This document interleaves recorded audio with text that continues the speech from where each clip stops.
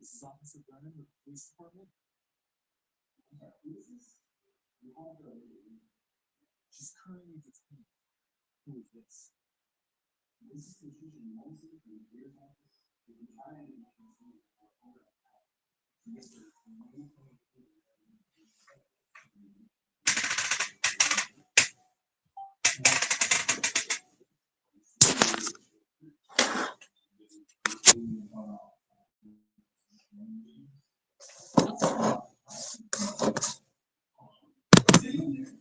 Patricia, it's Olivia. I came to the clothing store to shop during my lunch break, and I was forced to surrender my bag at the entrance. And then I was followed around the store by security, and then falsely accused of theft, despite being no evidence found.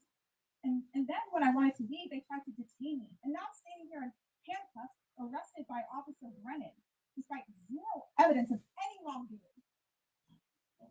I'm dispatching this whole room to you. I'm transferring the sheriff. Sheriff Henry, who's in command of that location? Sheriff, this is Officer Eric Bryant, sir. And did you handcuff a district attorney? Yes, sir. The store called about suspicious activity and was any crime committed? Was any evidence of that? No, sir. Handcuffs, I mean, do not let anyone in the store control your activities. Yes, sir.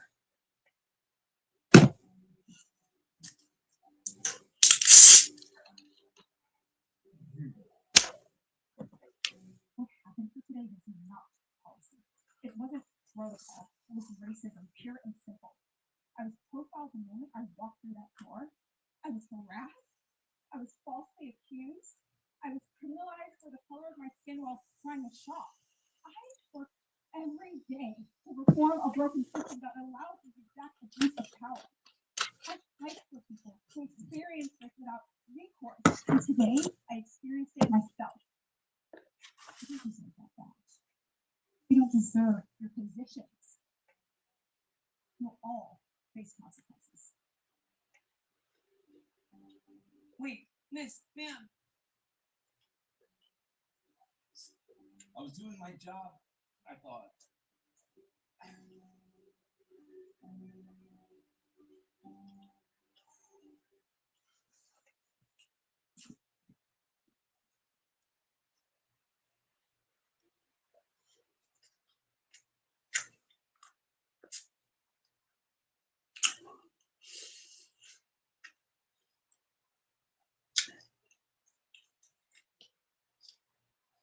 Clean up mess will cost you less. Plus HEB has price cuts.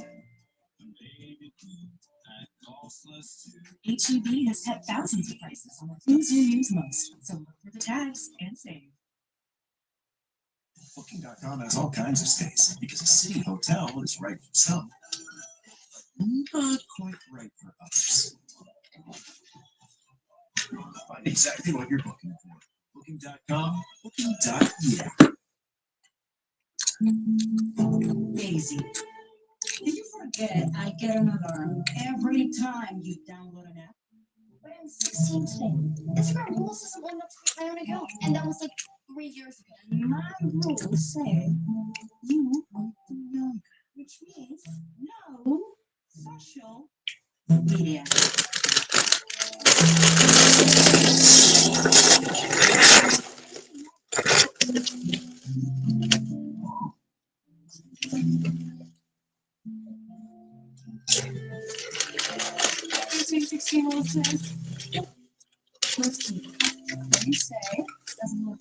Now starts, Adam. It's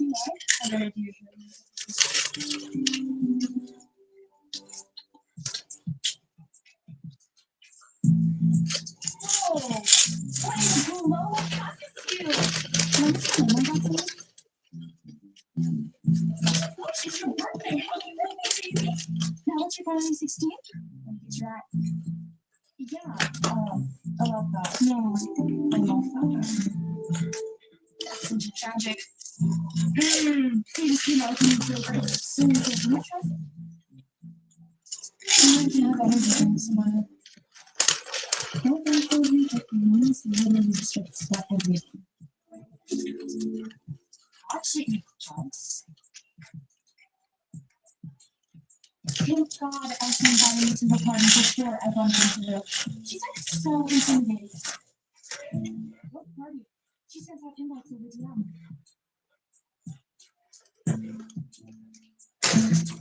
When did you get that? Oh, last weekend. My parents went with me.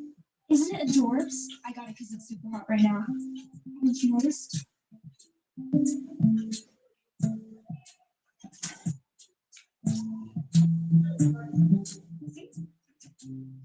That doesn't even look like you anymore. Yeah, it's me adjacent.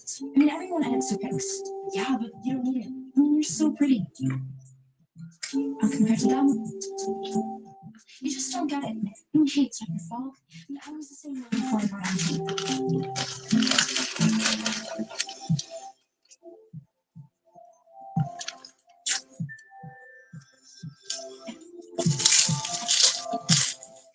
You know, I just gonna be at some party. Yes. Okay, maybe I can just go talk to her and ask if I can. Yeah, sure, do that if you want to be the funniest girl in Booksack. Oh gosh, she's walking over here. Act cool. Hey, I don't think I've seen you around here before. You new here?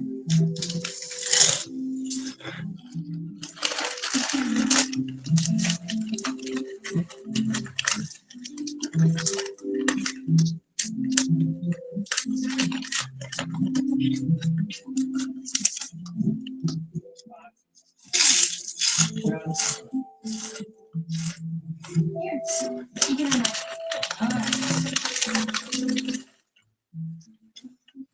No, yeah, we probably miss each other. I'm busy. Your friends? That sucks. Guess I'll see you at this party. You have to get IG now. So my mom is always checking my phone. Hey, what? Why don't you get a second phone? I'm gonna keep that for $100. You're welcome. I always get money for my birthdays.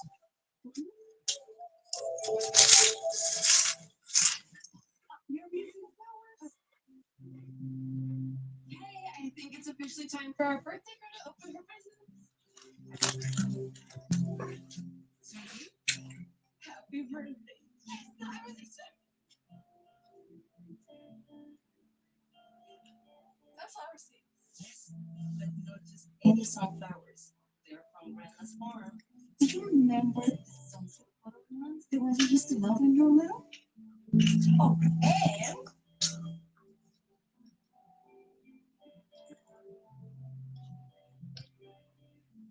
Wow, thanks. You know, time outside with parents make kids more grounded, self-aware, and emotionally secure. happy birthday. Oh yes, you're sick of mom's life lessons. Happy birthday, Days. I'm sorry I haven't given you an actual card. What's with the face? I was just expecting it.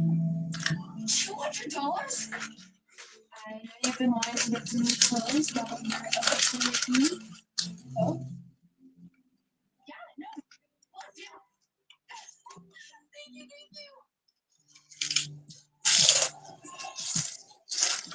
Hey, Elsie.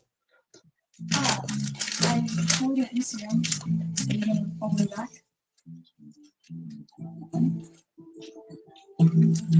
Is this you?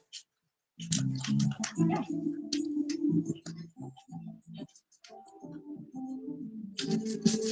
What is wrong with you? I wanted to get invited to the party, so I asked her to follow me. But you don't even have a profile picture yet. You look like a bot. What? People don't just follow each other because they know them IRL. Not that online status. Get it? Not really. But I totally shouldn't have followed on. You understand? I made a new account. If you want to follow me. Who are you? Daisy. You met yesterday? Hey, Hunter. Can you help me on the mail locker, please? Okay. come over tonight when you start studying for the Robinsons. Until then, no following anyone either.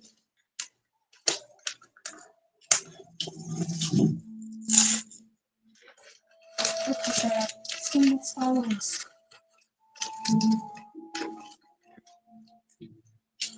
What's going on?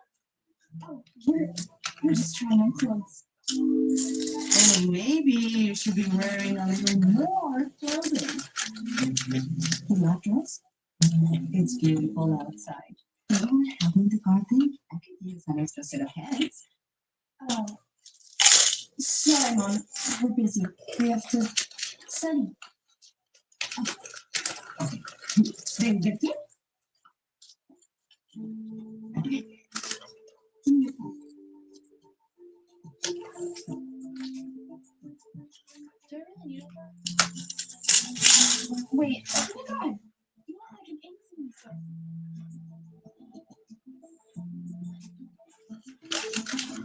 I kind of like that.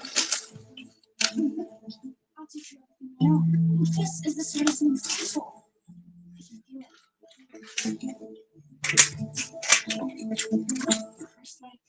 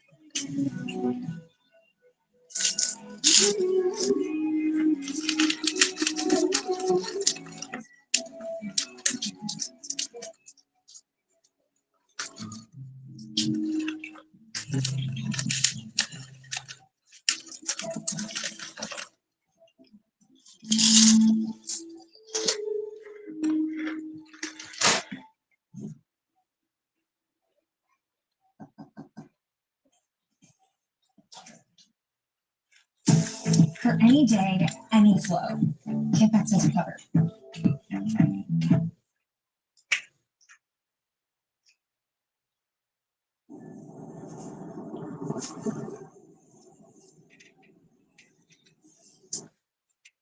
He is hungry for a free. And you're hungry. Sounds like Jimmy John's is toasting. Oh, a new Greek hero out of nowhere. You have some tzatziki, my guy. Shut up. All right, toasted sandwiches and Jimmy John's. Oh, that's good. Chevy trucks are as dependable as the Chevy people who drive them. They don't need permission to get anywhere. They all have that little extra. Something. And maybe you got it too. Chevrolet. Together. Let's drive. Going shopping. Yeah, at Aldi, we don't have massive stores that waste your time. So you can shop fast and get home fast. Sounds like a good. It's an Aldi thing.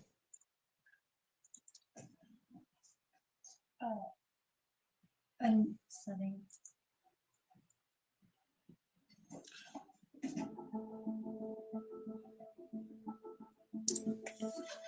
Lead the way. What's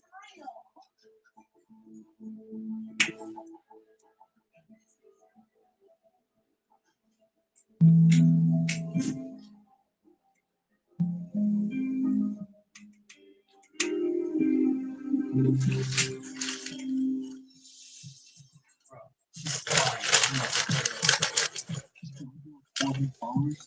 Just yet. Take that as a challenge.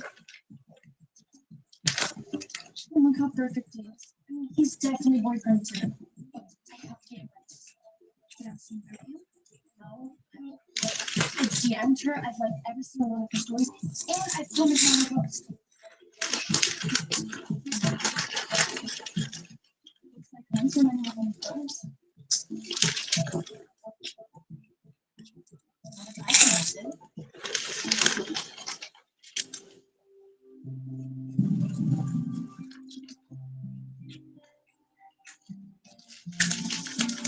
Mom? You okay? I wasn't dying. She knew her dad that happened. I know. But she was so sorry. She's never been like, where she doesn't notice. I know this is hormone, but she's 16 now. Just learn how water from the flowers.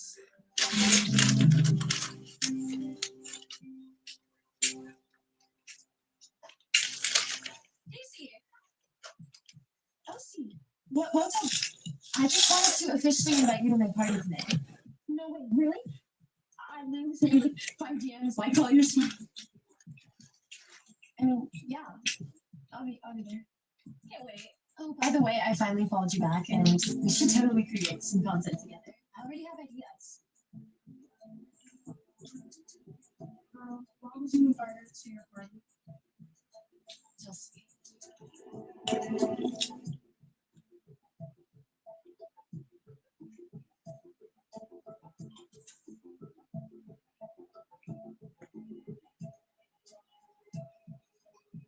Oh my gosh, she's scared. Play your mom. Okay, look, I'm going to Elsie's house. That's it. I'm just gonna go around. Relax. I'm not gonna snitch. I do want to ask you about this though. How did you get your account is public? I might not have Instagram, but I don't live under a rock, Daisy.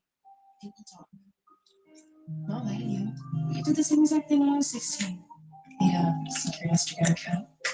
I think Mom got that parental monitoring app. But then why don't you have any social media? I mean, Mom said I can have it once I'm 18. Because honestly, it's all a big FOMO trap. Being on social media made me feel insecure, anxious, like I was always missing out on something. I'm not here to stop you. I just want to remind you that you're perfect. Just the way you are. And don't give everything that you want and pour it all out. Just be something real. That's it. That's my speech. Have fun. Be safe.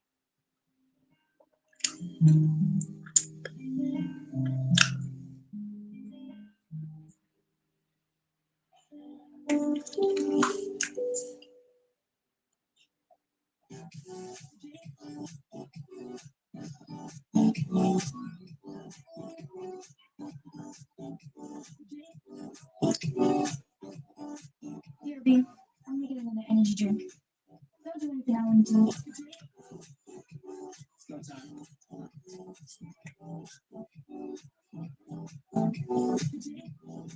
Hey, you're officially my favorite person I follow on IG now.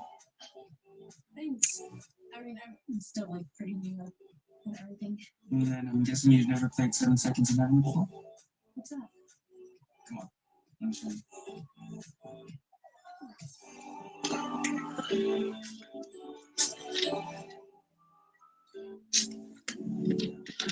Wow, you're so pretty. You even believe in your IG photo. You really think so? I know so. Oh my gosh, Josh, thank you guys so much for this. This is like peak party entertainment right here. What? Well, congrats, Daisy. You just helped him to win his bet. What bet? They told me to go followers he hadn't kissed yet. What? Like, you actually thought he liked you? You don't look like your Instagram photos.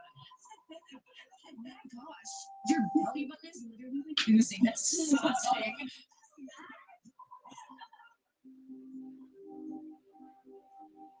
Being on social media made me feel insecure. anxious.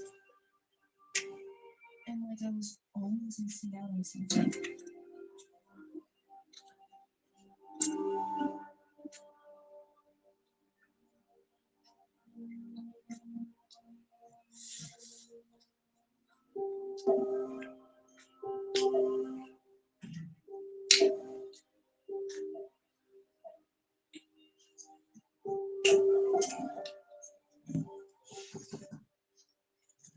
Please.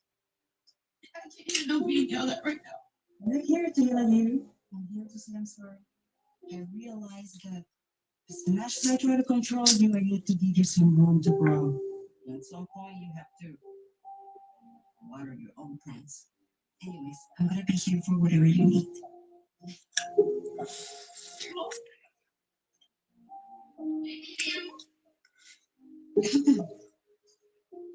I'm sorry I went behind your back and made the secret account.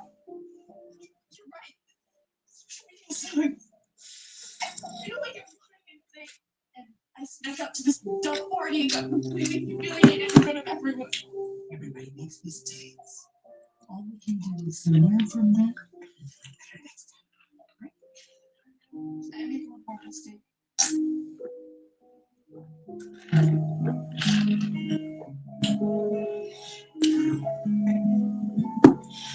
So you admit that. I'm sorry, Mom. It's okay. Everything's gonna be okay.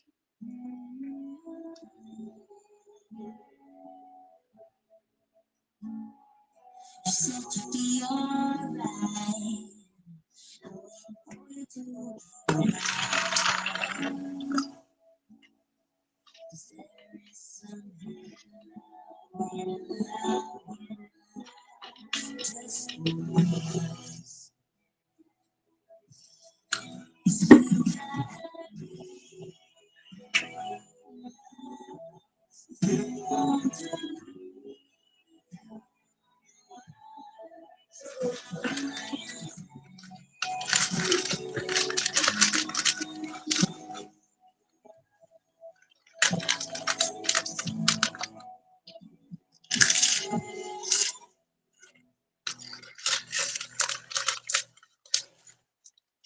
So, did you like disappear off the internet or something?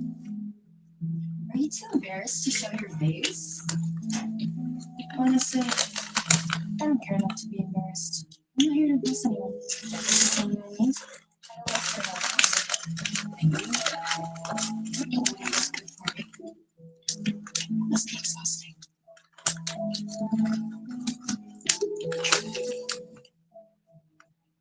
Okay. That was kind of odd. Didn't know you had that in you, Daisy. Sorry. Do I know you?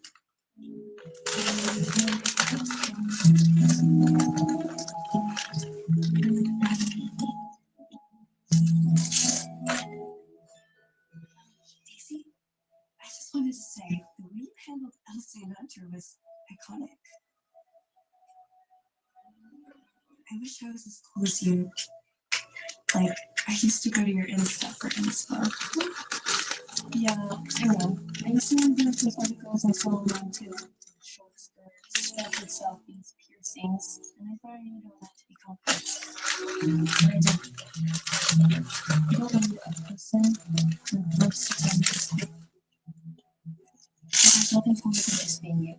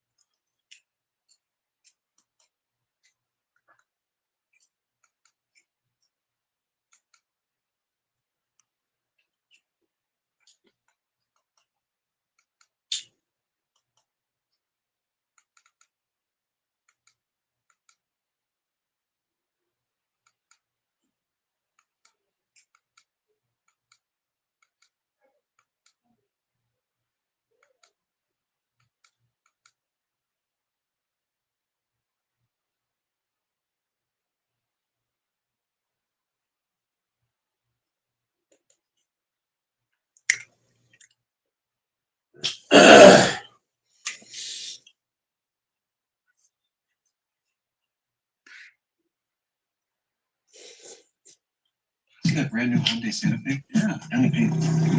Finish this bucket. Enjoy your new car. Hyundai Getaway 6. Now, get the Hyundai Elantra or Sonata for 0.99% APR for 60 months. Visit your local Hyundai dealer today.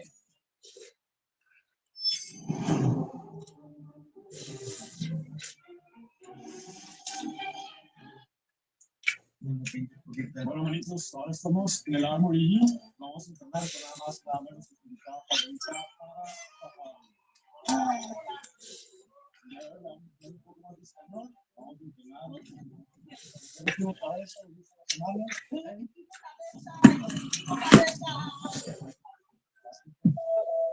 vamos a hacer todo menos pierna. No vamos a hacer quizás para ver el gimnasio. Vamos a hacer cualquier cosa. El entrenamiento de la zona, ¿sí o no? Yeah. You're gonna put the routine. I'm going to? Yeah. Okay. We're going to hit back today. What's back and finish? Spalla. Spalla? Spalla. Spalla. Why spalla?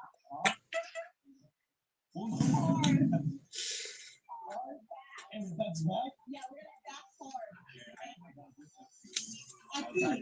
Así. Soy tu pupilo. Sí.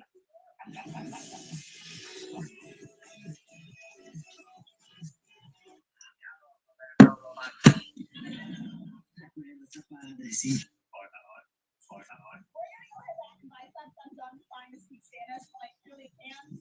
So we're gonna start with pull-ups, okay? Okay. Are you good, Jules? Oh yeah, real good. Come on. Let's see. Go. Yeah, just like that. Go. I try to. Go. I can't. I can't. Are you dumb? All the way there? No. I can't. Okay. Hey. I'm ready. Oh. You don't want to? No, because it's the pussy. Oh, yeah. Yeah. New lesson, new video. Not forbid a girl is short, okay? Yeah, of course. Let's do it. Whoa, what iPhone is this? It's like an idiot. Whoa, an iPhone 13? That thing's antique.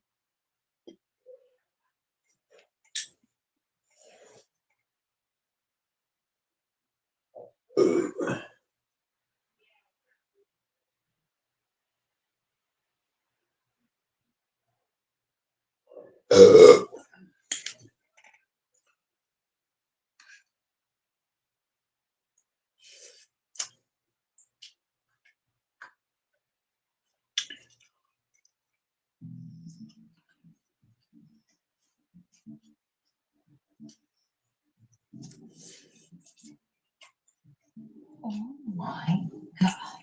Why, Rob? What's so wrong? It smells like pepperoni pizza and cheap beer.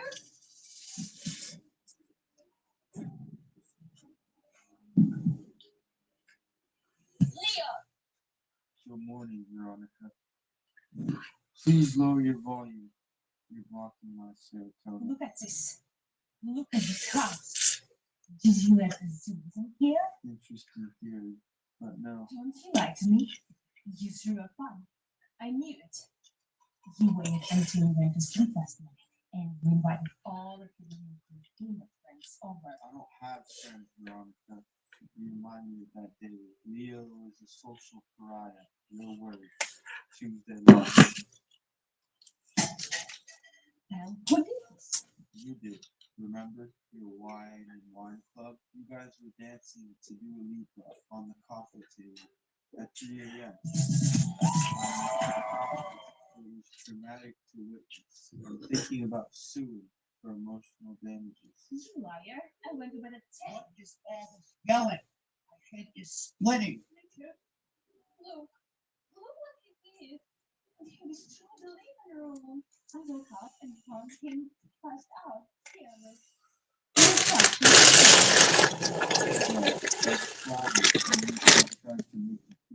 Leo, did you do this? Look at me. Do I look like I have the energy to throw a wager? I've been up all night optimizing the server. Optimizing the server? See, he's a gamer. He's addicted. He's smart. He's running his family for his and out. Clean it up, Leo. Dad, Just clean it up, Leo. I have a meeting with the bank in and out. I can't do it. How's it going?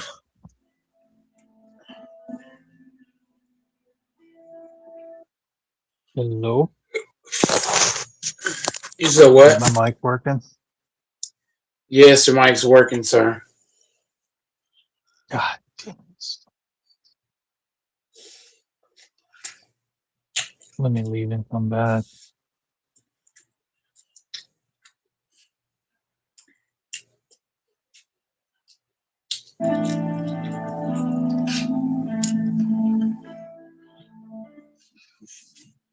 See what breaks.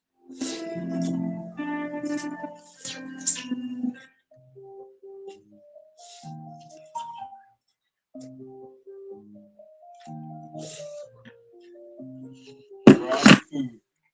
Unless we're celebrating bankruptcy with pickles. Now. The firm is down another 8% today. I saw the ticker. You guys are over leveraged on our tech merger. What do you know about this? You're 15. You should be thinking about algebra and girls, not stuff. Girls cost money. Stocks make money. Simple calculus. Also, algebra is boring. I made an algorithm. Artemis May was good. Where's the Haitian? Can't afford the Henderson. We charge $50 for a glass of water. We have to keep up appearance, Richard. If people think you're Who knows, man? Shout out to Artemis May in the chat. Artemis May, big dog status. Octavius May's a legend.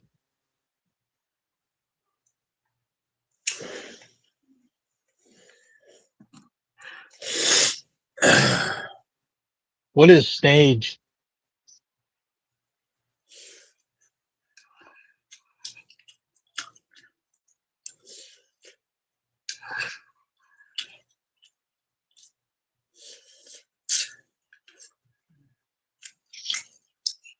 Stage. What are we gonna do with you, Stage? fail, you fail. It's all about manifestation. Never changed.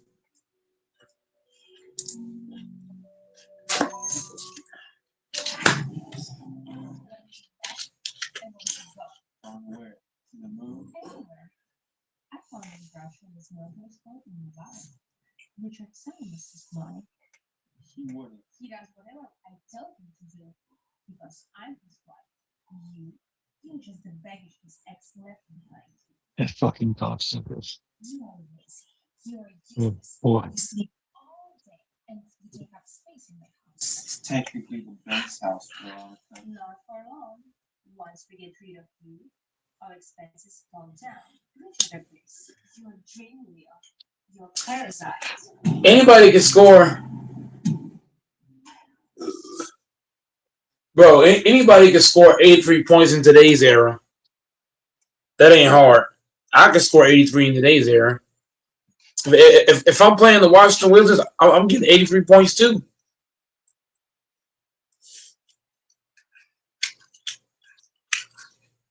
The Wizards are the team that score 83 points on. That roster is garbage. They're trash. They're Bush League. That roster's so damn trash. Shit, I can go out there and play.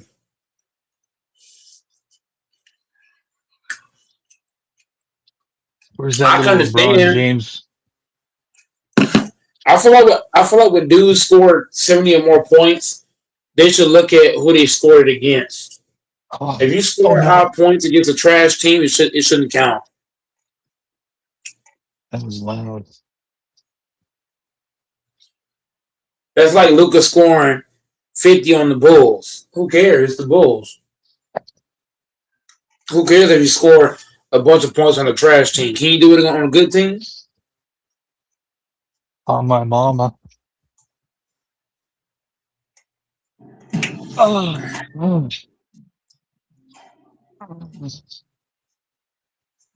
Manifestation. God. No, I said liquid assets. If they want to pay stock options, tell them someone who cares. I want this cash in the escrow account by midnight. I don't care if it's unorthodox. I'm the majority shareholder. Do it, or I dump the stock and crash the company before breakfast. Damn.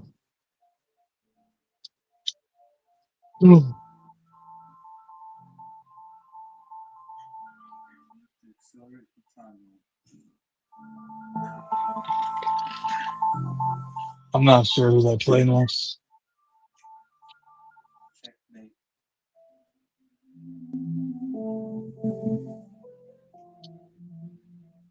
There's a car outside. Nevada, huh? I heard the desert is beautiful this time of year. They're going to get the second, third, or fourth seed. They're not going to get the first now. They're going to have to fight just to get the Celtics.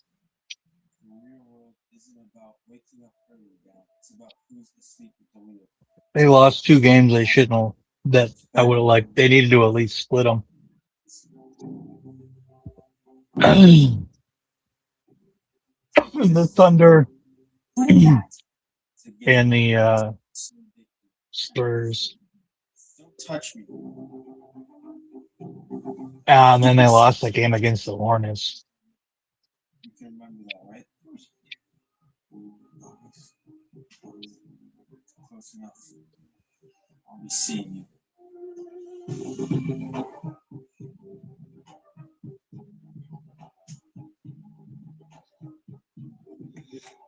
Oh, fuck.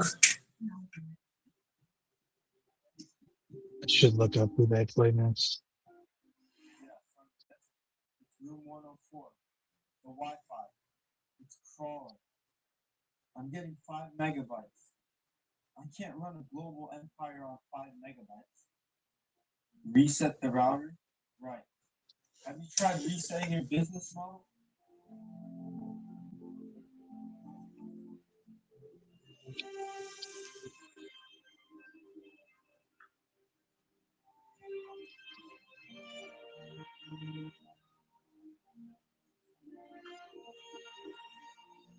Hey, me again. Yeah, don't worry about the router. I just bought the internet provider you guys use. I'm prioritizing the bandwidth to room 104.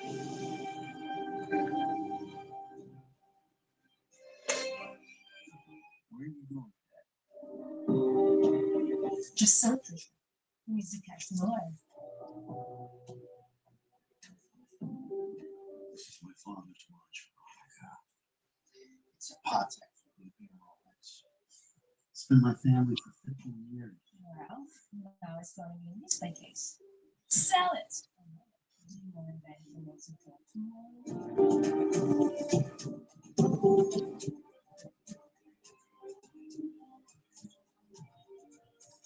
It's $4,000. 4. It's worth 40.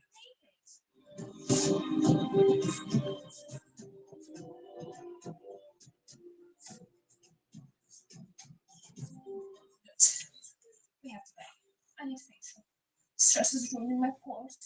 You want a facial for the money from my dad's watch? Don't be dramatic. It's an investment in my appearance, which is only a second hand.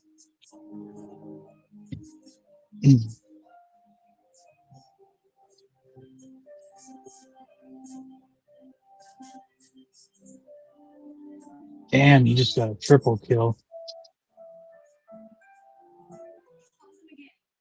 I called them several times, Veronica. The bank is not extending the loan. It has to be up by Friday before closing. It's your fault. You and your stupid investments. My investments? You're the one who spent the watch money on a spiritual retreat in Bali last week. You said it was essential. I need to send her a chakras. Well, I hope your sharpness has center. Because now we're homeless. The car is gone, our accounts are frozen, and we have nothing. To try. What? I missed all those shots. I'm fucking bad. But he was always in that computer, typing, talking to people. Maybe it's Bitcoin. Maybe it's crypto. Veronica, he's a kid. It's a game. Where is it?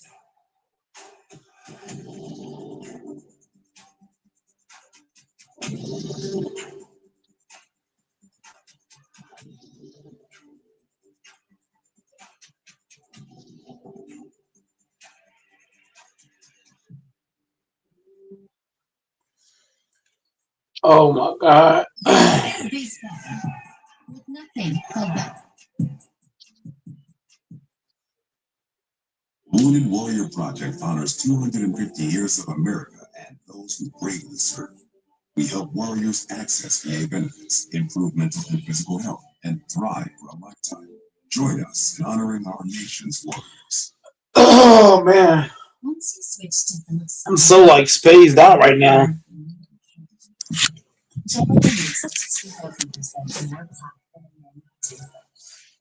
Oh my god.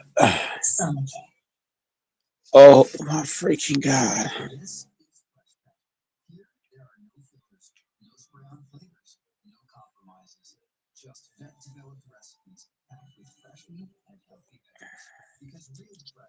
You gonna come? When Drake May is doing his thing, he's not thinking about his investments. Oh my goodness gracious. He reinvests his dividends and optimizes his portfolio.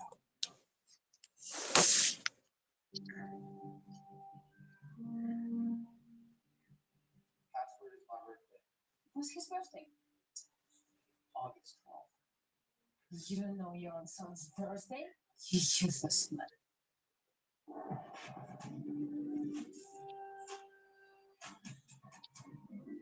Oh, I hate him. Even with his gun, he's annoying. This guy's so cautious. Yes, this is Richard. A buyer? A cash buyer financing? Yeah. We accept. When can you guys come over? Now. We have a buyer for the house. They want to pay double the asking price. Double?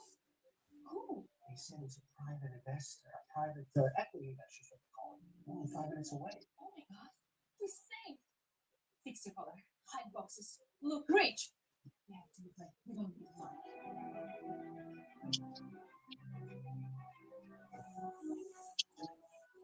Okay. When he comes in, So freaking sore, man. just come inside and control. Your booty hole? Yeah. They already made the offer. Well done, Richard. Man, work was terrible.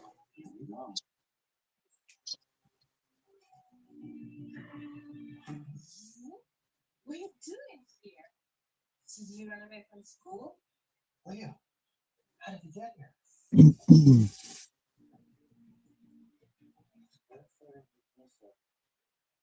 But the energy, terrible. Smells like desperation and stale perfume. Get out. We have a billionaire investor coming any second. If you win it for us, I swear.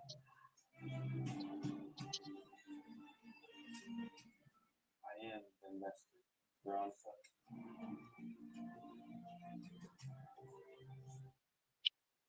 I'm the buyer. Titanium Holdings LLC. I incorporated it in my bedroom while you guys were arguing about the water bill 3 months ago. That's funny. Do you still have a credit card? You're 15. You have nothing. You're the cheapest billionaire. I developed an algorithm that detects supply chain shortages in the tech sector. I sold the patent to Google last week for $20 million. 20 million? After taxes. Before taxes, it was obscene. Even I was offended. See, I knew it. I always thought about this. You're a genius. You want that choice? You said he was in Paris. Oh, yeah, that's amazing. You bought this house to save us? Because we're families.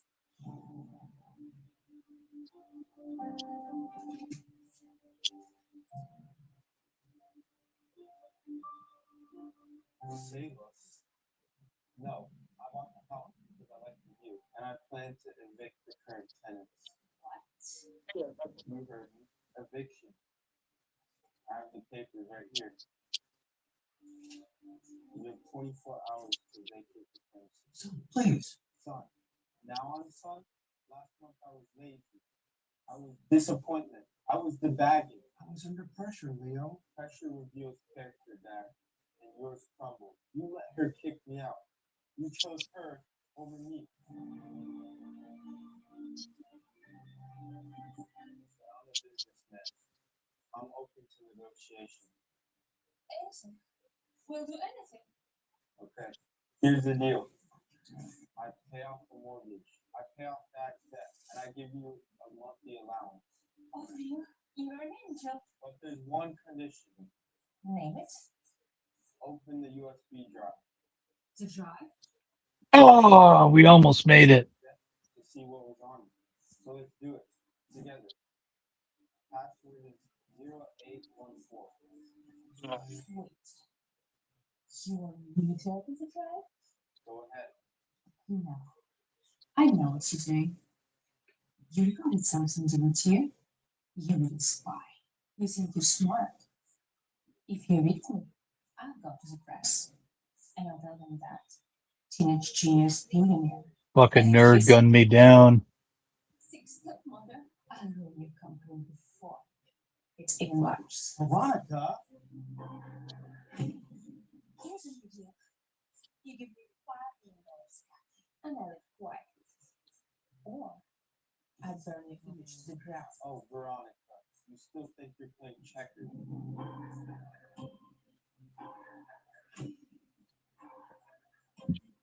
Mm. I'm playing 4D chess. Yeah, Brad. I'm trained music console. He is clueless. I'll transfer his last music round on Friday. That, I'm feeling very worse. I'm thinking he will everything. I can't believe this is dumb. That kid. I'm sending him to another school to get him out of my way so I can sell the house without him noticing. Richard, that's deepfake. That's AI. Leo made it with his computer. He's really good at stuff. AI is good, Veronica, but it can't replicate that mole on your neck or the specific way you hold your wine glass. You were stealing from me? No, I was managing funds. After everything I've done, I let my son kicked him out of the house. I ruined my relationship with him for to do with me. Because you're losing, Richard. You're with your father and your father free. This freak owns the roof over your head. And according to the deed transfer that went through 3 minutes ago, we're now trespassing. You can't do this. I have rights. I want a lawyer. I want help. You left this. Leo, please. I love you. I was stressed out. We can be a family.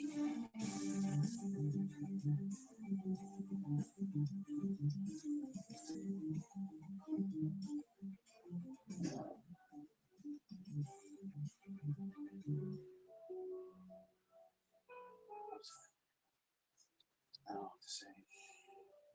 I fell. You were hacked, Dad. Social engineering. She found vulnerability in your firewall, your loneliness, and she exploited it.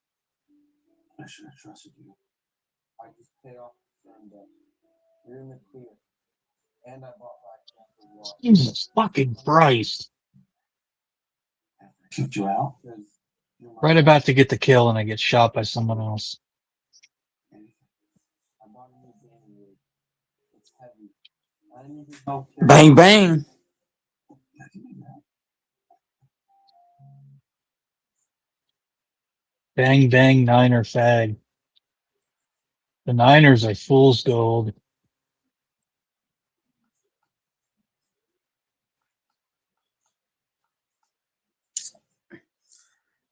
Oh, I want to fuck an Asian bitch so bad. Would you let King watch? That's weird.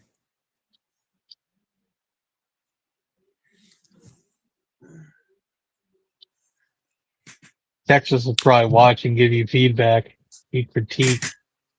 Doris just like saying Doris is on weird time.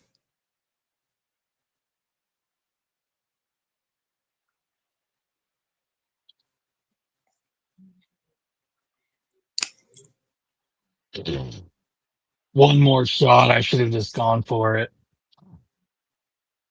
I should have waited for him to reload and then gone for it. Man, that was.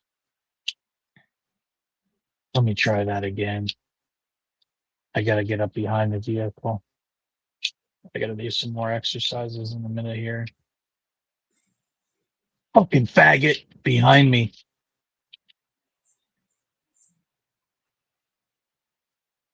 Crazy little Jap. Oh, we're running around in circles. Oh my god, I finally got a kill. Oh, that was one hell of a kill, too.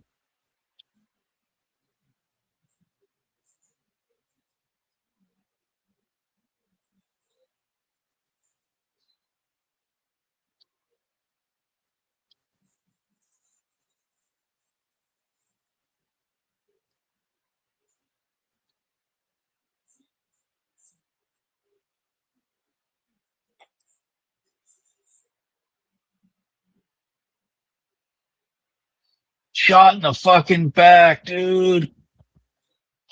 I was gonna go on like a 6-kill streak. That is so fucking sick. Like, that is such a sick feeling when you're about to go on a streak and something like, fucking faggot, where is he? There he is. Fucking. Oh. I'm a white man, damn it. I'm a straight white man. I should do well. Oh, I got revived and sniped. I'm a straight white male. I deserve better than this.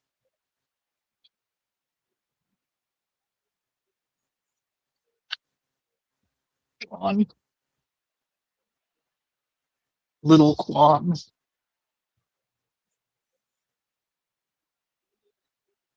Qualms.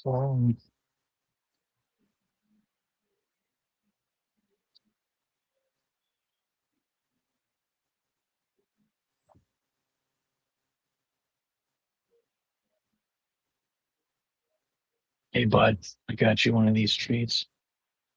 Here you go. I can't be racist because my dog is triracial. He's black, brown, and white because he's a tricolor beagle. Huh, bud?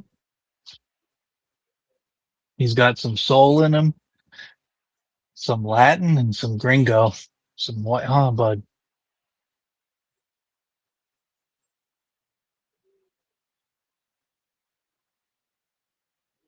Dude, give me the kill. You will not fucking screw me out of this kill. That fucking geek, who killed him?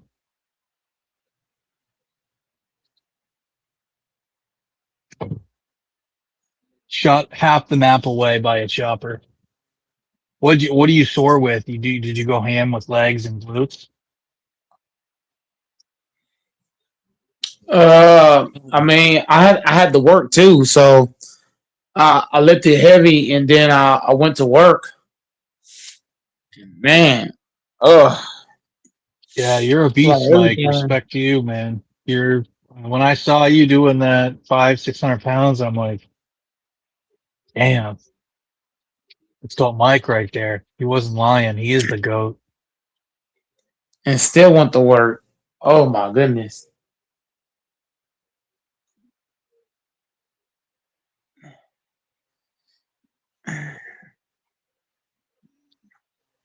And still went to work. Tell you a lot, man. Dog.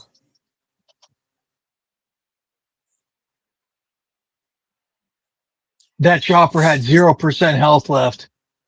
He better have gotten a kill, my teammate.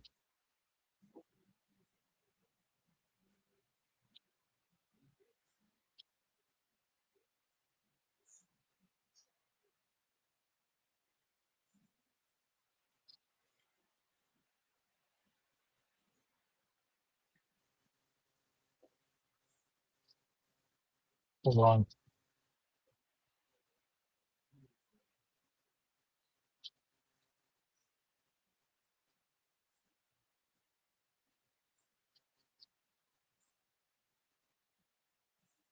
Yeah, you're a strong dude, Mike. I think you got a lot of haters.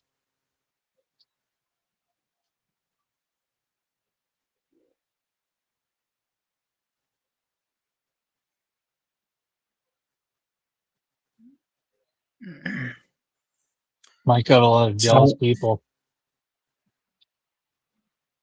ain't to get the weight up. That's why I say if I get a petite girl, oh, she ain't gonna last long with me.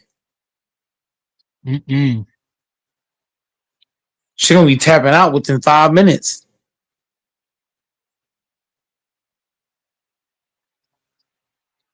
I reckon.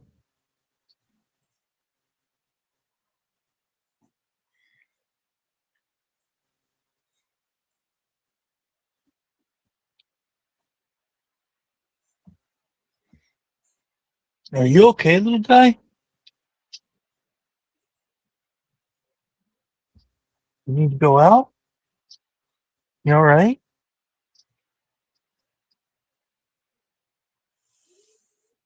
Do you need to go outside? I think.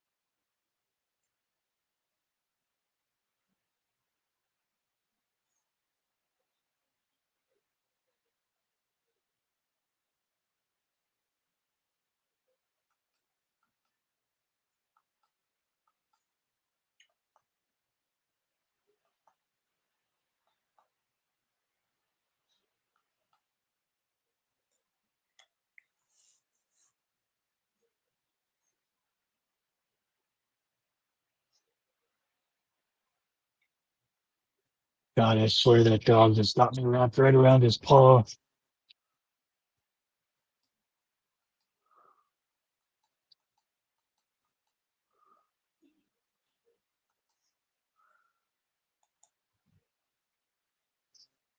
You're a good boy.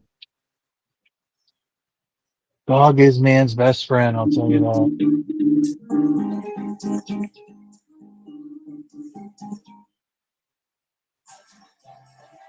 To keep my skin flawless and full care, I'm delegating my acne to experts like Dr. B.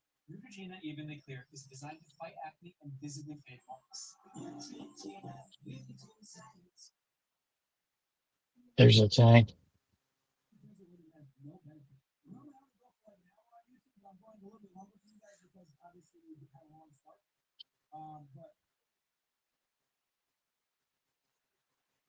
Shit, I missed.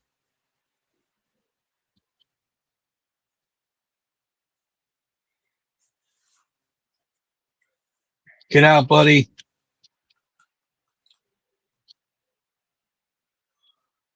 I just got a teammate killed.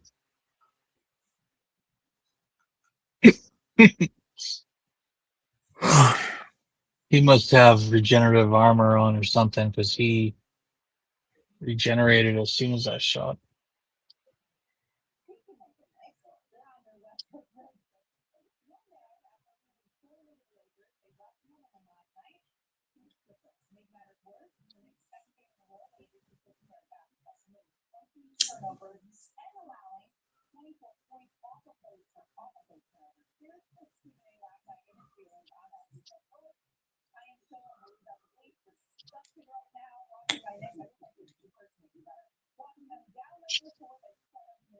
Are the Lakers a legit playoff team?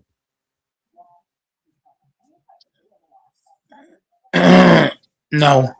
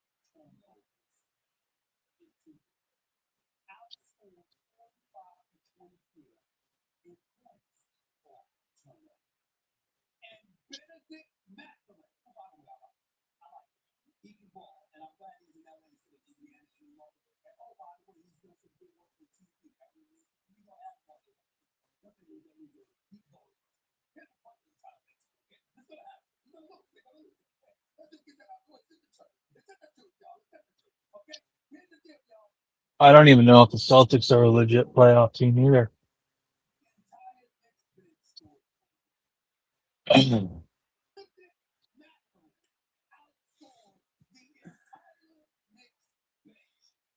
Mm-hmm. Although we were without Derek White and Tatum, and we still only lost by 2 to the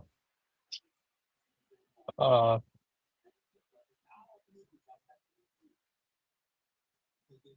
dude, really? You can't stop for me to get the we're only down by 2 points.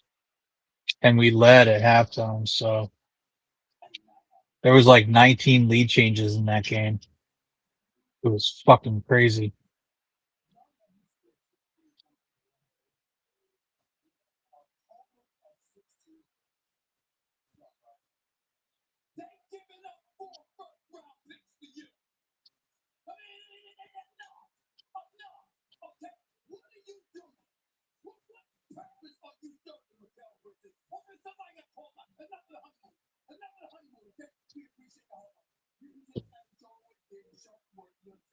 Yeah, there were so many lead changes.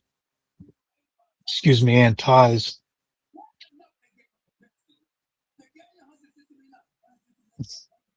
Oops.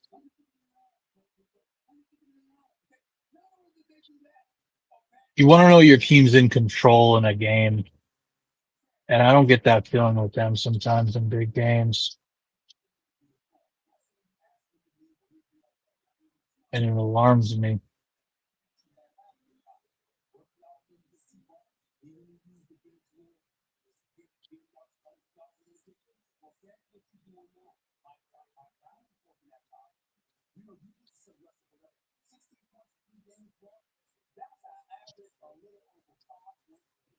Fucking faggot, dude. You fucker. Yeah, you want to feel like your team's in control in tight games, and with them, and that little fucker SGA, dude, he's just so good at those mid-range jump shots or whatever you call them. He's just so, it's like you can almost guarantee on a possession if as long as he's aggressive and gives it enough time, he can get a basket. Whereas what I don't like about the Celtics, so with the Thunder, you can almost guarantee on a possession, an offensive possession, almost guarantee when it's in SGA's hands that he's going to get 2. And I don't like about the Celtics is they like to jack up these threes, and they continue to jack them up when they're not falling. The same thing they've always done. They just jack them up and jack them up. And there's guys that just, they miss by a mile, they rebound it, and then they try the same thing again, and then they miss by a mile again. Hauser was doing that. I'll see Pritchard do that. I'll see Tatum. Tatum misses so many shots. Like he was like 28% or something from 3. It like, be aggressive and fight to get 2 points instead of like being obsessed with trying to jack it up and get 3. Why are you wasting quality offensive possessions with a sloppy jump shot 3 from, way too fucking far away? This isn't buzzer beater shit. This is like, I understand every single possession they can't craftily fight to get inside and stuff, to get a layup or to get a 2-point jump shot or whatever. Like I understand it takes too much out of them to do that every possession. So sometimes they're just gonna lob it up just because it's not nearly as toiling on them physically. But when you're that lazy, just trying to, I want to see my team be getting quality I want to see my team be getting quality looks on offense, and I want to see them fight aggressively on both offense and defense to be getting rebounds.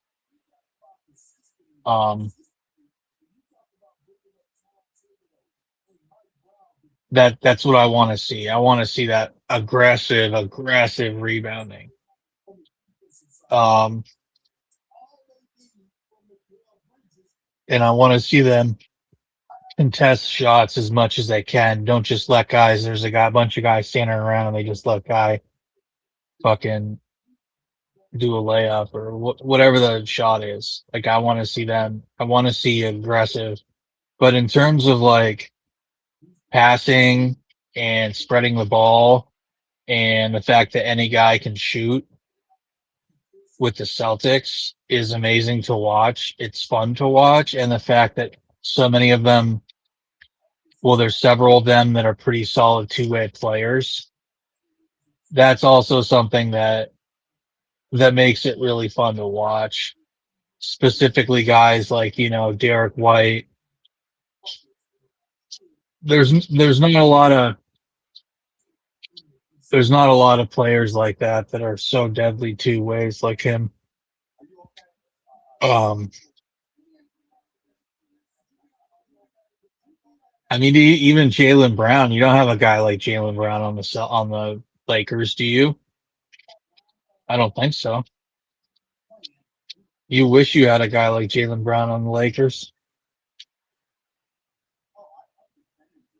And to me, I'd rather have Jaylen Brown.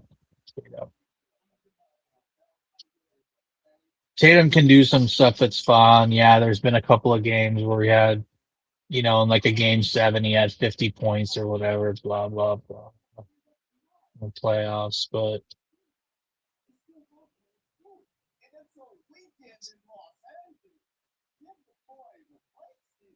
I just don't really like our big man thing on center, like Ada or whatever. That dude is like a lot, like, he's okay, but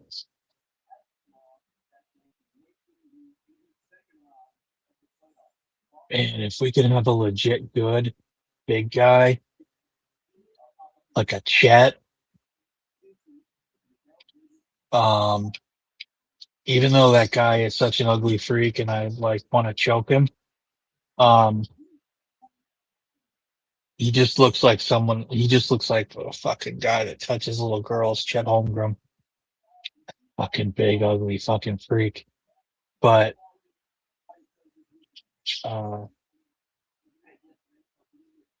why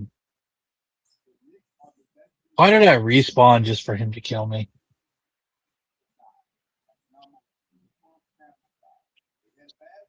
God, if we could have a guy like Chet Holmgren. Where are you going, bud? If we could have a guy like Chet Holmgren on the fucking Celtics. Wow.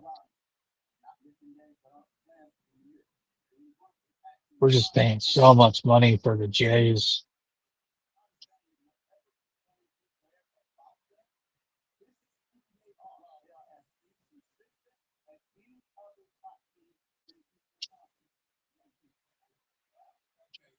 We're paying so much money. We're saving money, a lot of money, with Pritchard and White. Name me a guy in the league that can do what Pritchard can do, and you have him just cheap. I mean, he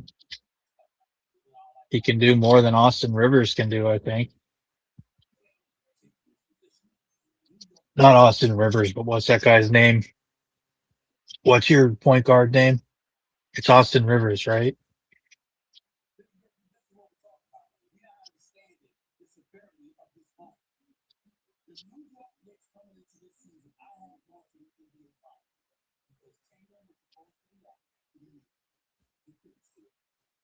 If he could just jack up a couple less threes per game, I'd be okay with Richard. But whoever your point guard is, I think it's Austin Rivers. Your roster just isn't very good. And a lot of it's because of how much you spent on LeBron James. That guy is like, you should have got rid of him the year before last. You always want to be a step ahead of things, not a step behind. And you guys are a step behind with him. You give him such preferential treatment, and it's disgusting to watch. You go on and get up, buddy. Come on, little guy. Go on. Go on, little guy. Come on, bud. So if I exercise Saturday, I rest Sunday, exercise Monday, exercise Saturday, rest Sunday, exercise Monday. When is my next appointment with PT?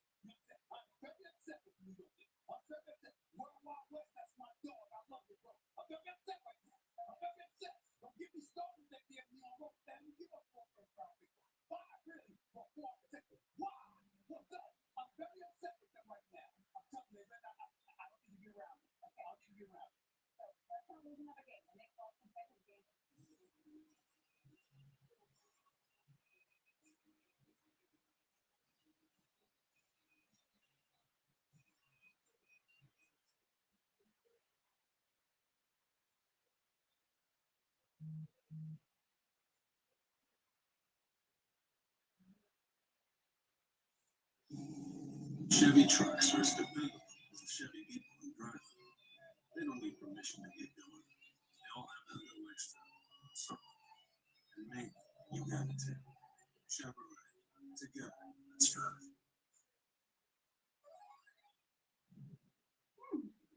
Bunkers. Ah, I didn't see you there. And you got friends. Lots of new faces here. Am I in danger? Even snacky sex forgets. Better when it's bonkers. You guys hang out. I'll be in my room. You need anything? Just hop.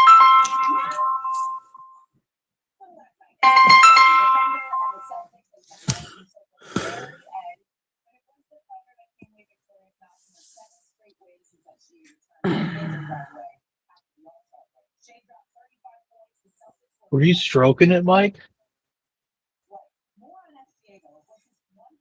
Anyways, my back in.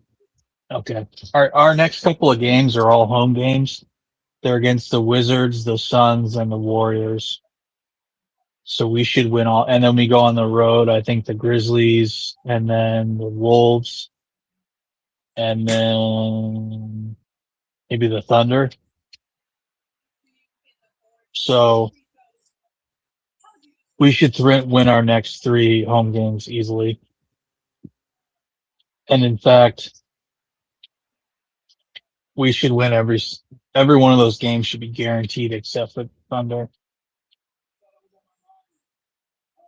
Not guaranteed, but I don't even know if we really want to get a second seed because I don't want us to play like the Heat. I don't know if the Heat are still a bad matchup for us. I don't think so. And I don't know if the Magic are a bad matchup for us, but if we could avoid the Magic, that'd be cool.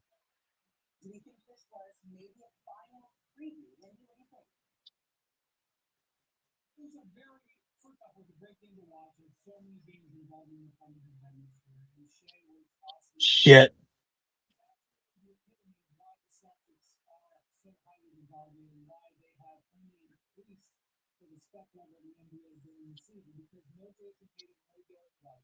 And yet you watch them play this game and watch them fight in the margins and stay in it with this game offensive rebounding. Dude, I just hit you. He's gonna come kill me, you fucking faggot. I should have gotten my pistol out, you fucking fag. I got a bunch of us killed. I should have kept going in reverse. Gotten out of the way of the infantry.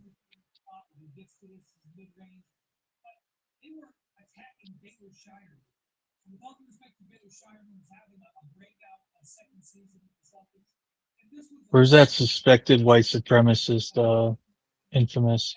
I just texted like 3 guys to hop on. Fambo, Debates, Alfonso.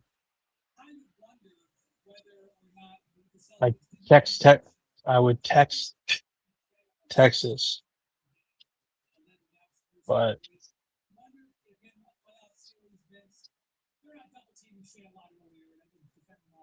he's always such a Texas.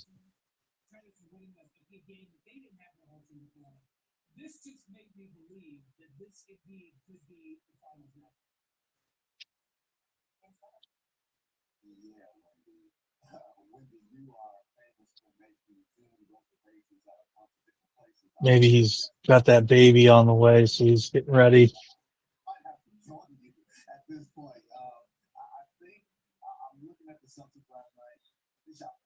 Oh, you fucking fag. That'd be so cool if Texas has this kid on the show.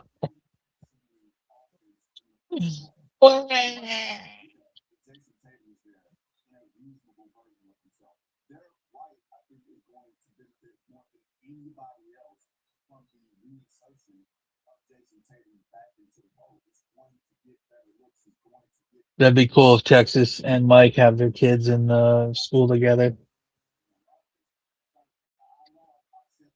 What is it? What is it, bud? And HC Picks and all the other Texas guys. And King. Maybe King's grandkid could be in the same class as Texas. Mike.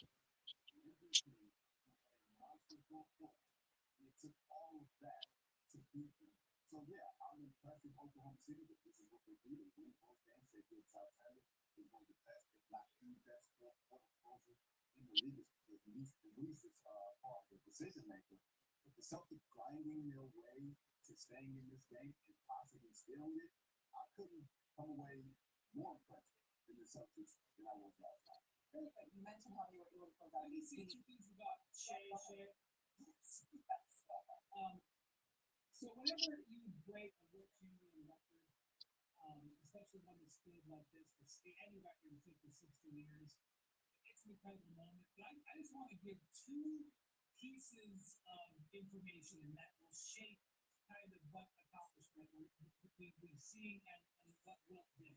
First off, okay, 127 consecutive 20-point games. Just so you know, if you want to take the 2 greatest scorers of this era, Kevin Durant and LeBron James, the most Durant ever had in a row is 72. That's a whole season. That's awesome. Shane's got 55 more. And the most, LeBron, by the way, Shane, at one point had 1,200 consecutive double-digit games, which is a record that's probably going to stand the test of time. LeBron, the most point games LeBron's had. Where's the Haitian? So I just want to put in perspective, even standing next to the peers he's got in this era, Shea's accomplishment in this league is amazing. The other thing I want to point out, just to focus, because I know we're focused on the season, but I just want to focus on the streak for just 1 second. Will Chamberlain, when the streak ended, it ended because he got ejected 4 minutes into the game. That's when the streak ended. And there's a lot of, if Stephen A was around back then, he would have been screaming about, how unfair that was, just like they would scream about anything about Bam Adebayo. So I would just point out that who knows how long that streak would have been had he not gotten rejected. But I'd also say Shea might have beaten that streak too. Shea has not played in 35 fourth quarters during this streak too. So he's been doing it in the beginning of games as well, which is equally as impressive. Let's go back to the game last night though. There was a situation release on here with Jaylen Brown. He scored 34 after being ejected earlier in the week against the Spurs for having 2 tags. He went back at the officials post game though on foul waiting. Listen to this.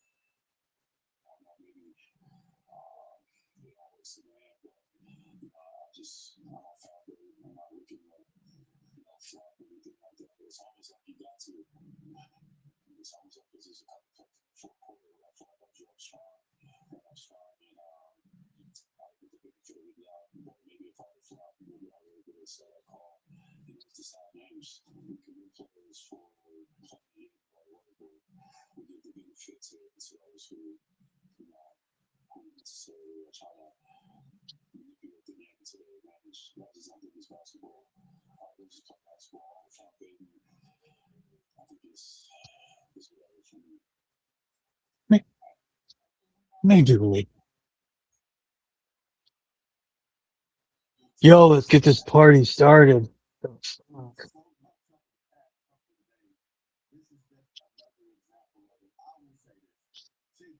I know Samurai, but there's still a team in the NBA that's going to be in the playoffs.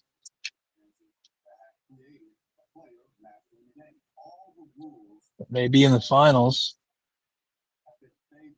I would not bet on the Celtics being in the finals, but it could be.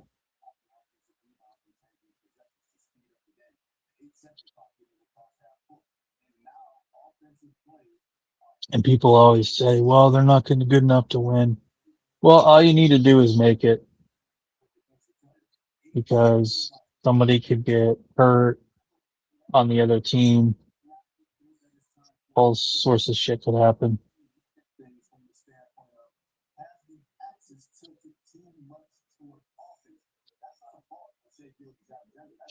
I'd rather make it to the finals and see what happens than lose in the playoffs.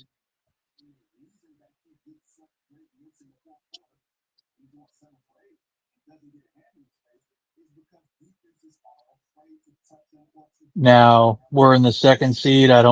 We could fall as low as maybe the 4th. Probably worse, pending a nightmare, but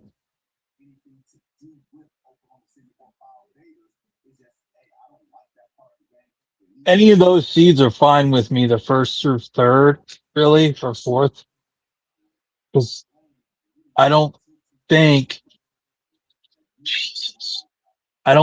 we'll play, like, we'd have to be like a 5th, I think, to play like we'd have to be like 5, 6, 7, 8 to play like a 1 through 4 in the 1st round.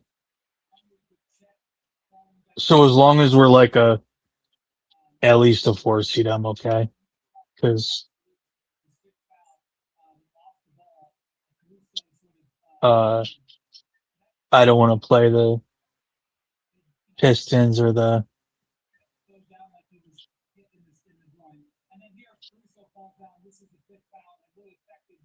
Who else am I thinking of? The Pistons or who the Knicks, or who else is it? Whoever the 4 seed is right now in the 1st round.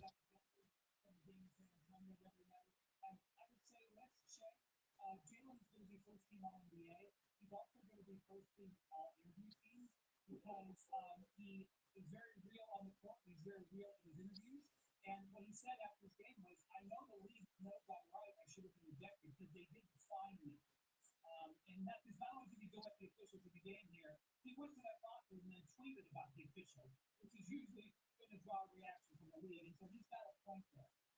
I will say this. I think Vince is right on. I think if you're going to criticize, you go around the league, and it's almost like a writer's passage. After every game, the coach comes in there, the opposing coach, and complains in one level or another about the Thunder and Shea going the line. But the truth is, I think that armbar, or whatever you want to call it, is the bigger weapon for Shea. We saw it last night in the 30-second left in this game. He gets isolated on Baylor Shireman. One of the most violent Oh plays in the my game. god, I missed him point blank. No, stop. How many times did he shoot? 200? This is the clean play in the NBA. Shireman goes back.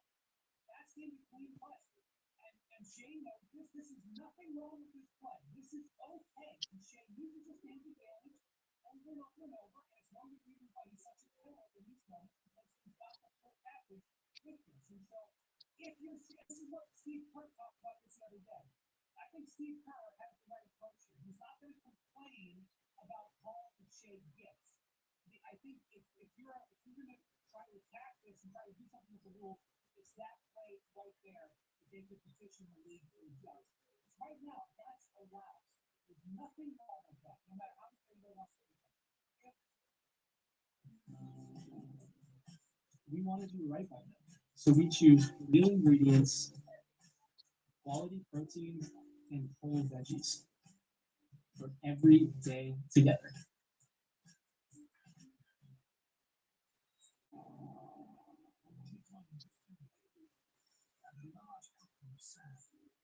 Mix in some rocks.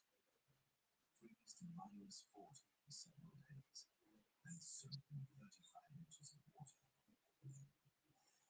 Bake at 122 Fahrenheit. Dress with 661 pounds of toppings. Finally, serve on a platter when you choose it.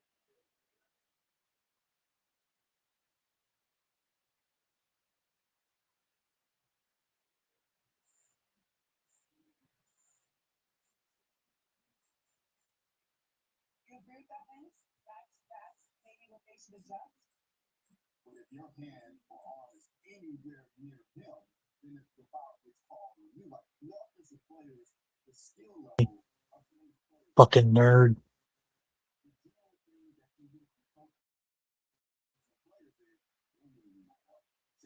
Where's Stan Blow? That Mike ain't bringing no energy tonight. I don't think that Shea is exploiting it anymore. He's exploiting it better than other offensive players. That's why I talk ethical keeper is always being used. Get him down. Not just players that do the defense.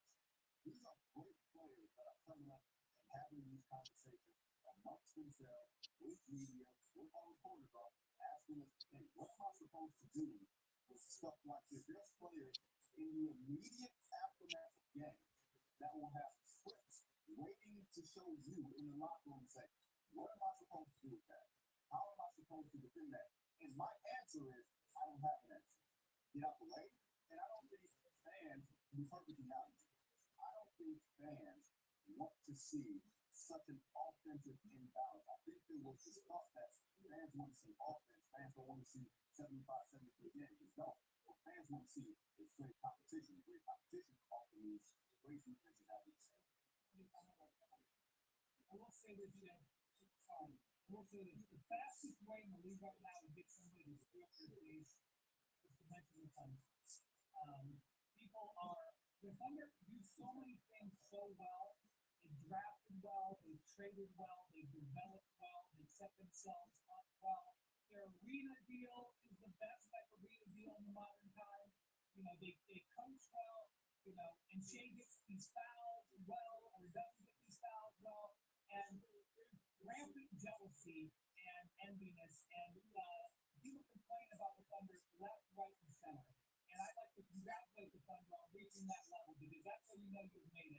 everybody was complaining about you, and that is definitely the era we are entering in the league. Yeah, that's what happened. Speaking of a lack of defense, the Lakers know about this, okay? The Lakers faced my Bulls with a seemingly healthy lineup. LeBron returned, and you but with that, proceeded to drop 51 points. In fact, every member of the Lakers starting five scored 15 or more points. 42-30, the final against Chicago last night. Here's JJ Redick. LeBron was Yeah, we talked. We had a pretty good conversation with Austin Days. He wants to really talk about this team. And he understands the importance of making sure that they are to be at their best. And that's incredible. It speaks a lot to just how much he cares about his team and his teammates and how much he wants to win. For those with the team, who's more important.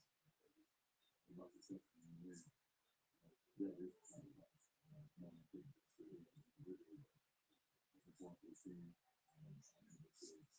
it's But with that win now, the Lakers jump into third in the Western Conference. They pass the Rockets, who they face twice next week. Is this is the highest the Lakers have been in the West since January 6th. So it's been a minute since they touched all the leagues that third spot.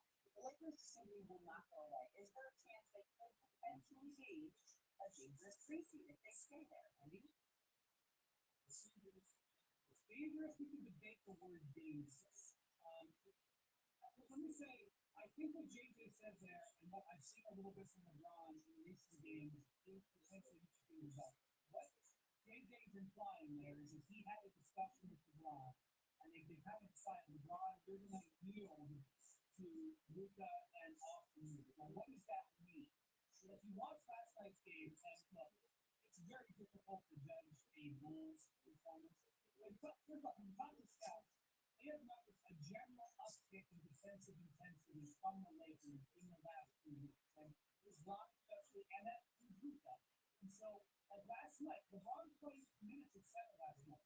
Jackson Hayes was out with injury, Maxi Kluber was out with injury. They needed a center last night. LeBron played center.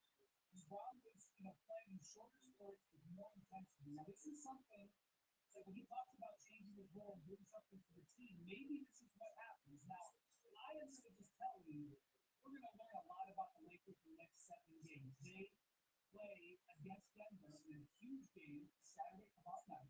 Then they go on a 6-game road trip. The first 2 games of that are in Houston. The baseball season Houston. How those 2 games go can very much make a huge difference in the season because the tiebreaker is also up to grab there. And then they go out east where they've got to play against the red hot Miami team, play against the red hot Orlando team, play in Detroit against the #1 seed. They could very much get better than the Lakers last time. We have a different discussion. But if we are seeing here the Lakers who are absolutely have improved their defense. Now they improved their defense to come in the middle of the pack. But JJ Redick is selling you back on playing harder. He's making some changes to his speed. He's playing more zone. He's coaching very hard to get them better. I see the seedlings of a team that I see a pathway they can make a run. I don't know if they'll do it. When I'm hearing LeBron talking about reducing his role and changing the way he's playing, I hear about JJ meeting with him and having open dialogue. I see Luka's game coming up. I see Reeves' game coming up. There is a pathway there. It can happen. They still gave up 130 points last time. But yes, they are locking down a little more defensively, maybe off the line. Go ahead. Yeah, they gave up 130 points. The Bulls weren't trying to do anything. Like in that second quarter, I think the Bulls shot 67% from the field and like 60% was free. So all the machinations and everything else that JJ Redick is trying to do, and I'm not poo-pooing what you're saying, Andy. I'm saying that this roster just has limitations that I'm not sure strategy or mindset is going to change. Now, getting LeBron in a position where he doesn't have to defend as much room and space, 100% with you. Getting him at the rim where he doesn't have to do much switching, where he can be cut it and exploited at this stage of this move, which seems to have been the case. I'm 100% with it. And the Lakers is the off-break, strong in defensive efficiency. That sounds like a middling team. but they were 22nd before that. So they made an uptick, and I think all of that, or some of that, is at least contributed to LeBron, Austin Reeves, Luka Doncic not playing on the floor as much together. The net rating was really bad, a -10 in the games they played before the All-Star break. Now they're starting to figure things out. And another thing, Luka Doncic, he just left the David Minimum what he is going through personally and how that's affecting him on the floor. His last 4 games, he's out for 4. Right, so maybe he's starting to turn the corner and becoming more engaged. I know he got fined for making one side so correct. At least he didn't get a technical foul against him to get thrown out. And then he was missed today for last night's game with a suspension. But by and large, I am with Wendy here. I just don't see how they survive that 6-game road trip against all of those good teams in the Eastern Conference.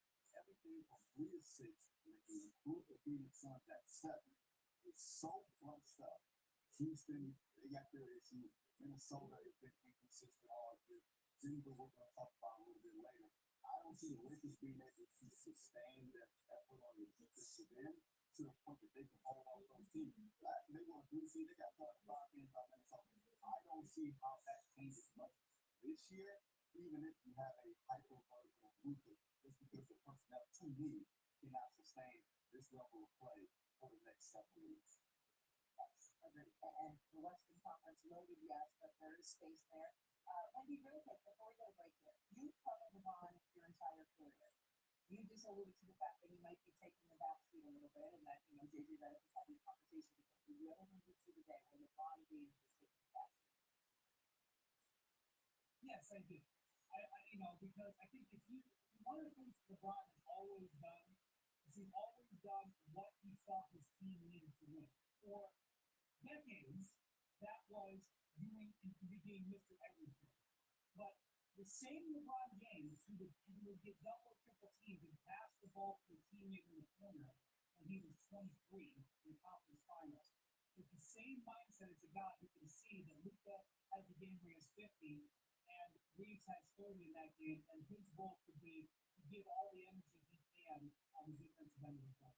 I think it's the same mindset as always had. And look, Vince, you could be exactly right. I agree. It's hard for me to take a team seriously that has as big a defensive issue as they do, and they can go through this Eastern Conference get totally fast across the nose, and we could be talking about how they might be playing team. All right, that's all true. But what if it isn't? What if what we're seeing is actually something? Because that's the whole thing about the Lakers team. Their top end talent is awesome. It just doesn't work together. So what they're trying to do in March is trying to stitch together a way to make it work. It could fail, but I respect what they're trying to do. Then they'll play the Rockets twice next week. They're a half game ahead of the Rockets. They're third in the West, and they're 7 games behind the Spurs. That's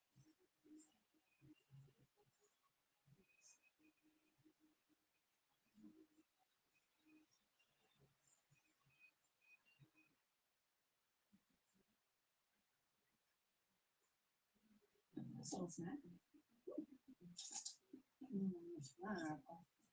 protein. They're organic, and you gotta have the healthy food you love at prices you love. It's not a grocery store. It's Sprouts. Collect extra to your taxes. Pay only $150. No hidden fees. File with TurboTax Expert Full Service. Very happy. But I want to piggyback off of what Kirk had because it's incredibly important. Nothing was made up. The information that emanated about Zion Williamson, yeah, it came from inside the organization. It came from people even closer than that to Zion Williamson. I'm gonna leave it at that. People that called up and encouraged us to get with him because of some of the things that he was doing. You got people that are alcoholics, you got people that are drug addicts and stuff like that. What was Zion about? Who that? The drugs are everybody in the world is that it could be everybody in a restaurant or chef to the grandma. Anybody that cooked you about Zion and he knew that maybe they were on the food campus because that brother ate a lot. Okay? He even had rumors and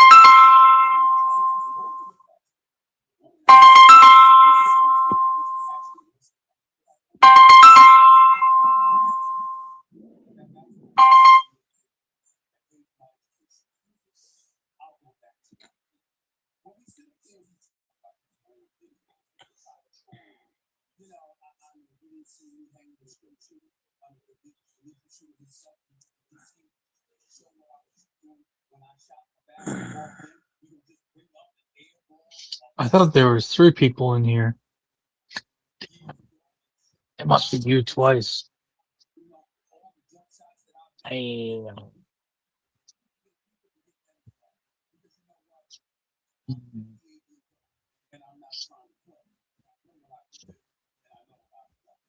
Ugh. Mm.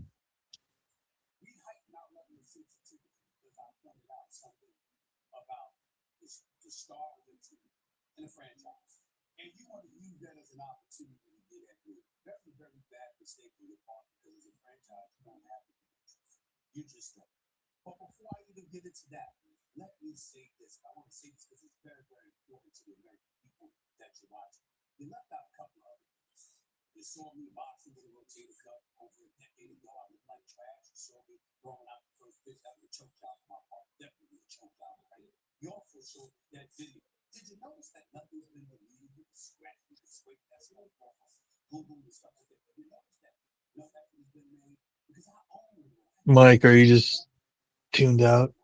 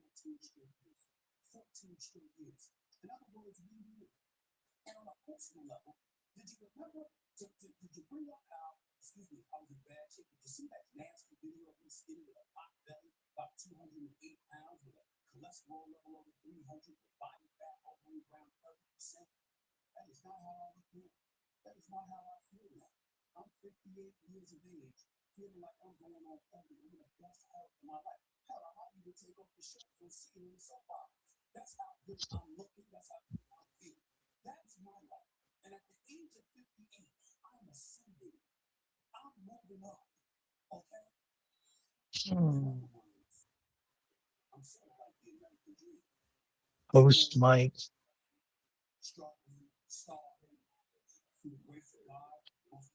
Yeah, let's see.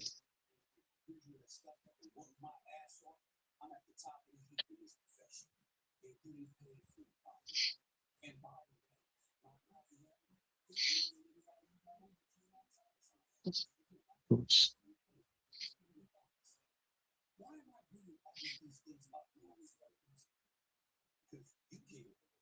about we are approaching the tail end of the season. We are in the month of March. Nearly 65 days have been played, and you're still searching for the Chinese victory. Y'all are hungry. You've been hungry. Not the city with those wonderful things, not the city with those wonderful restaurants, not the city with those wonderful people, just the organization that refuses to represent them the way that they should be represented because y'all have been trash. That's the reality of the situation. Where am I getting this from? Allow me. You got your research, I got mine. Worth about 3.55 billion right now. That ranks 29 out of 30 teams in the NBA. The only team valued to be less than y'all, at least according to Forbes magazine, is the Memphis Grizzlies. Okay, that's number one. Let's go to your stuff on basketball court. This is your 24th year in the NBA. You used to be the Hornets, now you're the Pelicans. That's two nicknames. That's how many playoff series victories you have in your career in the National Basketball Association. Two in 24 years. Damn, I'm not finished. Regular season ranks 23rd or 30 NBA teams since 2002, 2003. In the month of February, not March, not April, in the month of February, just this past month, you clinched your 15th losing season in 24 years. In 24 years, you've had one season of winning 50 or more games. What? That's it. I'm not finished. 9 playoff berths in 24 years, 2 playoff series victories, just as many as you have nicknames. You've never been to a conference finals in this franchise's history. That means you've never been to an NBA finals in the franchise's history. In 24 years, only 5 teams have never been to the NBA finals. The Clippers, the Timberwolves, the Hornets, the Grizzlies, and you. In that same span, conference finals, only the Hornets and you have never been to a conference finals. But you got the time to clap back at me. Well, if you're going to do that, please tell America why. It's the only thing that come back at me, clap back at me, because you want to make a statement. You want to ride. You want to notice. Then half the world forget you have a basketball team. That's how bad y'all is. Now, y'all trouble. But Joe Dumars will win. He's going to find a way to turn this damn thing around. And Zion Williamson, our brothers, this is not the reputation. Trey Murphy, Steve Beck, none of y'all told the place. I'm talking strictly to the social media department and their pathetic asses. Could you find a basketball reason to be right? Could you find a basketball reason to remind us why we should exist? Could you find a basketball reason to remind us why we should care? Could you find a basketball reason to justify charging patrons in the city of New Orleans who you should be giving refunds to because of the product that y'all put on the floor the last couple of years? Last 8 years, you've been in the playoff twice. You've been bounced out in the first round each time. But you got an attitude with me, and you want to troll me, feel free. Because I want to remind you again, I'm 58. I look pretty good. I feel even better. And I can shoot. And I don't get paid to do that. I get paid to do this. Stephen A. Smith, commentator on YouTube. Stephen A. Smith, radio host for Sirius XM, not just for the talk show, but the radio show. Stephen A. Smith owned my own YouTube channel. Stephen A. Smith owned my own production company, producing scripted and unscripted content and looking for young brothers and sisters to bring on board under my umbrella so we can create something special moving forward. That's what I'm doing. Little snot-nosed, skinny-ass black kid growing up poor in the streets of Hollywood Springs, New York City, has risen to this level. I am in the future. Me and millions of others. I'm one. With USA Safe Pilot, I can save when I drive safe.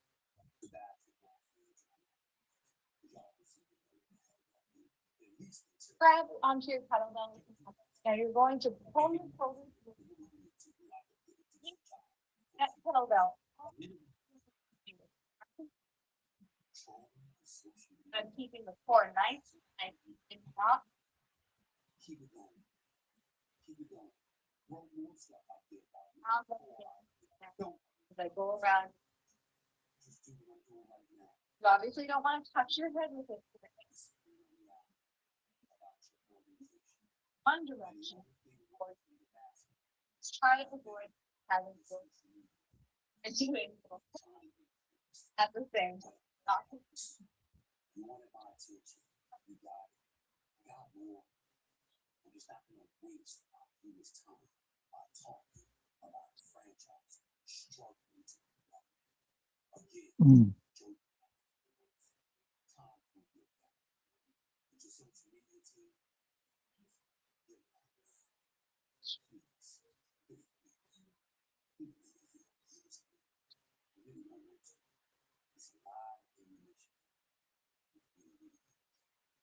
Man, this is lower than I thought.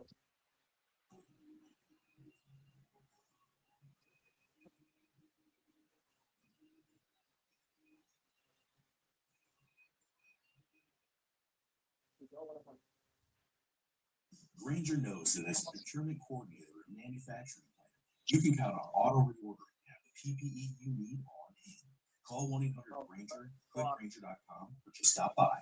Granger, the ones who get it done. In the meantime, let's talk about Reagan, because Reagan has become a way to say losing in fashion. And losing in a fashion where you should by most accounts win. And listen, I know it's become hard, at least for me, watching a game with my 4-year-old and trying to tell him that, yeah, the 3 players you got on the team Nick last week are not hurt. It's not playing because it doesn't help their team not a lot of these guys. It's a strategy that seemingly works. Look at City. Look at City. That's not their conference. And in fact, Real is tanking. So how do we fix this? We just have ideas. We'll get to those in a minute. But for now, some owner, Matt Fisher, It's a pump extension. don't want to hear any of this. That lower box. This is ridiculous. Taking is reasonably I need a bigger kettlebell.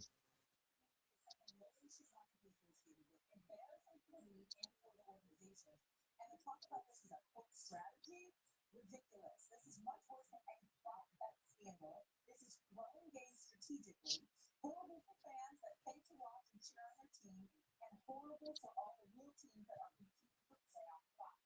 We kind of said this yesterday. I called this and that's it. It is all that this is a better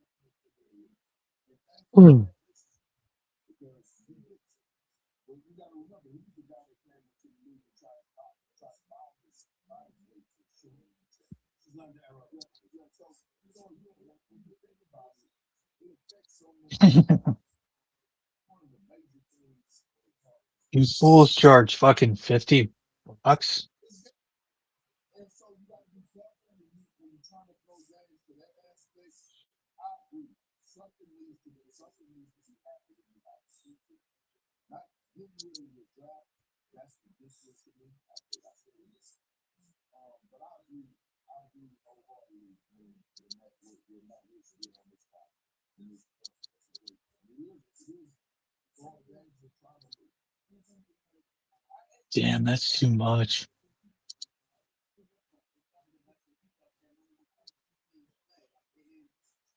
I'm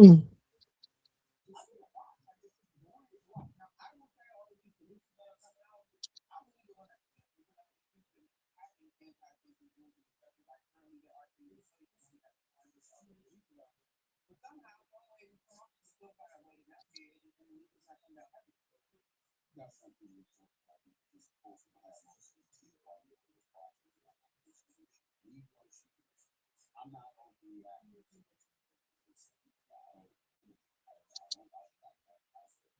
But he's always in this thing that's what you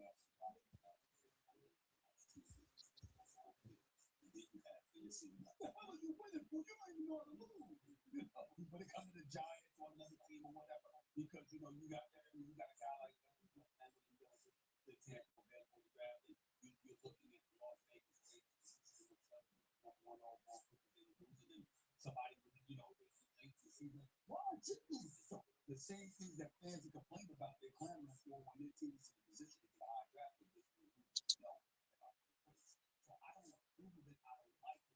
But I don't think that's really as big of a problem as And I know that load management to some degree can infiltrate into tanking because again, sit people down and stuff like that.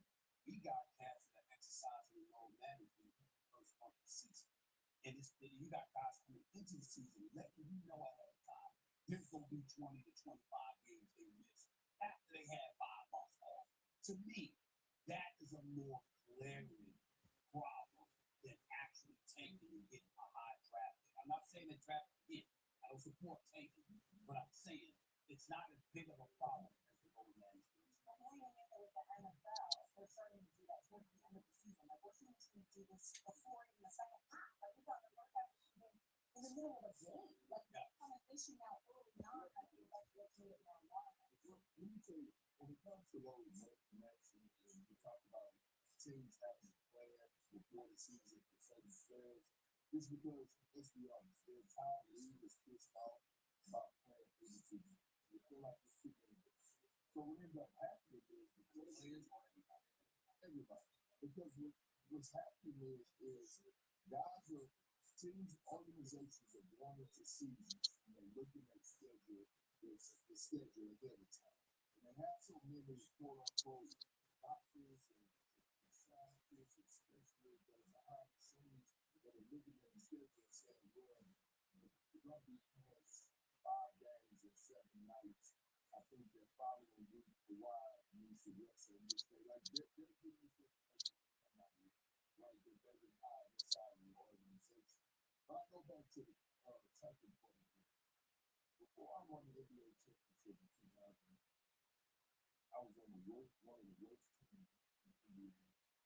We lost 18 games in it. We wasn't typing. We was just trying. We was actually trying to win games. We had one of the youngest teams in NBA history, but we couldn't find a way to win games.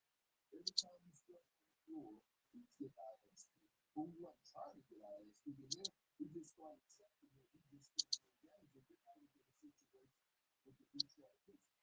You remember a time right when we 8-9? Yeah, but they wasn't trying to lose. They wasn't having those guys available on the floor.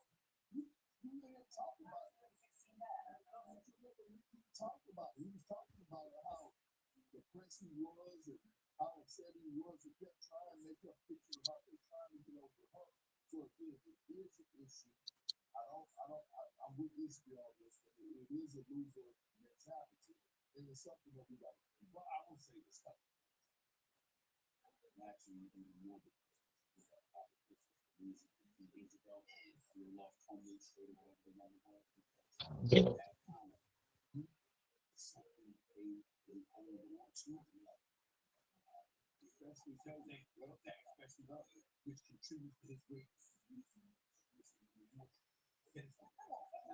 Right. So I'm depressed about that. But here's the thing. When you talk about teams, when you talk about how you were trying to lose something, these years you have to be mindful. It's like, yeah, you're not trying to lose, you're actually that are trying to I don't want to fix it. Did you hate the 82 games with the strongest man? Did you hate the 82 games with this whole conversation? Oh, I mean, I am a huge. you ever use a weighted vest for fitness and cardio, Mike?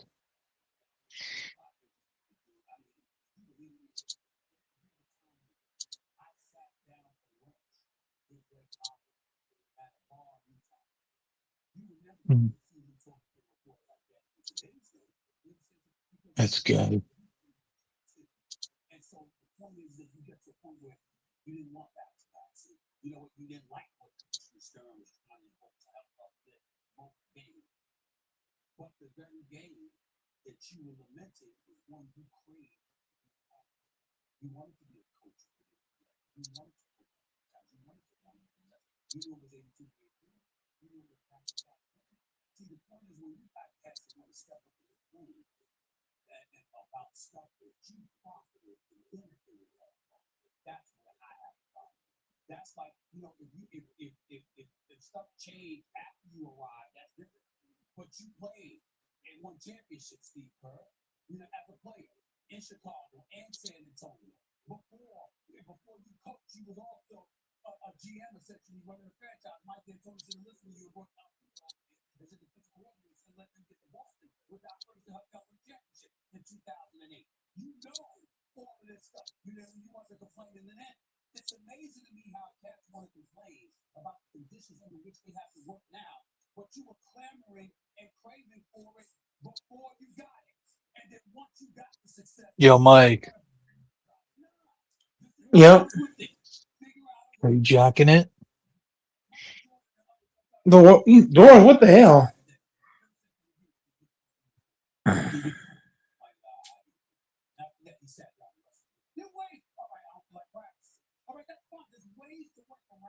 I don't know if you're jacking it to Stephen A.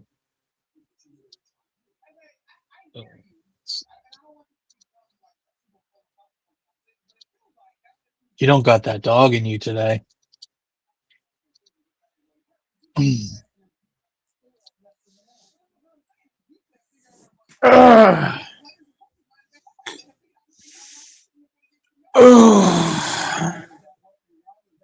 Easy, buddy.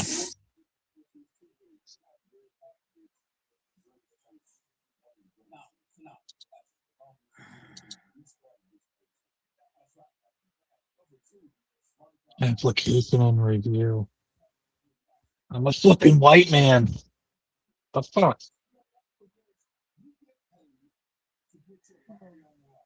Hmm.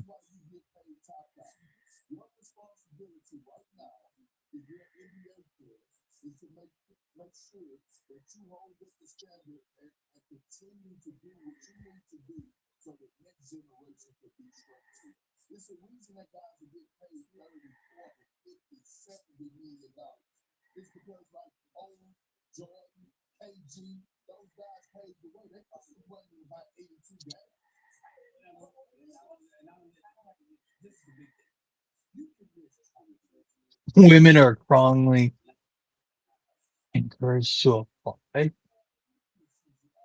Fuck with this so bad.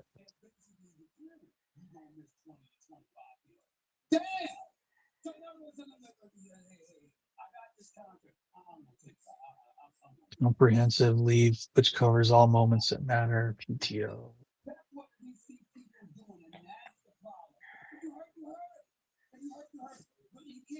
One third.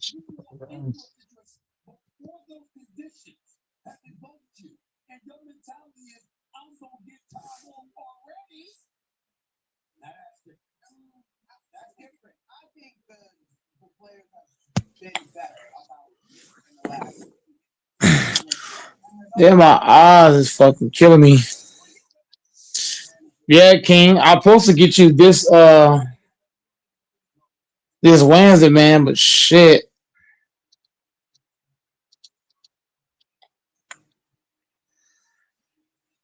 Yeah, I'm supposed to get you this Wednesday. This upcoming Wednesday, man, they're gonna have to just cut me a fucking check, bro.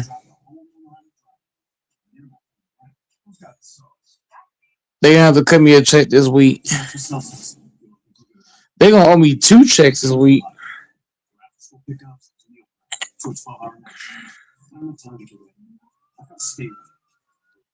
Joe starts with a Celsius. I got a whole day to sleep. Versus Cardi.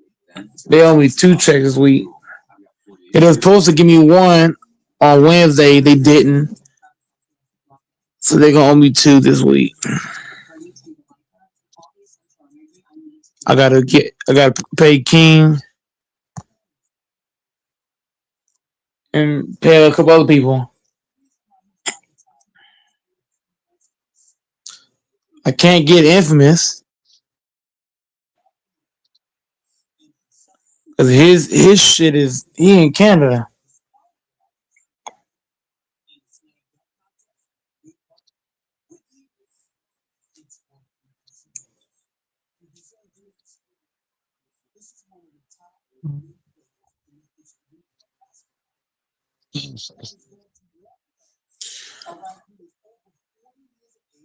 Then King said interest. Shit, I'm gonna charge the Walmart's tab.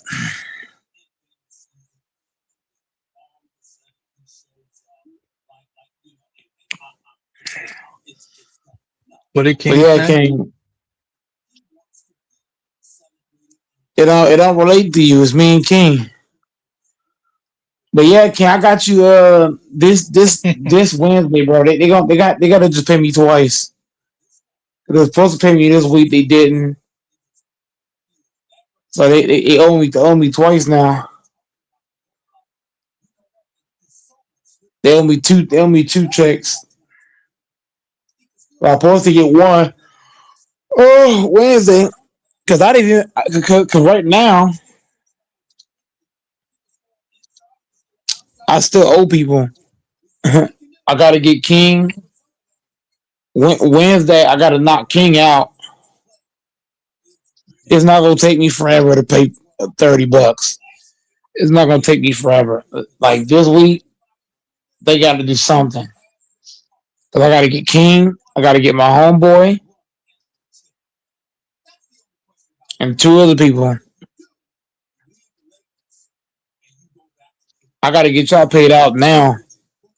My birthday's next month, so I want to be in the clear. But I want to be in the clear. So Yeah, right. we, because I got some big plan for my birthday month. So getting King out this coming week is vital. You gonna suck it? Vital. And Doris, you on a different kind of time, bro. What are you gonna do for your birthday to King? You gonna twerk for him? Doris is so weird.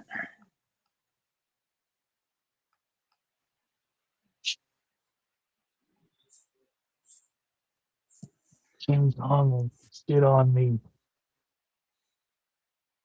What are these stones called? Pumice stone. King said add 14. Golly.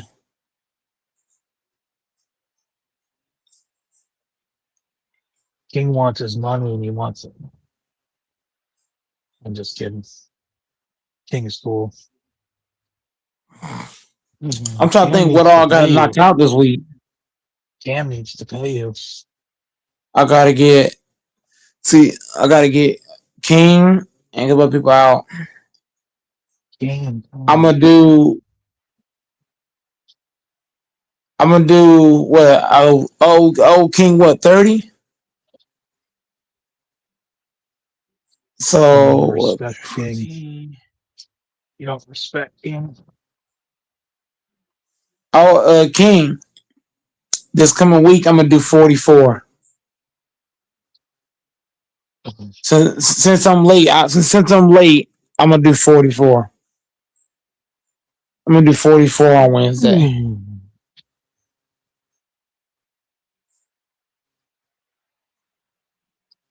I need to I'm put gonna do you out on the 44 for street. King. I'm gonna do 44 for King, and we're gonna take it from there. I'll put you out on the track. Just why you being so weird this week, bro?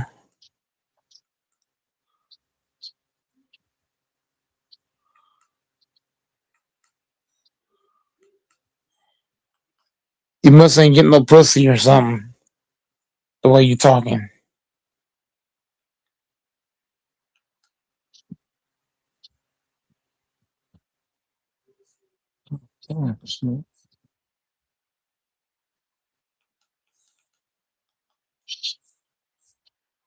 I'll eat me some of this.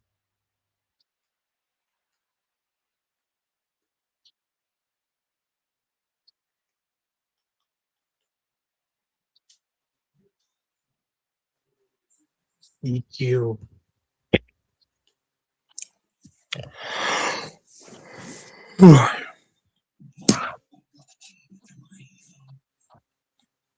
Bro, who called me?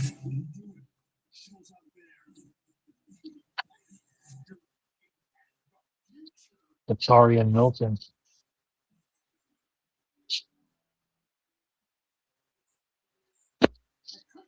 Is sayonara. So Don't worry, we warranty. What's going on, everyone? Welcome back to another video. I am excited today Because we are going to be testing to see how well my husband knows me. I don't want to do this. Yeah, with a little twisty twist, okay? You guys don't mind the death. That's my gut. I like it. Hell no. So if he gets a question wrong, Wait, what? Husband. should I put this on my heart? She ain't got no husband. Let's I see don't want to do this. if he He's gets a plug. right or wrong. Okay, I've got a bunch of questions. Should we test to see if it works? How many? No, we're not going to test it to see if it works. Stop. No, babe. You feel it? Babe, no, I don't feel anything. Stop. Wait, no, there's a little tingly. Stop. Stop. Stop. You feel it? Stop. It's a little tingly. There's a little tingly. This is not part of the game. All right, let's do this. Come on. First question. What is my all-time favorite soda flavor? Oh my lord, you gotta be kidding me. You don't even drink soda. Yo, you're such a scammer. All right, can I get a hint? Is it No! is it like the neighborhood soda, like the CNCs? Boy, no. No, it's not one of those. Okay, all right. Okay, I'm gonna go with it has to be Diet Coke. Hey, are you serious? Are you serious? Chill. Do not go too strong. Do not go too strong. Do not go too strong.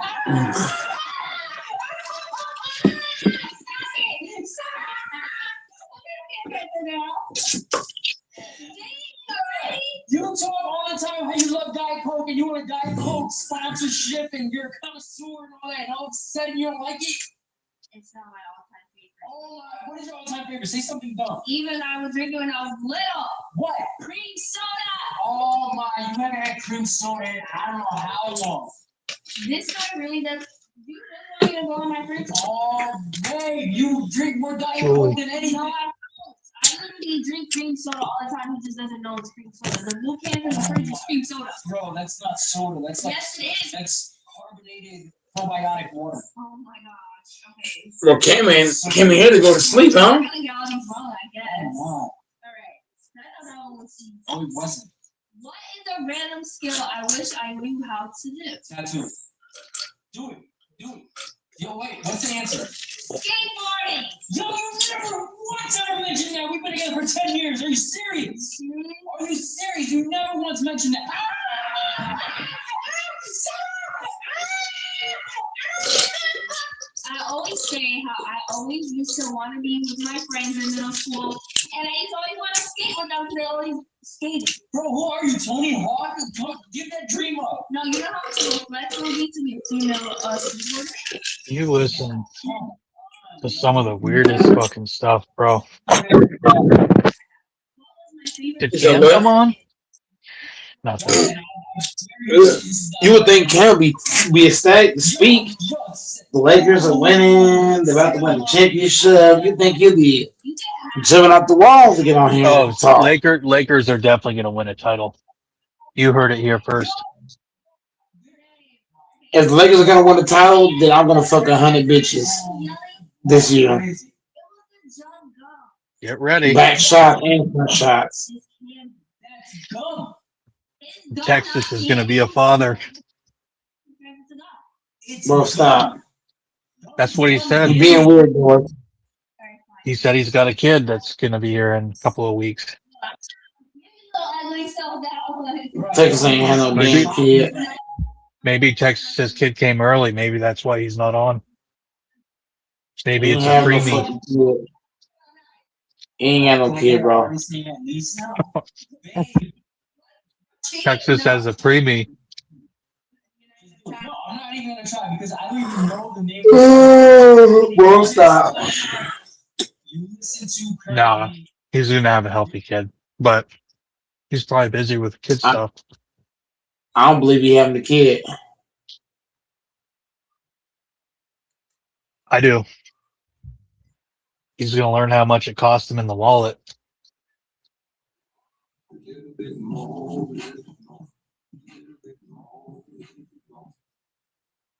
Kids are fucking expensive. Although maybe it's a third world baby.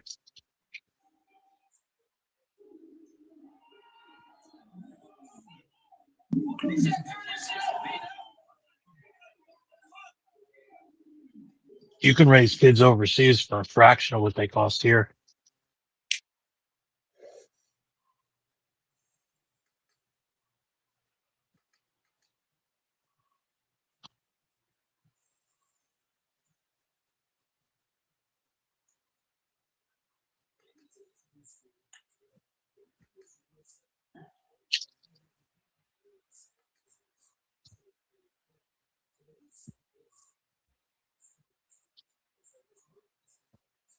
Relax, man. No, this popcorn ain't for you.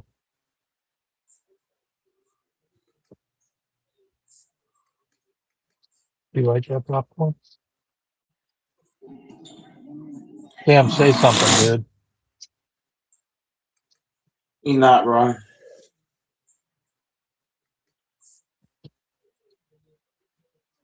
I ain't doing this tonight, Cam. Say something, god damn it. He ain't said nothing since he been on here. You will. I allow you to report. I'm going to remind you that you are under. You better. I have a cleaning crew that comes in every Sunday. They do the floors, they do the stations, they do the mirrors, Oh, they take down the books, the shelves. damn. Come on now, son. Done 0 wrong. And I will stand firm. I have done nothing wrong.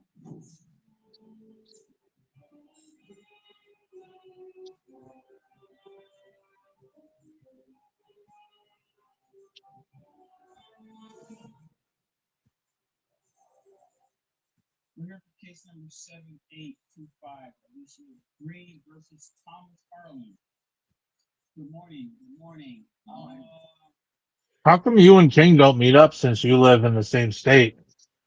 What do I know you for? Probably work. What do you do?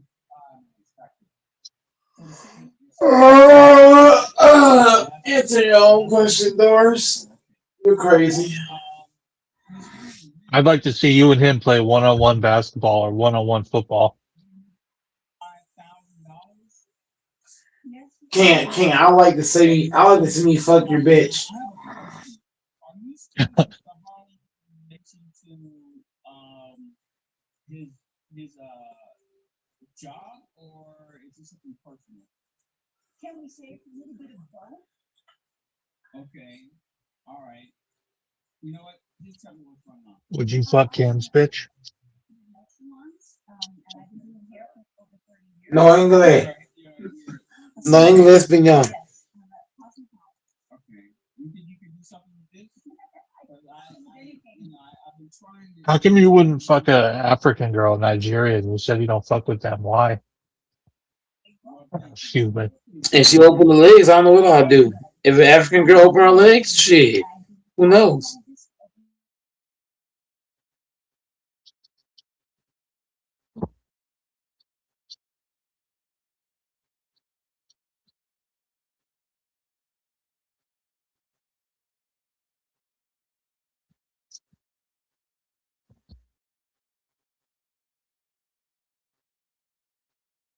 Some of the African girls are total dime pieces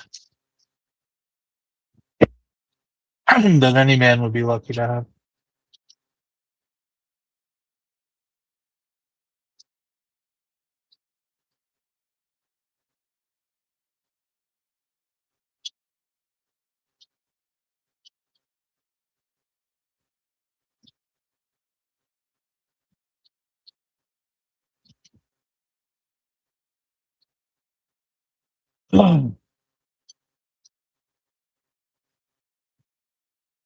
What is it, buddy?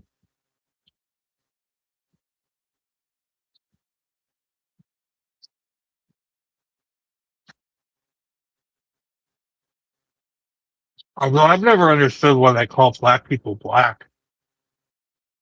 It should be more like it's you guys aren't black. It's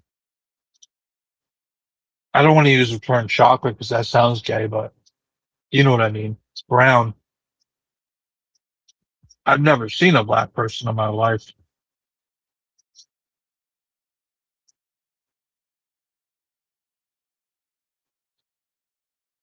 Even the darkest people, the Sudanese, the southern Sudanese, they're like skin's like a blue, brownish blue. It's not black.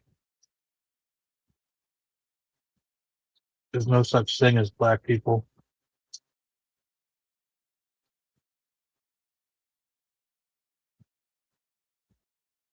You want to finish them? No, that wouldn't be good for you. I can't give that to you. Sorry, buddy.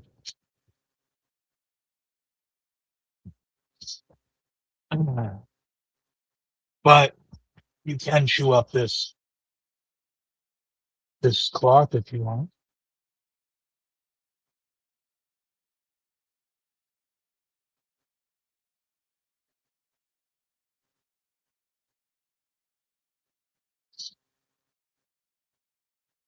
I wish all races could just get along.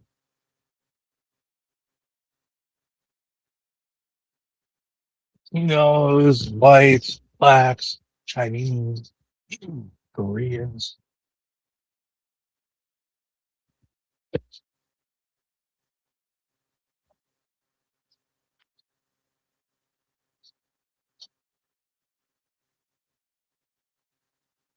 Yeah.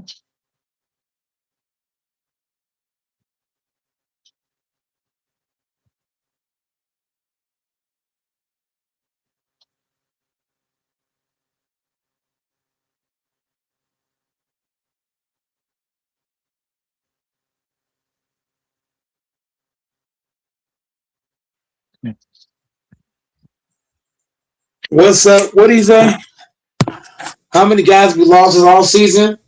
I mean, the Packers only lost guys because guys thought guys wanted to get paid.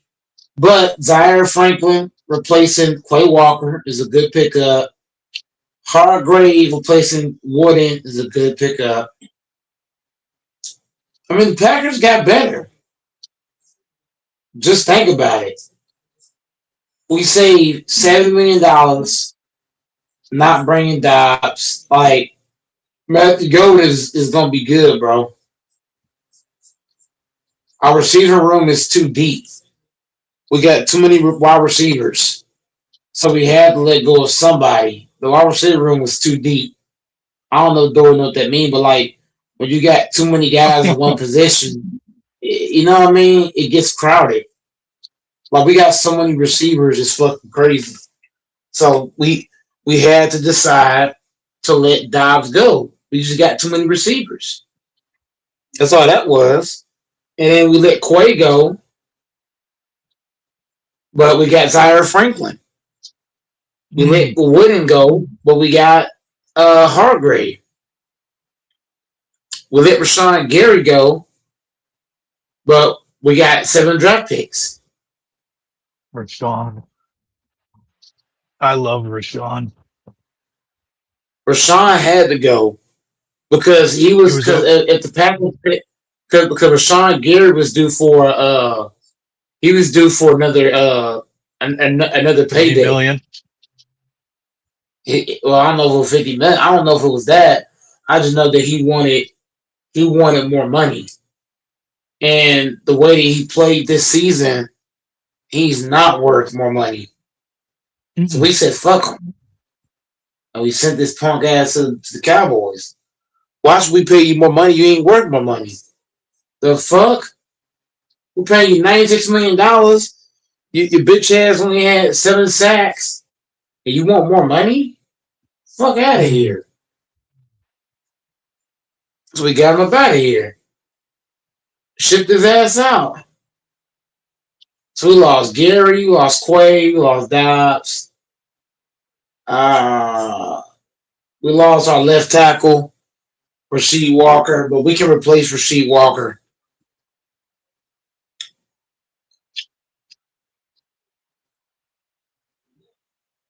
You guys that man out of there. What? You fucking took Zaire from us, you bastard. Yeah, Zaire gonna be good. Zaire and Hargrave is gonna be 2 really big time players. But the Packers got 7 draft picks. we have to hit on these draft picks. Not all of them. We just got to hit on 3 of them. 3 out of the 7 got to be money, like cash money.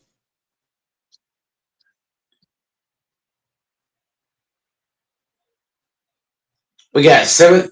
What that mean, Doris? We got 7 chances to break ice. We got to break ice 3 out of 7.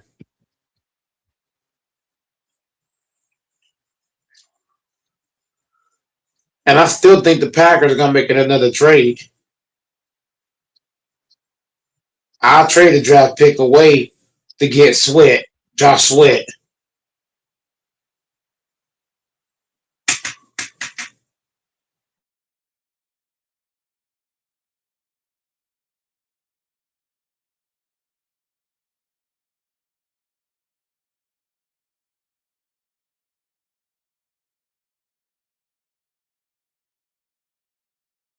Zaire.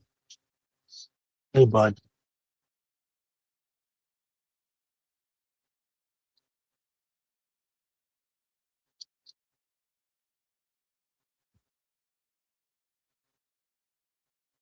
Cam. And you said Cam was 5'9". He's 5'11", he said.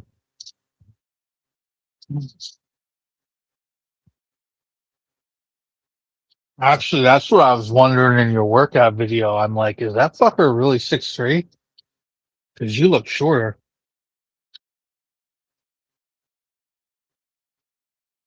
Or maybe it's just because you're just so jacked up that you look taller. Or you look shorter. Sometimes when people are like got a pretty good build, muscular build, they don't look as tall. But if you're skinnier and more wiry, then you can look tall. Or I guess you're about 6'3". That machine you were on looks crazy. Go Mike was putting that work in. I think Go Mike's the strongest guy in the channel.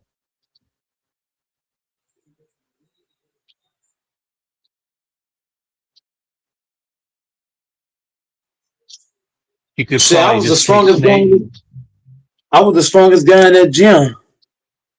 I bet you could take Snage, put your arms around him, and just fucking crush him. Crush him to death. Just put him in a bear hug and say, "You gonna pay me, boy?" We already replaced all doors to King. We already replaced a lot of guys. We replaced Quay with Zaire Franklin. We replaced Rashawn Gary with Hargrave. We basically lost Gary and Wooden, but we got Hargrave. Zaire for Quay.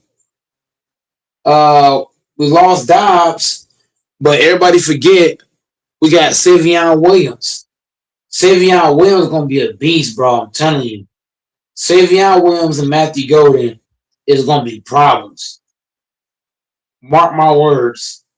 Savion Williams is a big boy. He like 6'3", but he can run. Savion and Golden gonna be problems in this league, especially this coming season. Watch what I tell you. Hargrave hasn't had no help in the last 2 seasons. We got to talk about that. Hargrave been playing next to bums. Who on the Vikings? King. Can you name me one player on the Vikings that's better than Micah Parsons when healthy? I just want to know. Can you name me a player on the Vikings that's better than Micah Parsons when healthy? King's a casual. King, no. King don't understand. Like when you play on the Vikings. I'm just kidding, King. Doors, you're trolling. And I'm trying to give an actual take. You're glossing over my take with nonsense. Come on, man. what I'm saying about Hargrave is he's not playing on the bum team. He's playing on a team that got Micah fucking Parsons. Like, whether you think Garrett is better than Micah or not, Micah Parsons is a great player. We got a better corner. Justin better than and we signed Justin. Justin better than Nate Hobbs. Justin better than Nate Hobbs. He's longer, he's bigger. Bro, Justin better than Nate Hobbs. We just signed the fucking Chargers starting corner. And Hargrave's playing next to Micah fucking Parsons. Do you hear what I'm saying? Do you hear what I'm saying? Doors? He playing next to Micah fucking Parsons. No, but he had who was his Greenlaw. Bro, Greenlaw is one man. Hold on, look at this straight. Who was the DC? Who was the DC for the Niners when they had Hargrave? Who was the DC when Hargrave played for the Niners? Who was y'all's DC? Because what did Hargrave say, Doors, in his interview for the Pack? What did he say? He said that he played his best under Gannon. That's what he said. He played his best ball under Gannon. So I'm gonna sit back and I'm gonna hold him to that. He didn't have Gannon last year. He ain't had Gannon the last 2 years. Matter of fact, let me go do some. Let me see when is the last time he played for Gannon. Bosa is better than Parsons. No, he's not. No, the fuck he's not. Bro, stop.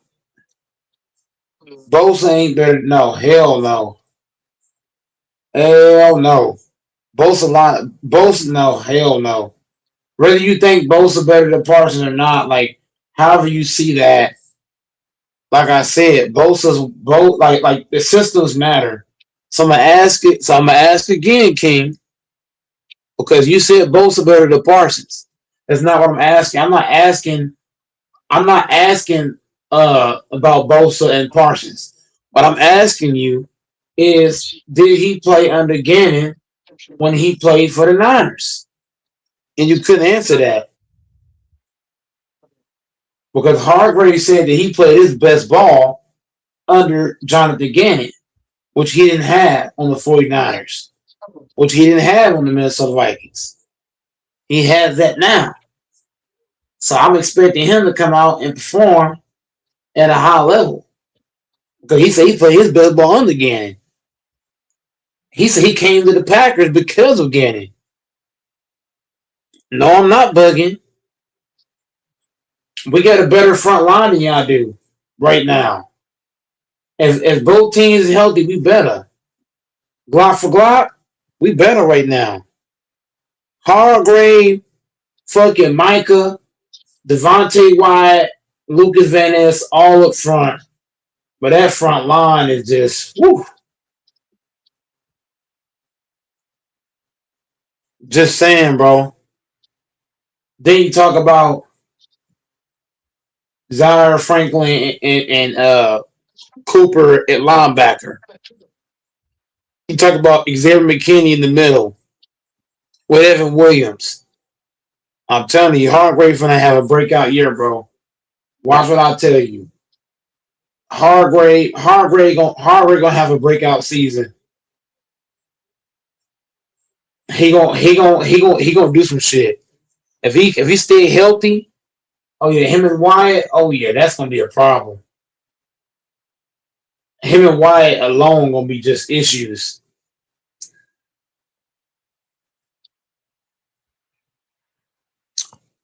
Hey man, scheme matters.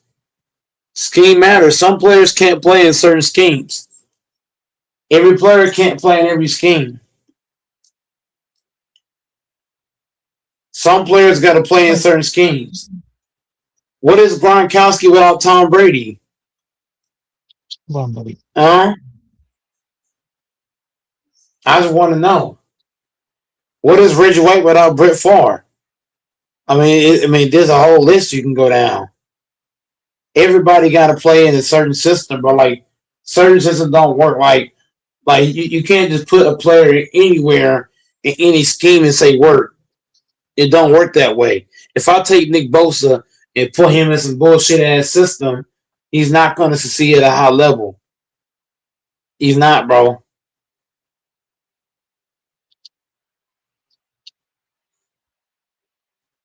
Hold on. Get down. Come on, buddy. You're gonna scratch it. Jesus. What do you need? We got to be honest about that. What do you need?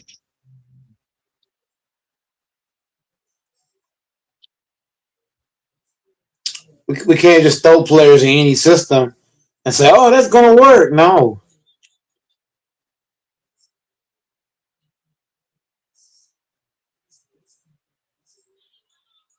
Hold on.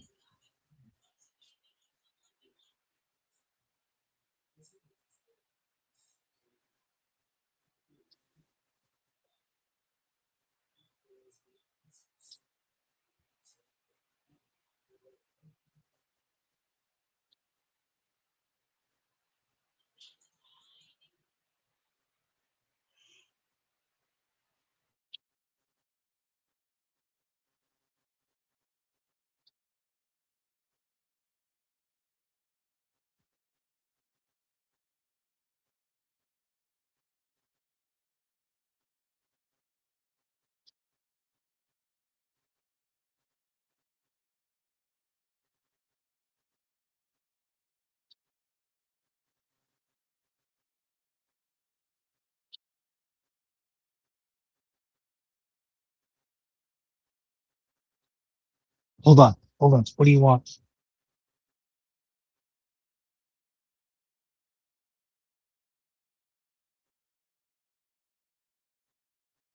This dog's gonna get me killed in the steam. What do you say? Where's King Kong? Bosa wouldn't be able to. Bosa wouldn't be hit. Bosa wouldn't be Bosa in any system. That's full of shit. Put Bosa on the damn Cowboys. Guarantee you he not getting 12 sacks. Guarantee you he not. You put him on the motherfucking Cowboys, they'll run Bosa in the fucking ground. Bosa ass gonna have 2 ACL tears. Fuck 1, 2, 3, 4. Good players adjust and transform scheme. Bro, once again, Reggie White is a generational talent. So, like, to even put him in this conversation is crazy. To put Reggie in this is crazy. Adjust the scheme. Sometimes when you're playing on the team, so sometimes it's like certain players might not translate. So, you know what I mean? Communication. That's big. You can have a stacked team. For example, Doors, right? There are teams that got stacked. Like, look at the Texans, right?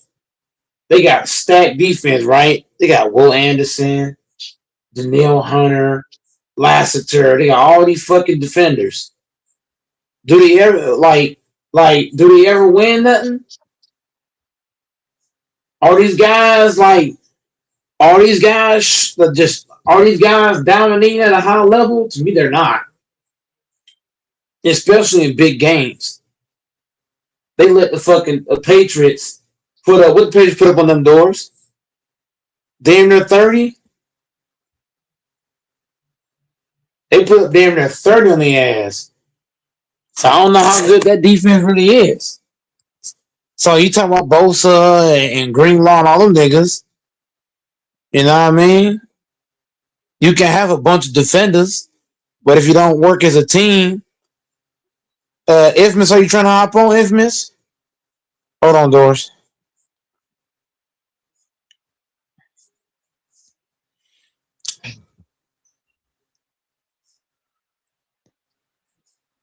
What the fuck? Mm.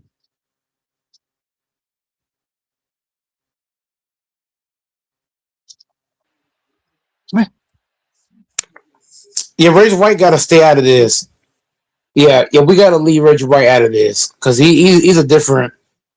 Reggie White's on a whole nother. He's on a whole nother planet from the guy we talking Yeah, from but the guys you we're speaking of. always bring Reggie in. Always. Poor Reggie. Yeah, He's trying to I don't bring him never in on let that. purpose.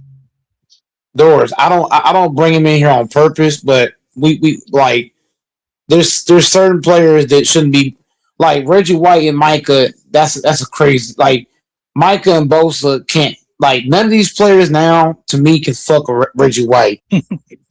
So that's not even a good like you know what I mean.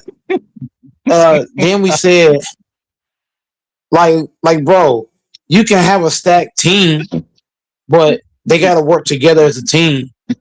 So maybe Greenlaw. So you talk about Greenlaw and Bosa. Greenlaw, Bosa, and Hargrave was probably a bad mix. They didn't work together as a collective. Like they didn't have good enough chemistry. If Hargrave struggled with that team, you know what that says, Doris? It says that the chemistry wasn't all there. Yeah, that's what it come down to. It don't matter how many defenders you got. You got to have chemistry. You got to play as a unit. You got to play together. Football's a team game, not an eye game. Bosa's great, but he can't do it all by himself. His team got to do it as a collective. Seattle, y'all think Seattle won because of one guy? Seattle don't lean on one guy. They whole team, they played as a team. Their whole defense played as a collective. And that's why they won the Super Bowl. I can't believe those faggots won a Super Bowl. I lived there 7 Never years, doors. and a year before I moved, they won a Super Bowl. No, you listen. God damn. You totally flipping you totally going like way above, left, right, forward. You weren't even talking about football until I started talking. So don't do that. Hey, and once again, what I'm saying is not bullshit. For example, the Lakers, right? The Lakers won in 2020 because they had a bunch of guys that committed to playing together. That team was a magical team because they played as a unit.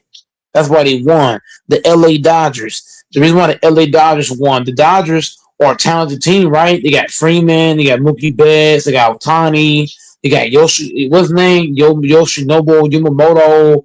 You know, but one guy can't get it done. Like as great as Yoshinobu played, right? Evans and Doors. Hold on, listen, Doors. We gotta Doors. I'm trying to get serious, okay, and you're like you're bullshitting me. Come on, man. God damn. What I'm saying is this: as great as Yoshinobu is, right? Great player. We can't ignore Rojas making that big fucking play at third base. Like what? We can't ignore fucking Mookie Betts making a double play, stepping on the bag and then throwing it back to first base.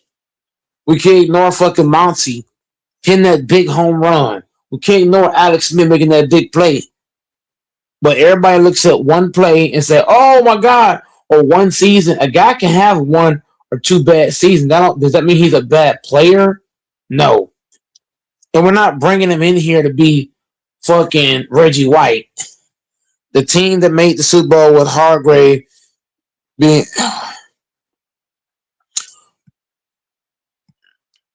to say Hargrave is ass is crazy. Rashawn Gary was fucking ass. What are we talking about? Rashawn Gary costed us more money. You and that you keep talking about infamous. This dude King think that the Packers supposed to pay Rashawn Gary more money. Rashawn Gary, the reason why he left, he wanted more money, and the Packers said fuck him because he did not perform. He did not perform in the second half of the season.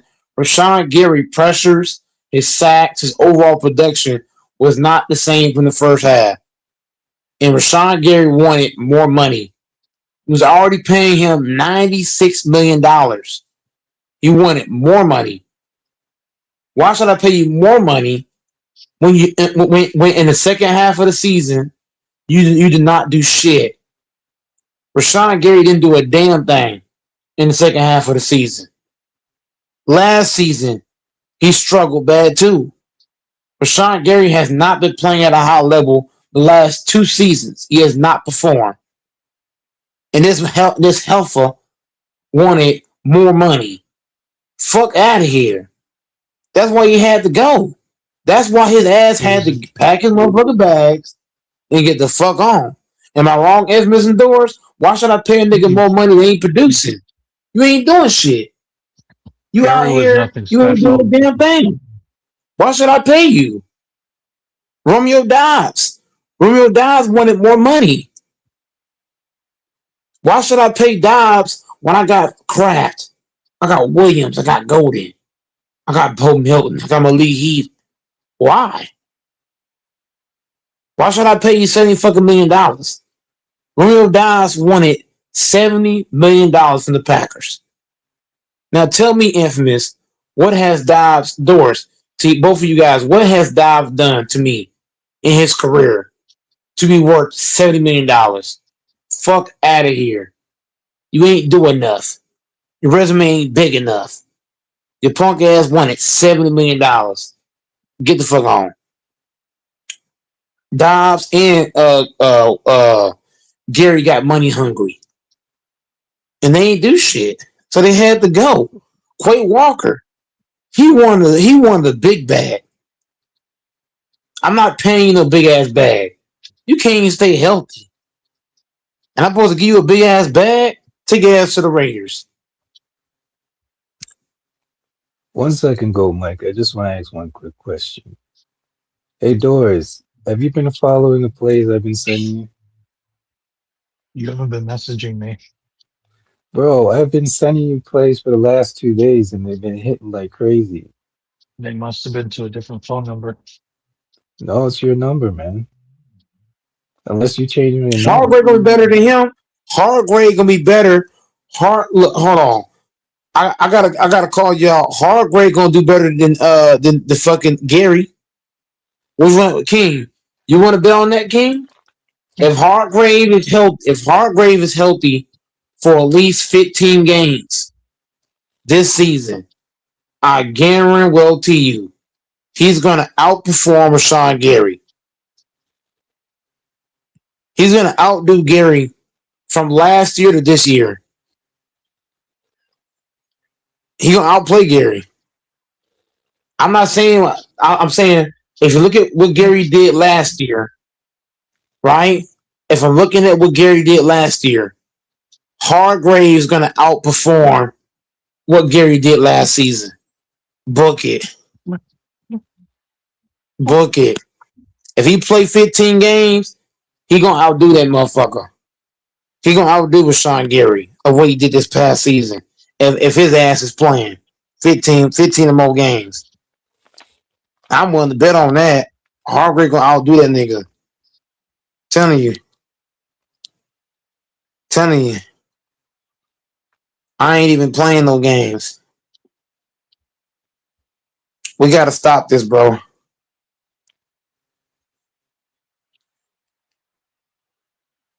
I'm putting all this shit to bed. All this yip yabbering. Rashawn Gary in 2025 season, he had 25 combines, 7.5 sacks, 20 assists. Hargrave played 15 or more games. He gonna give me at least 8 sacks. He gonna give me at least 21 assists and at least 26 or more 26 combines to beat Rashawn Gary. I'm telling you, he played 15 or more games, but he gotta play though. But King, the catching this bet though, King, he gotta play 15 or more games. He can't be on the sideline. He gotta play 15 or more games. Full games. We're not talking about you playing 30 snaps and the next guy comes in because Green Bay got a habit of doing that. They'll play one guy and then skip to the next guy. No, if Hargrave is playing the majority of the snaps at his position and he's playing 15 games or better, he gonna outdo Rashawn Gary. I'm willing to bet on that. I'm telling you, man. And the Packers not done. We still making trade right now. The Packers finna get somebody else too. The Packers ain't done. We ain't done. We still got 7 draft picks. Don't get it twisted now. The motherfucking Packers gonna get somebody else too. We're gonna get another D lineman. Watch what I tell you. Another fucking corner. And we're gonna get O lineman. Watch what I tell you. We got 7 draft picks. We ain't done, King. We ain't done. The Packers still making moves. The Packers are gonna make at least one more trade, and they still got draft. So don't get this shit twisted. This shit ain't done yet. It ain't done yet, buddy. King's a casual. And Zaire, and on top of that, Zaire Franklin is just as good as Quay Walker, if not better. To me, he more physical than Quay. Zaire more. To me, he better than Quay. Now Zaire had a down year last year, but he's playing for the fucking Colts. The fuck? He gonna play better for the Packers? I'm telling you. Not gonna be the same shit. And we got a corner now. I'm telling you, man, it's gonna be a new year, bro.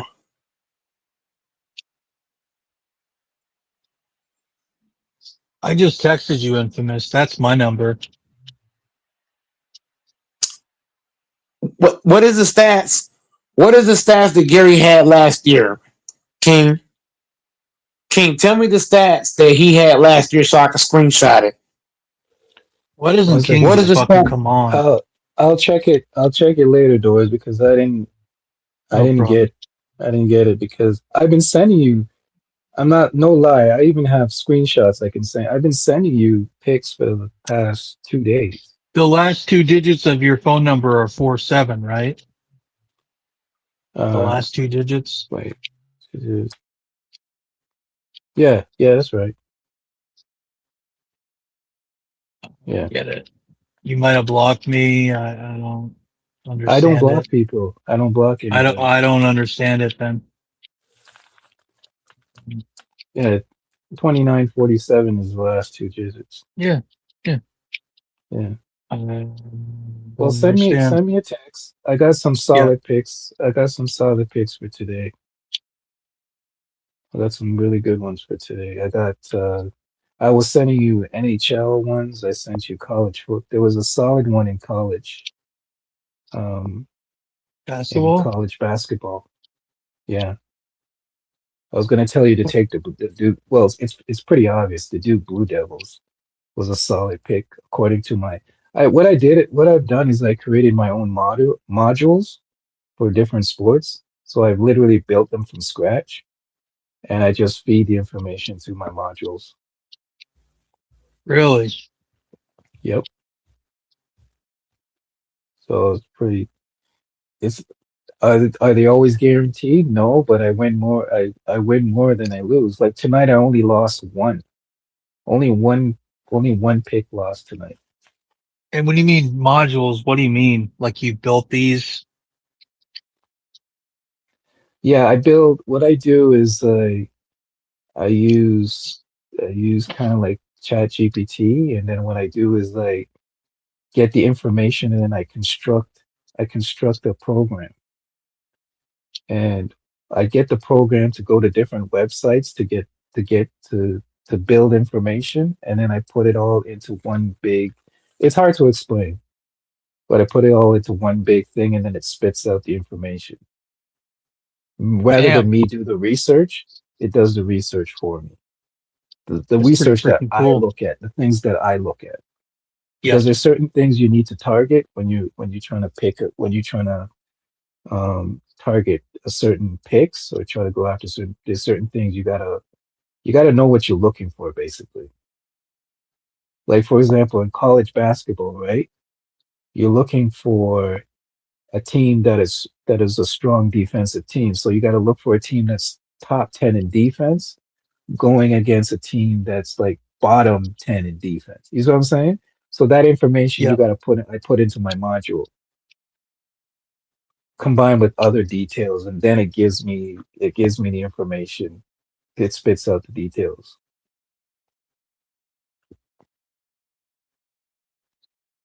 But if you text me, I got three solid ones in college basketball. I haven't done the NBA yet because I don't like to do the NBA until late in the afternoon when all the injury reports and all that stuff come out.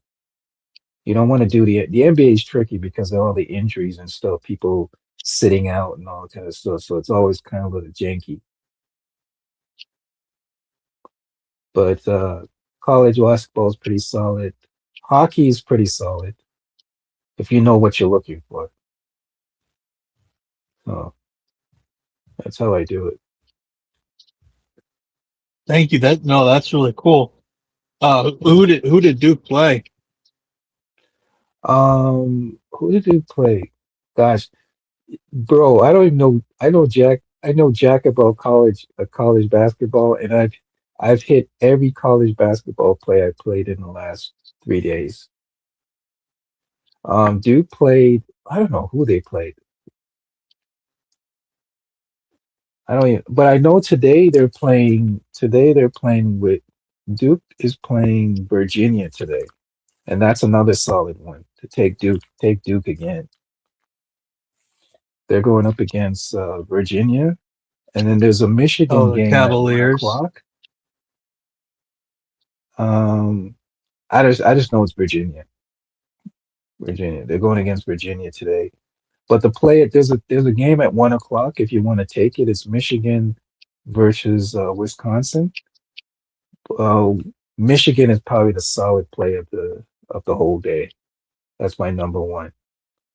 Michigan versus Wisconsin. Is it in I'll the take Michigan March on the money Madness or is line. it just in the preliminary game? I think it's just in the preliminary. I don't think March Madness has started yet. You're taking them over Wisconsin. Yes, take them over Wisconsin. And then take Arizona over Houston. And those are the three solid ones I have. So Michigan, just to go over it again, Michigan over Wisconsin, Duke over Virginia, and Arizona over Houston, I believe. That's it. Those are the only ones that fit my criteria that I put into my module. So it's Arizona. So, Say them one more time, please. oh yeah, sure. Michigan over Wisconsin, Duke over Virginia, and Arizona over Houston. Oh, cool. It's Arizona Oh over yeah, Houston. that's it. That's it. Yeah. Hey, I like This is to. what Hey, go ahead. What are you saying? I think Fambo said he's got Arizona to win the whole thing. If I heard him right the other day. Bro, like I said, I don't really follow college basketball, so I would have no clue. There's only a few teams I know in college basketball. I know Duke and a few others, and that's it. I would not know. I don't even know. I couldn't name you one player that plays on any of these teams. It shows you how much I know about college basketball. But it's funny though because college basketball has been my most successful. No It's shit. weird. Yeah, it's been my most successful. I know Jack about it. But the Well, module just no. gives me the information, and I just go by the module. Yeah. Are you But going to I do a created it parlay from. with those three teams?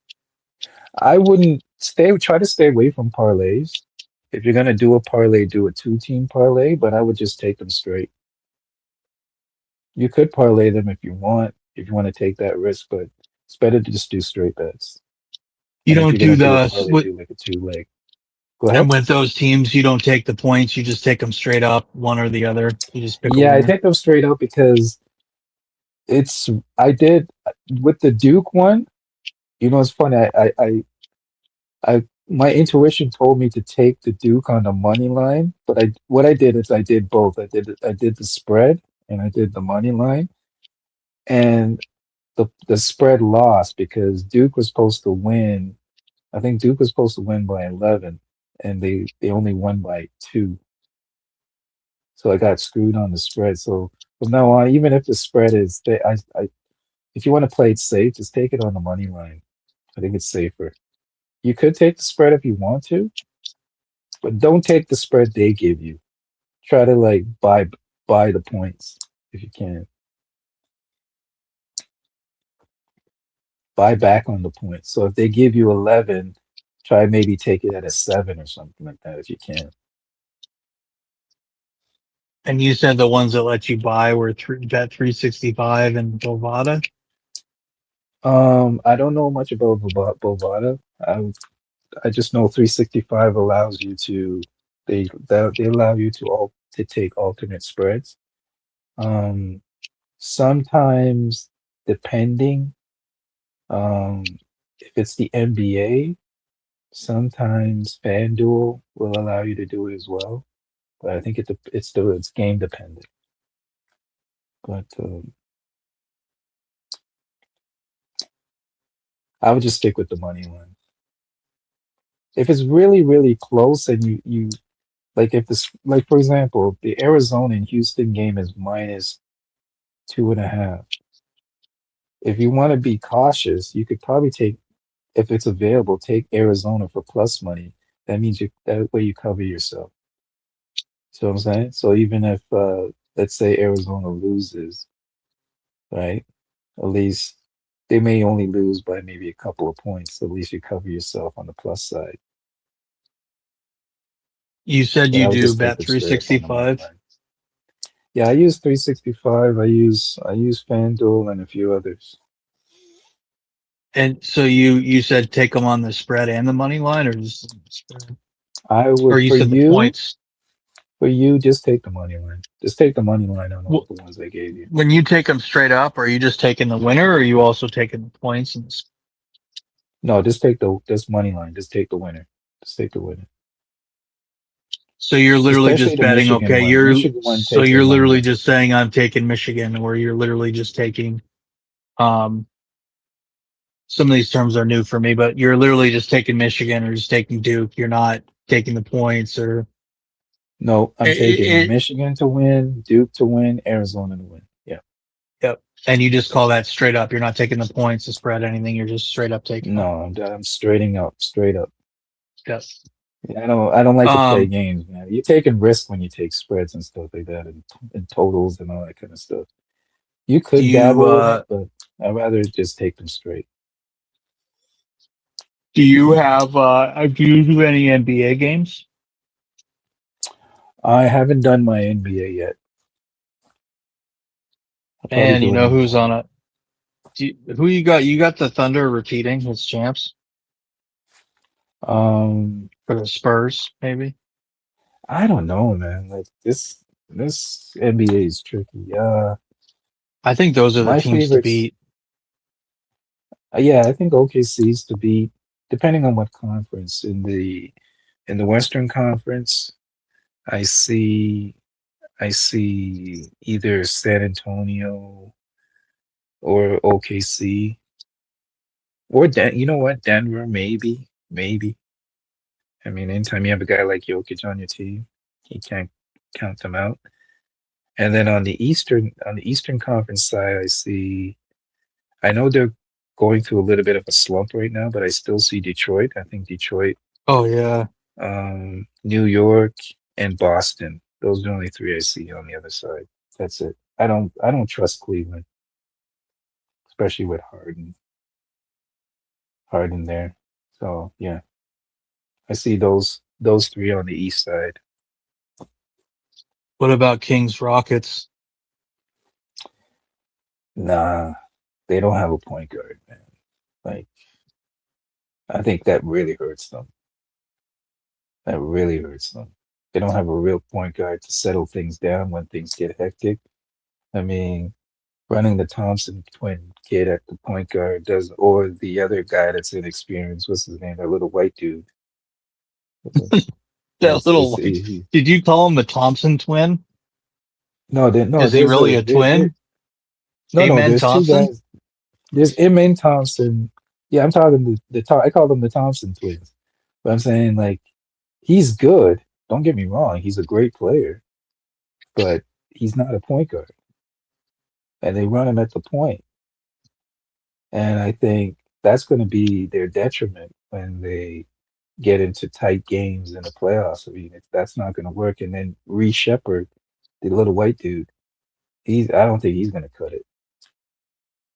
So, and then you got to worry about Sengun, the asparagus dude. He's up and down.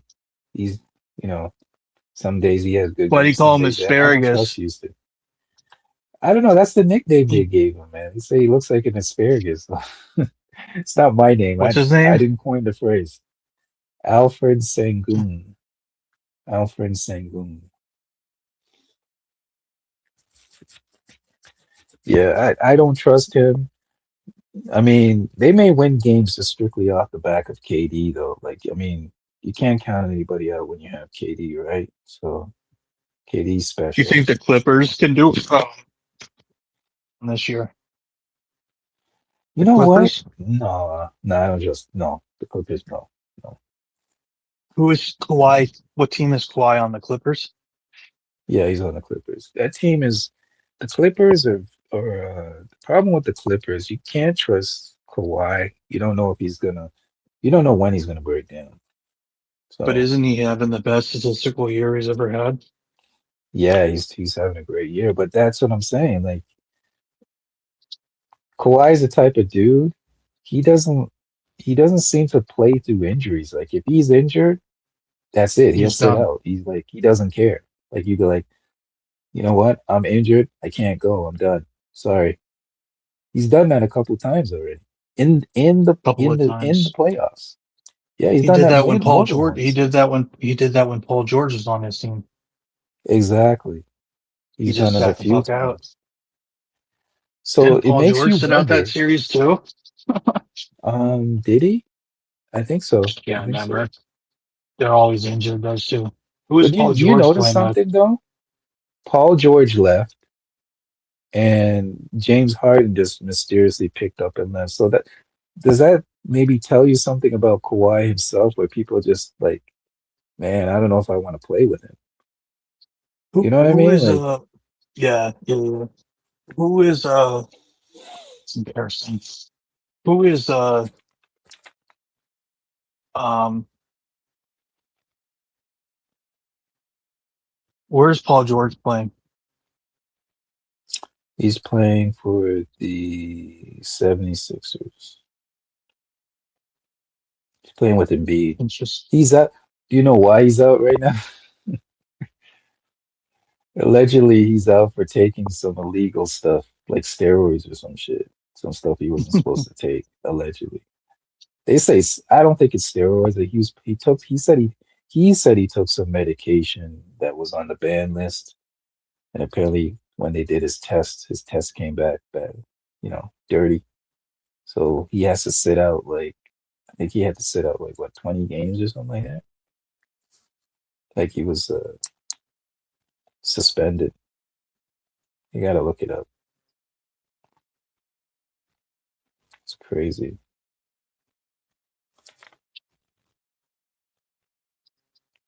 That's crazy that the last person you think that would get suspended for something like that would be like Paul George.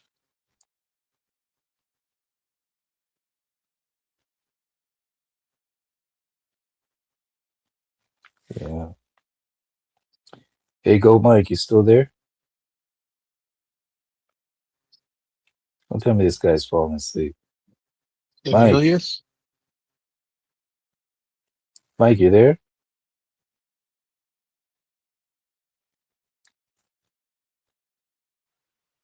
Same Probably old gone shit to with take a him. s- Of course I'm here, man. The guy that squatted 540 pounds. Of course I'm here. Did you see Hey, the Mike, I squat gotta, video of him, dude? This guy's a beast. Straight up. Mike, I gotta, Awesome. you gotta congratulate me. I'm working. Remember, I told you that I'm struggling. Okay, let me ask you, Doris. I know you work out and you go to the How you gym, gonna call right? my name and ask him? No. But this is for everybody. This is for everybody. Everybody. How many pull-ups can you do, Doris? Be honest. I haven't even tried to do them in forever. I don't even know. That's because Let me try this week at the gym. Maybe that's because you're 2 or weak. 3. I don't even know, Infamous. You Not can't many. even do one. Doris, you Not can't even many. do one. Mike, You I can't gotta do be there you honest have with you. Mike, I gotta be honest with you. I struggled. I tried to do a pull-up the other day, and I almost struggled just to get one on. And you know what I did? Immediately, what I did, Doris and Mike, is I Bandit went and assist. purchased. No, you know what I did, You know what I did, Doris and Mike? I immediately went out and purchased one of those pull-up bars that you put between your door. You know those ones? Yeah. You know the ones Over you the hook on door your door? trim. Over the door Yeah, trim. the door trim ones. Yeah. The So I molding. immediately went out and purchased one of those, right? And started practicing. So I'm actually proud of myself. I was able to get up to 3 today. So I'm Oh, working on shit. it. I want to get up to Let me know I when you want can to do as get up many as to at me, least Infamous. 5 by the end of the week. Huh? Infamous 5 is not 3 to 5 is nothing. I can do 30 pull-ups. I can do 30 Stop pull-ups in a lying, row. Mike. I can. I'll make a bet right now you can't do it. I've been doing Make that pull-ups, fucking Infamous. bet. You're not. Make that bet. You see, here's the thing. Here's the thing, Infamous. I didn't start doing pull-ups yesterday or the day before that. I've been doing pull-ups really since I was young. I started as a kid working out. So what? I'll be 30 this April. I started doing pull-ups when I was 5. So pull-ups, bench press, all these little things. I've done this a long time. So doing 30 pull-ups now. No, I'm not saying chin-ups. Chin-ups are I can do at least 10 chin-ups. I'm talking pull-ups. Pull-ups are different. No, I'm not talking about chin-ups. Right? Okay. I just want to make that clear. I have no problem doing chin-ups. Chin-ups are easy. It's the pull-ups that are harder for me. I do pull-ups and I do muscle. So Infamous. I do muscle ups and pull-ups. Okay. I can do 30 muscle ups. I can do 30 pull-ups. I can do either or. Okay. Doris, do you do pull-ups or chin-ups? Pull-ups. Like I said, I haven't tried them in a while. I'll try them this week and I'll get back to you. Okay. I'll probably have to do band assisted because I haven't done them in so long. That's something that if you don't do, you lose. Bro, we all know you're weak. Shut the fuck up, bitch. We all know you can't even do one pull-up. I like to see your ass do 10 in a row, bitch. 10 in a row is easy. What are we talking about? 10 is like, bro, 10 is baby. 10 is child's play. Doris, can I give you some advice about your workout? There's 5. I did some research, and this is all research. There's 5 essential workouts that if you were ever to do any workout, this is all the workout you need to do, and it will build you muscle in the gym quickly and fast without having to go to the gym like 3, 4, 5 times a week and all that nonsense. Right? So these are the 5 exercises. You can write them down or do whatever you got to do. So you want to do pull-ups, right? But the way you do them, you got to do them to straight fatigue. Do them till you can't do them anymore. Right? You want to do chin-ups. Same thing. Right? Muscle ups. Or muscle ups. You could call them chin-ups, muscle ups, whatever you want to call them. The next essential one is dips. You want to do dips. You know dips? Yeah. And then the next one you want to do is you want to do an elevated push-ups. You want to do elevated push-ups. Like the No, push-ups. You want to, when no, you do the push-ups when you're on the when you can use the two dumbbells and do your push-ups that way. You want to do no. That's not that for upper that's not even the Infamous. That's not even the best Elevated right. push-ups. push-ups. Mind The you, best Let him push-up. say his. Let him talk. So you said elevated let me finish. push-ups, Let me finish. dips, Yeah. So you want to do push-ups? pull-ups. What was the one I missed? Okay. So you want to do pull-ups. You want to do your pull-ups or practice your Yeah. pull-ups. Because right now I'm practicing my pull-ups because I'm not good at it. I'm gonna be honest with you. I'm not good at pull-ups right now. Right now I can only max out 3, which is sad. I'm disappointed in myself. So you want to do pull-ups, you want to do chin-ups, you want to do dips, you want to do push-ups, you want to do elevated push-ups as well. You also want to do step-ups. Step up is Yeah. Step-ups is important as well. You can do it with the weight. You can do it with weights or you can Yeah. do it without weights. If it's too easy without the weights, then add the weight, right? Yeah. And then the last one you want to do is what's the last one? But there's different type I of think step that's ups. it. Are you talking about step ups where your foot is already on the platform above you, your top foot, and you just step up and you lift your other foot up above so it's at 90 degrees with a weight, hold it, and then go back down? No, I'm talking the one where you start with both feet on the ground. You put one, Okay. you step up you step up the one and you step up the other one and then step back down with the other foot. But when you start the exercise, like your starting position, both feet are on the ground. Correct. Okay. You don't start with one already raised, already on the No, platform. no, Okay. no. Yeah. So I think that's it. That's 5, right? Yeah. So push-ups, chin-ups, dips, step-ups, and elevated push-ups. Now go ahead, Mike. You were going to say something? Go ahead. When you say elevated push-ups, you mean your upper body is elevated above your lower body? Yeah, or you are you're not doing it with your hands on the ground. Yeah. They're either elevated on a platform or they're on like dumbbells. Right. One of those two. Correct. Yeah. That's cool. And trust me, they'll do one, bro. I've been doing all 5 of those exercises, and trust me, I've noticed a difference. Because the thing that I noticed pull-ups, it also works your abs. It works like your whole upper body if you do them correctly.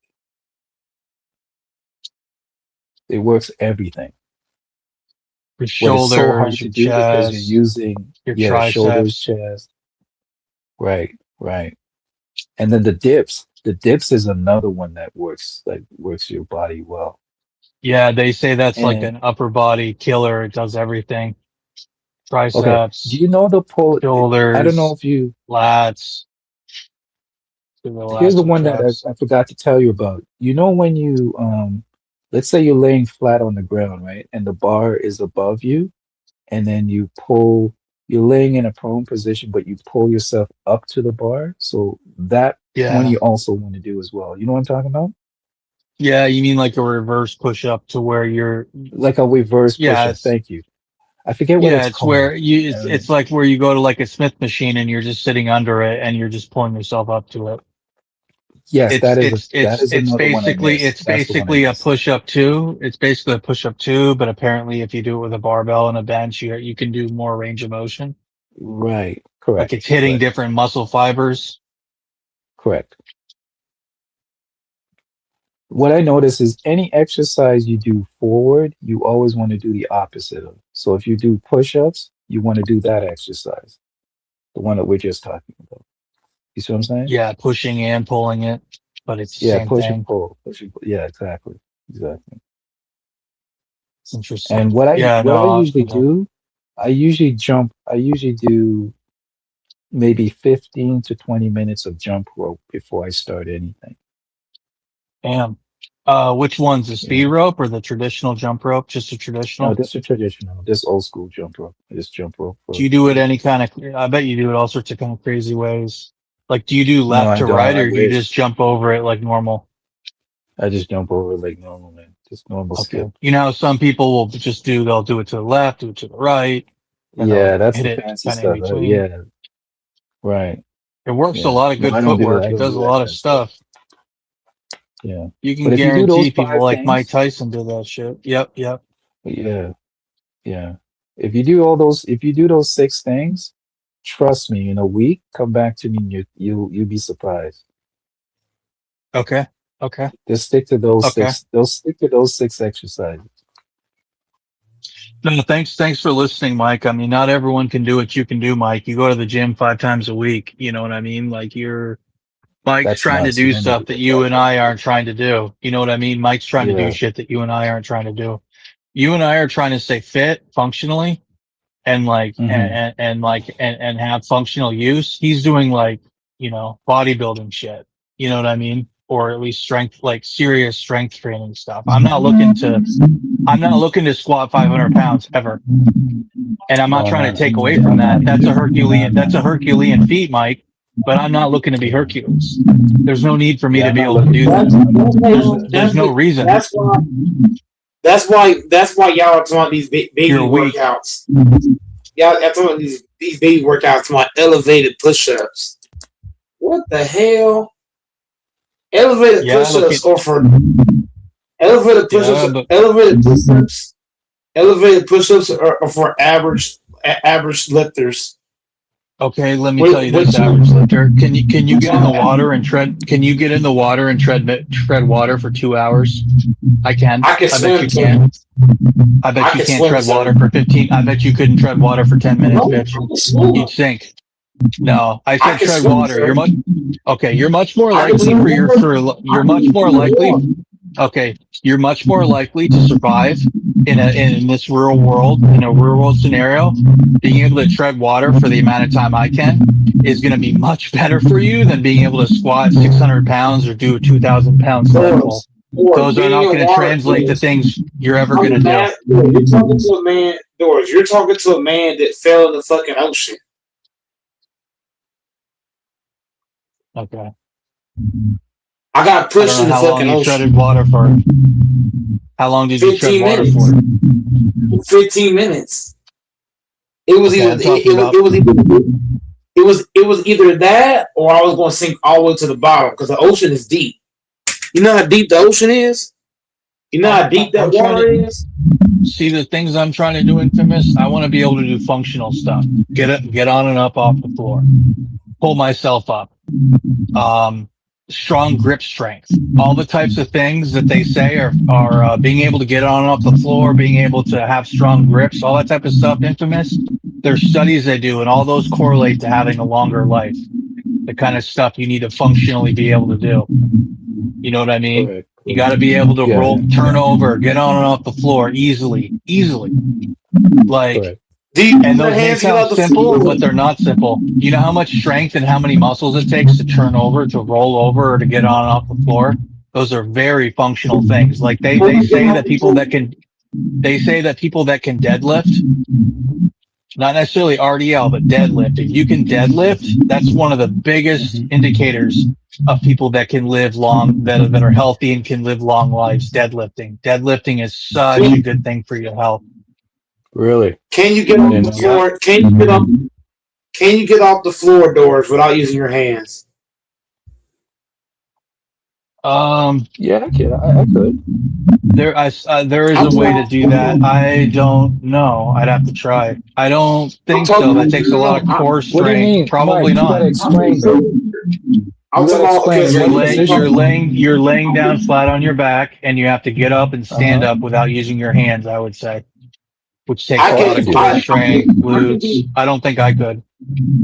Okay, so look, there's 3 ways that I can get off the floor without using my hands at all.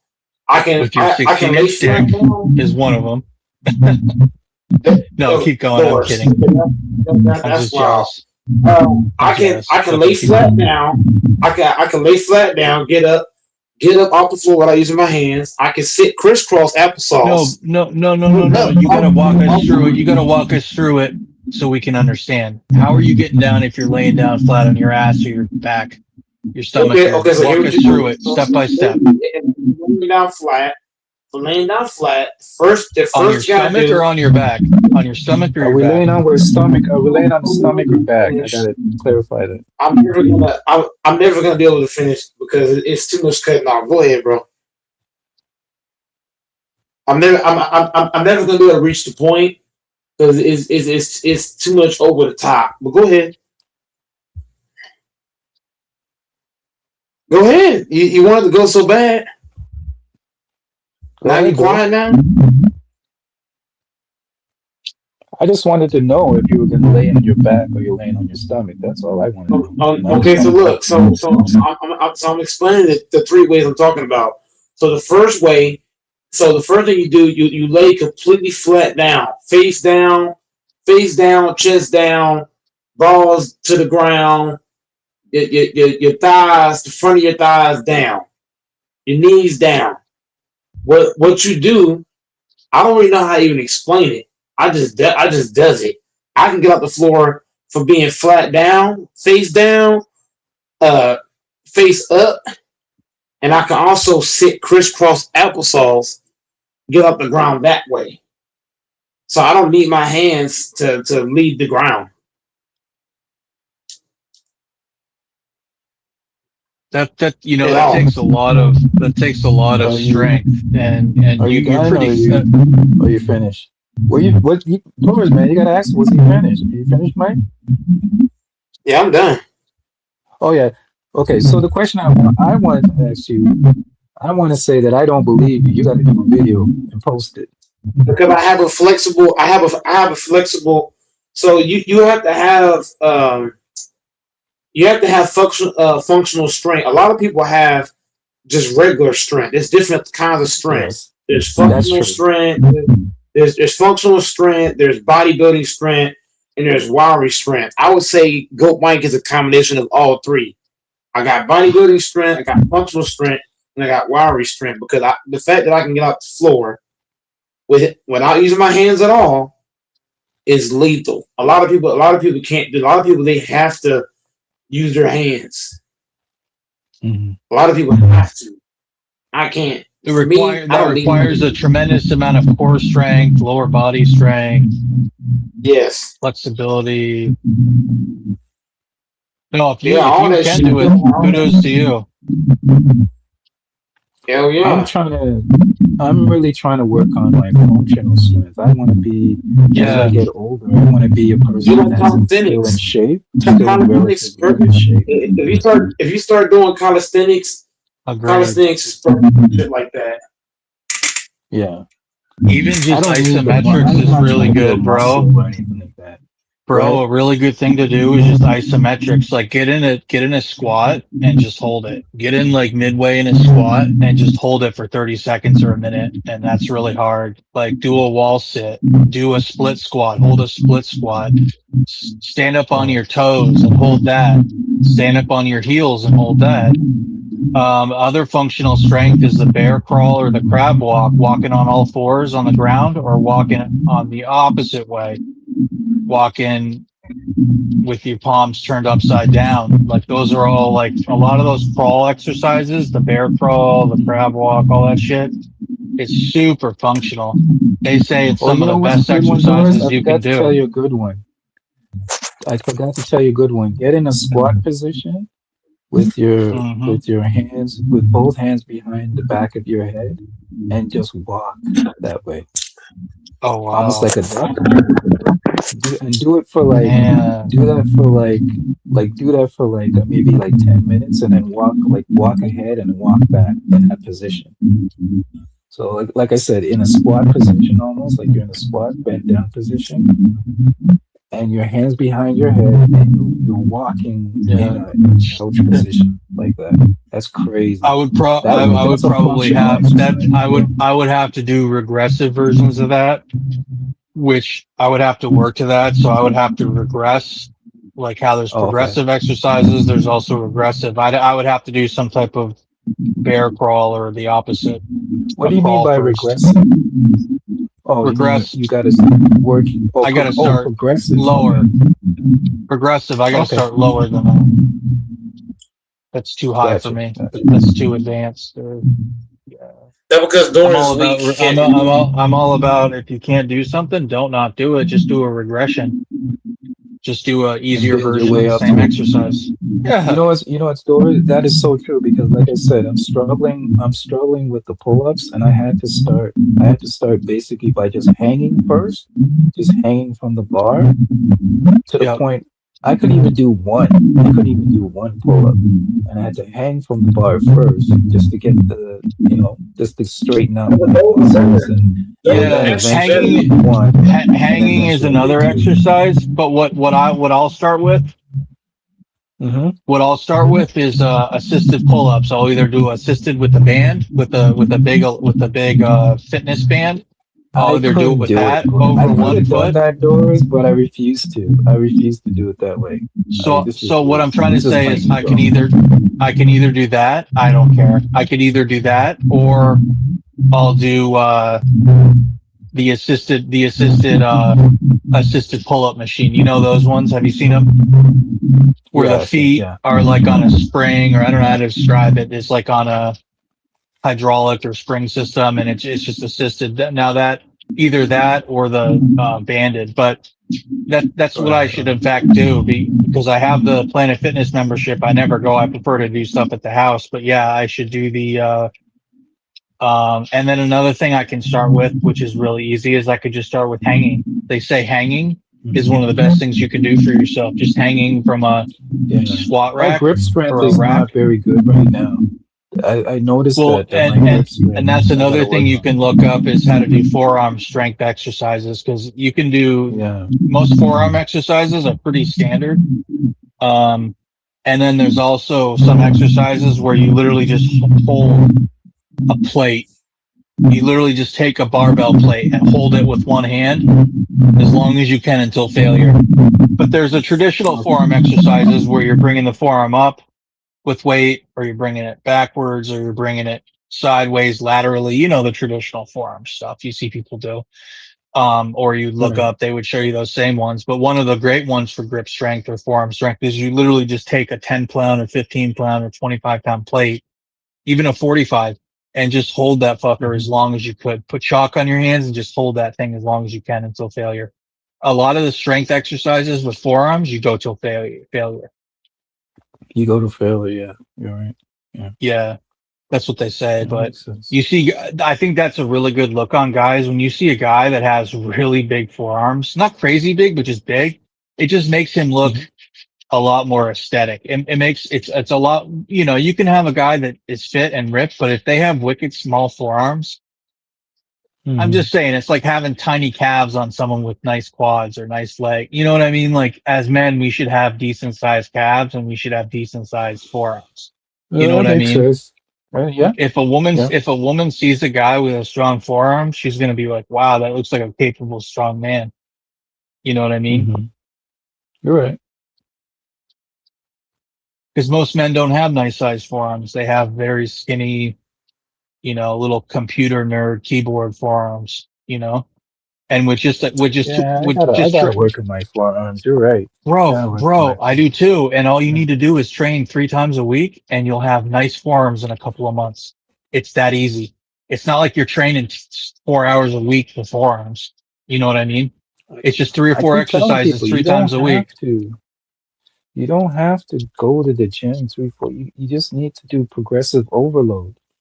Look it up. Look up progressive overload exercises. And you only do them you're only supposed to be doing them 2 times a week. You just need to work out 2 times a week and use progressive overload. Just look it up. I don't want to go into all the details because it's kind of boring, but progressive overload is what you want to use. And that builds muscle faster without having to do all the excess work of going to the gym like 5, 6 times a week and all that And nonsense. You progressive don't need it. overload, you just go progressively until failure. Like Exactly.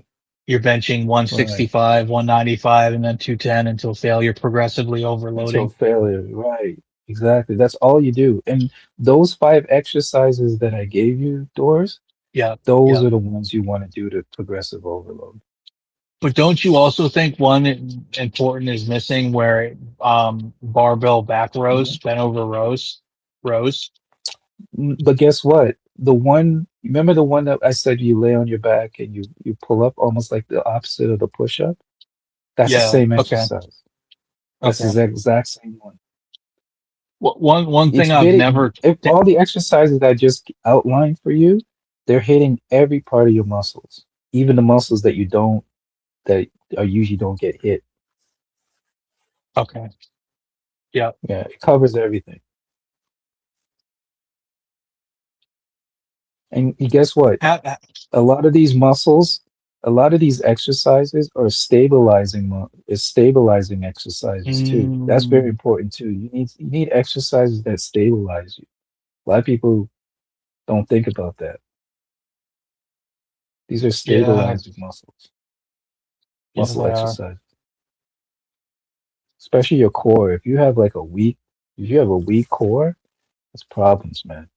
Or back problems. I do. That if I you have have a a, weak core, go ahead. yeah, I'd say I have a weak core and I have a weak lower back for sure. But that's what I was saying. If you have a weak core, it leads to other problems, such as just like it was you just said. It leads to other problems, such as a back problem. Your back problem could be a result of a weak core. Yeah, I for If you sure have want to lower build back up my, problems, yeah. I for sure want to build up my, my lower back and my core And you know what too, doors both what of I've them. done too? You don't have to do this, but one of the things I've done also is change my eating habits. I've gone to like basically eating 1 meal a day. I know it sounds crazy. No One shit. meal a day. Sometimes I'll eat 1 meal a day.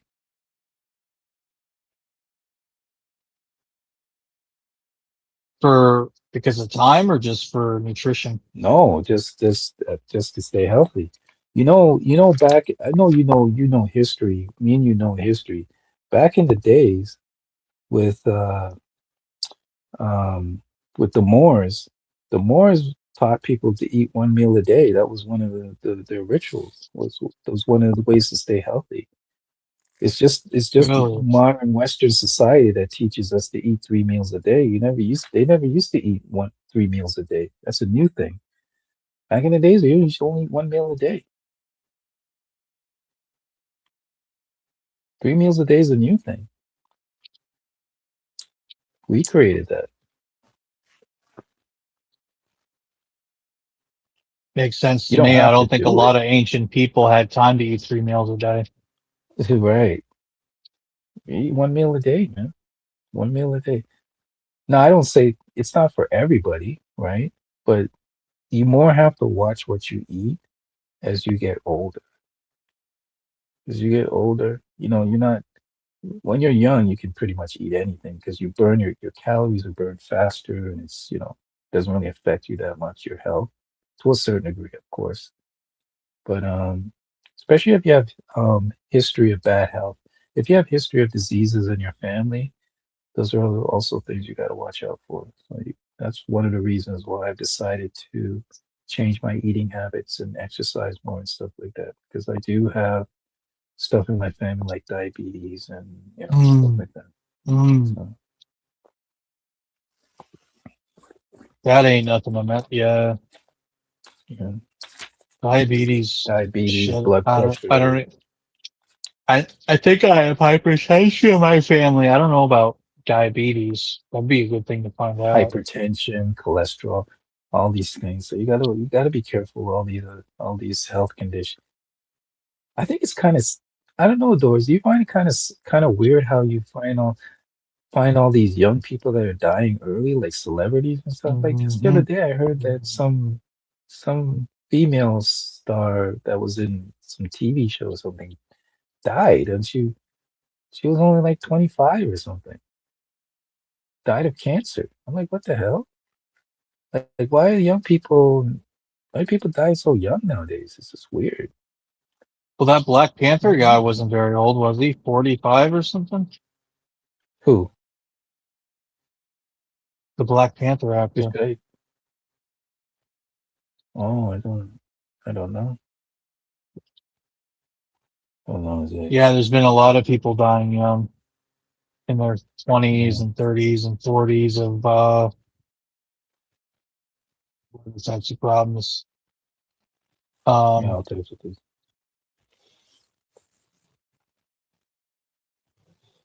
Yeah. Of To get on, switch it to a lighter note. Mike, your Lakers are facing the Nuggets tomorrow. What do you expect? You said what, Infamous? I said your Lakers have a big test today. They're going to be facing the Nuggets. What do you think is going to happen? What's your If LeBron, since LeBron's back, I got the Lakers losing. Oh my gosh. Yep, I'm being real. Okay, I'm so being real. LeBron doesn't play. Okay, what's if LeBron doesn't play? You have to win it. If LeBron wasn't playing, I would say Lakers by 20. But because LeBron is playing, I'm gonna say Nuggets by 20.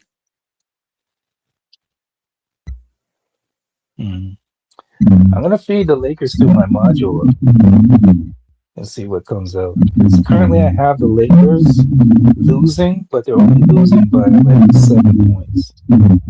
They're gonna lose by because LeBron's playing. So the offense gonna be way more stagnant. So yeah, man, I expect the Lakers to get their ass handed to them. You're such a hater for your own team, man. That's weird. No, I'm not. I'm just keeping it real. Are they LeBron James at home or on the road? At home. Oh, they have a better chance at home. No, they don't. Yeah, because they're not No, playing they in do. Denver, which is an elevation. They have a better chance because LeBron's playing. Oh, I can't wait. So they're I can't wait for LeBron to leave your team, man. I can't wait for LeBron to leave the Lakers. That's what he does, but I don't think he will. I can't wait either. I can't wait. So you guys can go back to mediocrity and nobody talks about you guys anymore. We're not going to be. We're not going to be meter. We're not going to be. We're not going to be as bad as mediocre. No, we're not. I guarantee it. I guarantee you guys will be mediocre with LeBron leaves. I guarantee you Nobody's we're not going to be. you guys. Nobody cares. No, and nobody's gonna care about the Lakers after LeBron leaves. That's funny. Nobody's gonna care about your team. Who cares?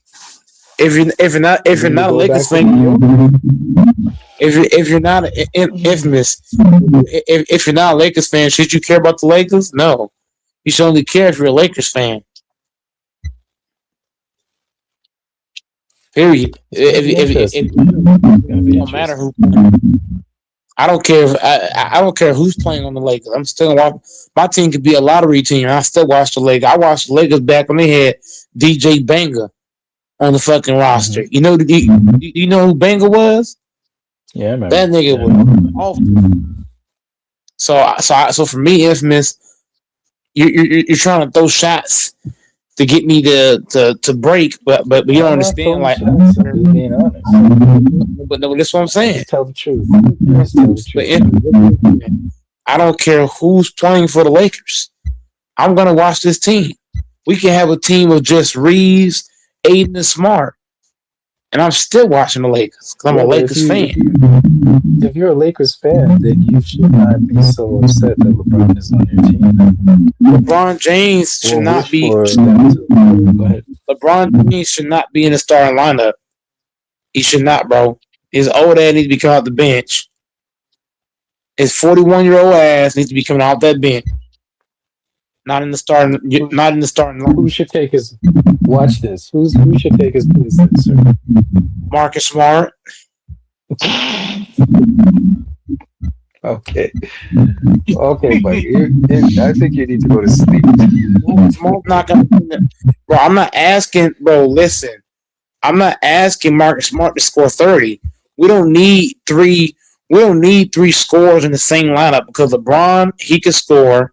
Luka, he could score. Reeves, he could score. We don't need three scorers in the same lineup. LeBron can come off the bench. Marcus Smart come in the starting lineup. Marcus Smart and Hachimura, their job is defense, 3-point shooting. Aiton's job is to play center. LeBron need to be the sixth man of the year. I'm just saying, bro. You're crazy. When you said, at least if you said Rui, if you said Rui, I would say, when you said Rui, Marcus Smart, come on, sorry, Infamous. I forgot. What's the name's already starting? Who? Marcus Smart's already in the starting lineup, so I would throw Hachimura in. So it'll be Hachi, Smart, Luka, Reeves, Ayton.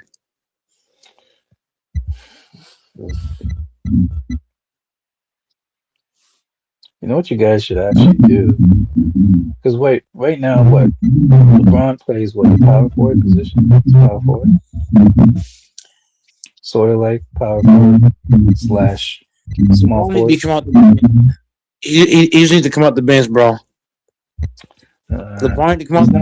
He's not coming out the bench. You don't have him coming out the bench. That's why the Lakers are gonna lose. That's why the Lakers gonna get the ass whooped tonight. Because they got He would refuse to come off the bench. He would never allow himself to go off the bench, would he? He can't go. Like Aaron Gordon is gonna fry LeBron tonight. Like it's gonna be bad, bro. Running him, getting all kind of shit. Think about what you just said. Aaron Gordon's gonna fry LeBron. You think Marcus Smart is gonna stand a better chance? Are you not listening? Have you not watched Gordon play? Gordon is a rim runner. Like he runs. He actually runs. So what's gonna happen when the Lakers miss a shot? You know what's gonna happen? Jamal Murray or Jokic is gonna be pushing the ball up the court, and Gordon's gonna and Gordon is so much faster than LeBron at this point in LeBron's career. So all Gordon got to do is just sprint to the fucking rim. And what Jokic is going to do, or Murray's going to do, is wet doors. They're going to throw the ball right towards the rim. You know what Gordon going to do with that motherfucker? He going to dunk that motherfucker. One hand, two hands. He might just do a reverse. Because LeBron is too slow, bro. We can't keep up with him. All Gordon going to do tonight is just run to the rim. That's it. Just run to the rim. LeBron can't keep up with you. He can't keep up. Just run right to the rim. Every time. I will agree with you on one thing. I do believe that the Lakers will probably lose tonight because Denver, for some reason, brings the best out of Jamal Murray. Jamal Murray turns into prime Kobe Bryant for some reason when he plays. And Aaron Gordon gets easy dunks against LeBron. And the matchups do not favor the Lakers. It's a horrible matchup. The matchup is not good. Oh yeah, by the way, there's somebody's giving me bad feedback. Who's giving feedback? Somebody needs to fix their mic or something. Yeah. But anyways, my battery's running low on my phone anyway, so I gotta run. You gotta bounce? Yeah, I gotta bounce. Yeah, I gotta get up early tomorrow too. Yeah. But it's nice That was talking good to you talking. guys. You guys Likewise. have a good night, okay? Yeah. All right. Have a good night, folks. Thanks. Yeah. Is the feedback still there? No, I don't even know. The feedback still there, or is good? Good. Yeah, I didn't pay StreamYard either. This is how you know I didn't. Hey, this is how you know. This is how you know I didn't get paid this week because I didn't pay StreamYard. So right now, starting when this stream ends, When this stream ends, I'm only gonna have 20 hours of live streaming. When this stream ends, I'm gonna have 20 hours of live streaming. After that, I gotta wait a month to come back. I'm not gonna be able to pay it this week either, because I gotta pay King. I gotta get King his money, so that's gonna be so King's money is the StreamYard money. So I gotta send the StreamYard money to King and just not pay StreamYard.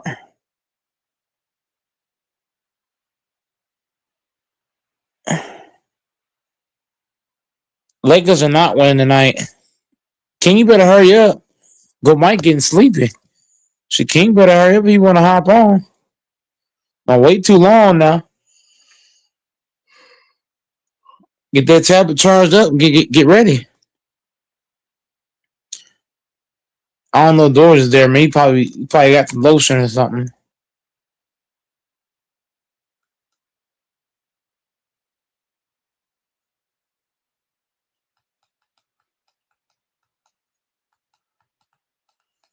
That nigga Hargrave gonna be a beast, man.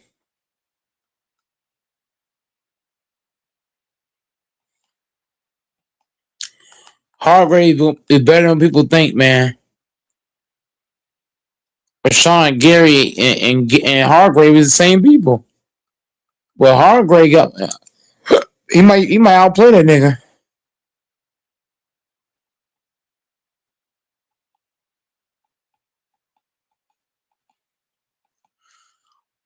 Lakers are winning tonight. Lakers are winning on 2K? Okay. Well, 16 or 24? So they still ain't winning in real life.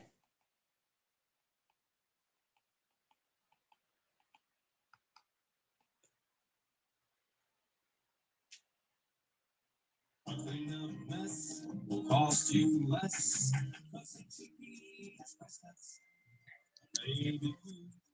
I don't know, Doris. Doris, you still jacking on?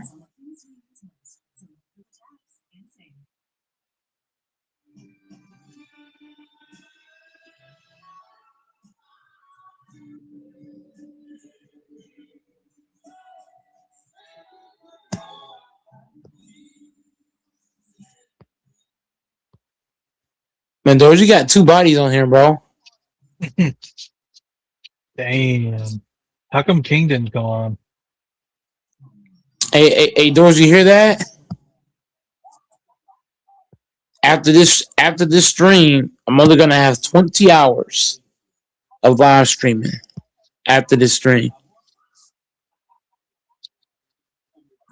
I told you got to get a new job, but you said nope.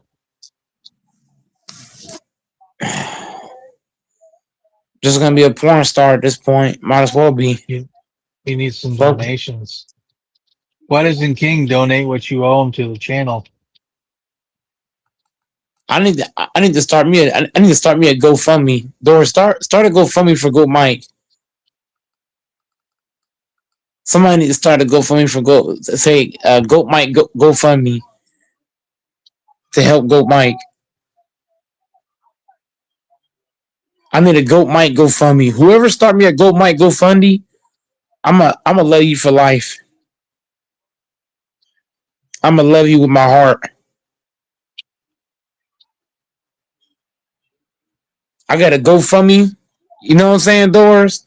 Let's say somebody start a GoFundMe for Goat Mike, and I get like 10K or 20K. I'm gonna love you for life. I'm gonna give back. If somebody started me a GoFundMe, Doris, you know what I would do? Depending on how much money I got, I would give some back.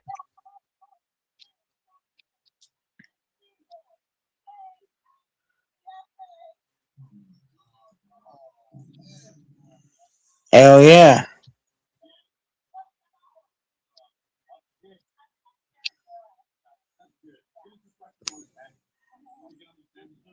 Okay, we got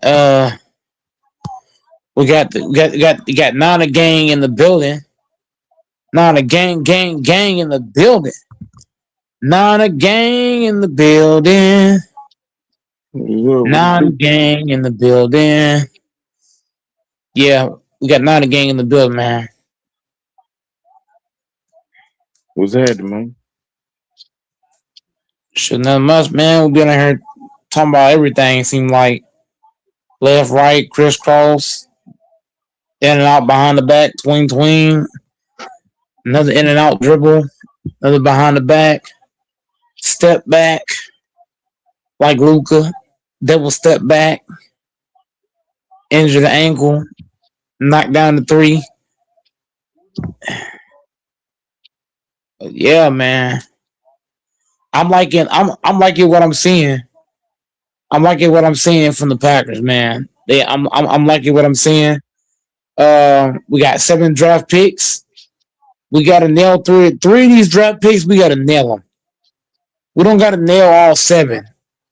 For me, if we just nail 3 of these draft picks, nail 3 of them, the Packers got a shot. You can't depend on rookies, bro. No, I mean, some guys like Jay, like you got them, like JSN is a rookie. That nigga balled the fuck out. What? No, what I'm saying is, I'm not saying that rookies can't play well, but I'm saying going into a season, you can't depend on rookies balling out for you because our team's not based off just rookies though. We got veterans. We got guys that have been in the league for a long time. Matter of fact, most of the guys on our team are not even rookies. The only guy that was rookie last year, there was two guys, Golden and Williams. Shit, everybody else been there for years. I understand, but you're not listening to me. So I want you to tell me the number of how many guys have left the Packers. Well, Quay left. So I got to get reasons why he left too. No, hold on. I don't want to know the details. I just want to know the number. The only guys that left was Quay. The only guys that left was Quay. Well, as far as defense goes, only 2 guys left. Both sides of the ball. Oh, okay, so I got to go left to right though. You know what I'm saying? I got to go like MJ. I got to switch hands. So I'm gonna go from left to right. So from left to right for defense, we only lost 2 guys on defense. That's Quay Walker and Rashawn Gary. No, we lost 3 guys. Wooden, but Wooden, he's not a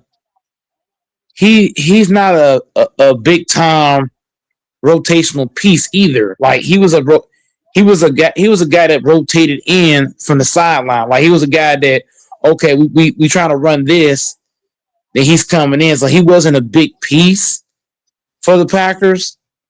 So I mean, we basically lost 3 guys. We lost Wooden, Quay, and Gary. But like I told you, the third guy, and you lost Hobbs. Hobbs did not play well for us. Hobbs was playing like shit. I'm saying that's another play off your defense. Yeah, but he shouldn't have been signed. Like we shouldn't even sign, bro. Bro played so bad. How many people did you lose off offense? Offense is only Dobbs and Wilson. I mean Dobbs and Wilson. No, Dobbs, Wilson, and Rasheed Walker.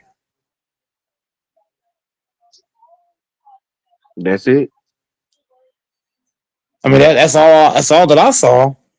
Our left tackle, Rasheed Walker, and then Dobbs, and who else did I say?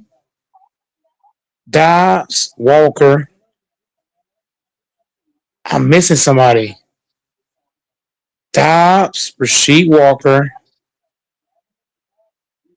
Oh, and Wilson. Emmanuel Wilson. Okay. So you lost about 7 players out of your starting 22 Nate for both Hobbs was sides of the garbage. ball. Your both sides of your both sides of the ball combined. You lost 7 players. That's 1/3 of your starters, and you lost your defensive coordinator. He was trash. The defensive coordinator didn't do shit. You can't give up 25 points in the fourth quarter and say you're a good DC. Hell no. That's something that can't happen. So losing Jeff Hafley was actually a blessing in disguise. You can't cough up 25 points in one quarter and expect to be a good DC in this league. Now, you talk about the guy we left, right? Nate Hobbs, like I told you. Nate Hobbs was garbage. Rasheed Walker, he wasn't the best left tackle either. Rasheed Walker, he was not the best. He was not the best left tackle. He was just below. I'll give him a 3 steps below average. So Rasheed Walker, losing him was not a bad loss. Losing Nate Hobbs was not a bad loss. Who else? Emmanuel Wilson. Now that was a bad loss. Emmanuel Wilson, that was a bad one. Who else we said? Dobbs was not a bad loss. Losing Dobbs was actually not a bad loss because he was the same motherfucker. They kept getting concussions. Couldn't fucking catch the outside kick. He wanted $7 million fucking dollars. So thank God that hustle's gone. Who else we said? Quay Walker. Quay Walker. He wanted more money. I'm sorry, bro. We just can't do it for you, bro. We gotta go.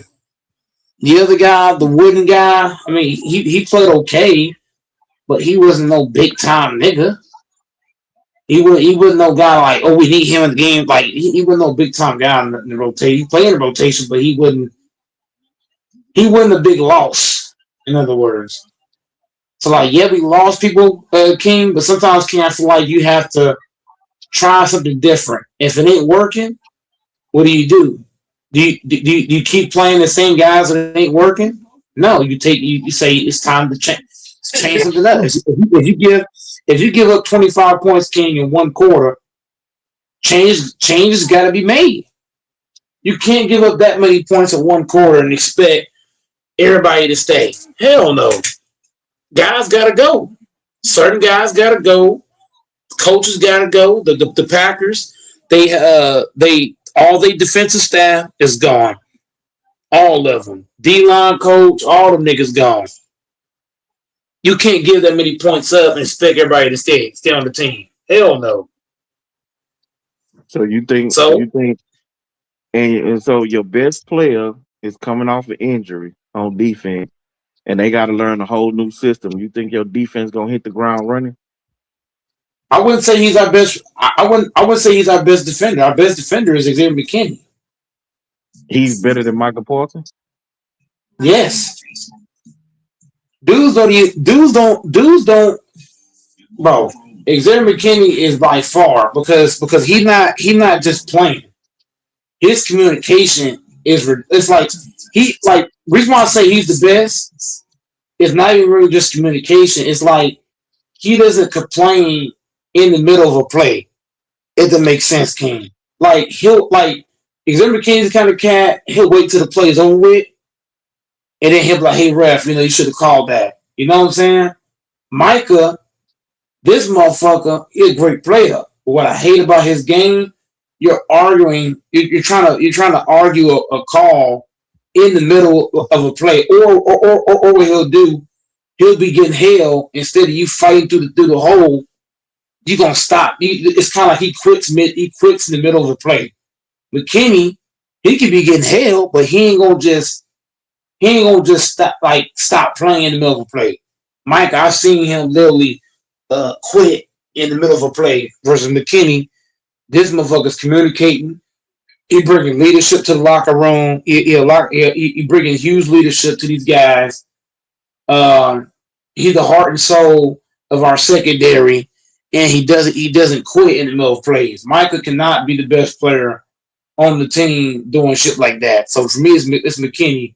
Leadership, dedication, not quitting on plays, just bringing that intensity.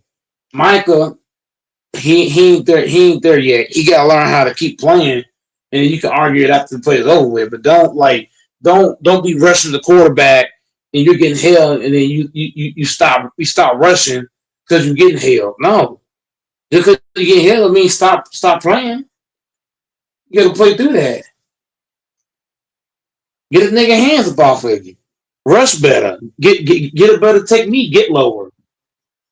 Use better moves. So I would say it's McKinney and Devontae Wyatt. McKinney and Wyatt to me better than Michael. That might sound like I'm just hating, but even Wyatt, bro, like I see Wyatt get held, and I don't see Wyatt quitting in the middle of the fucking play. I don't see Wyatt in interviews talking about I was getting held. I was getting held. Mike, Wyatt ain't had double-digit sacks every year of his career. Wyatt's not complaining.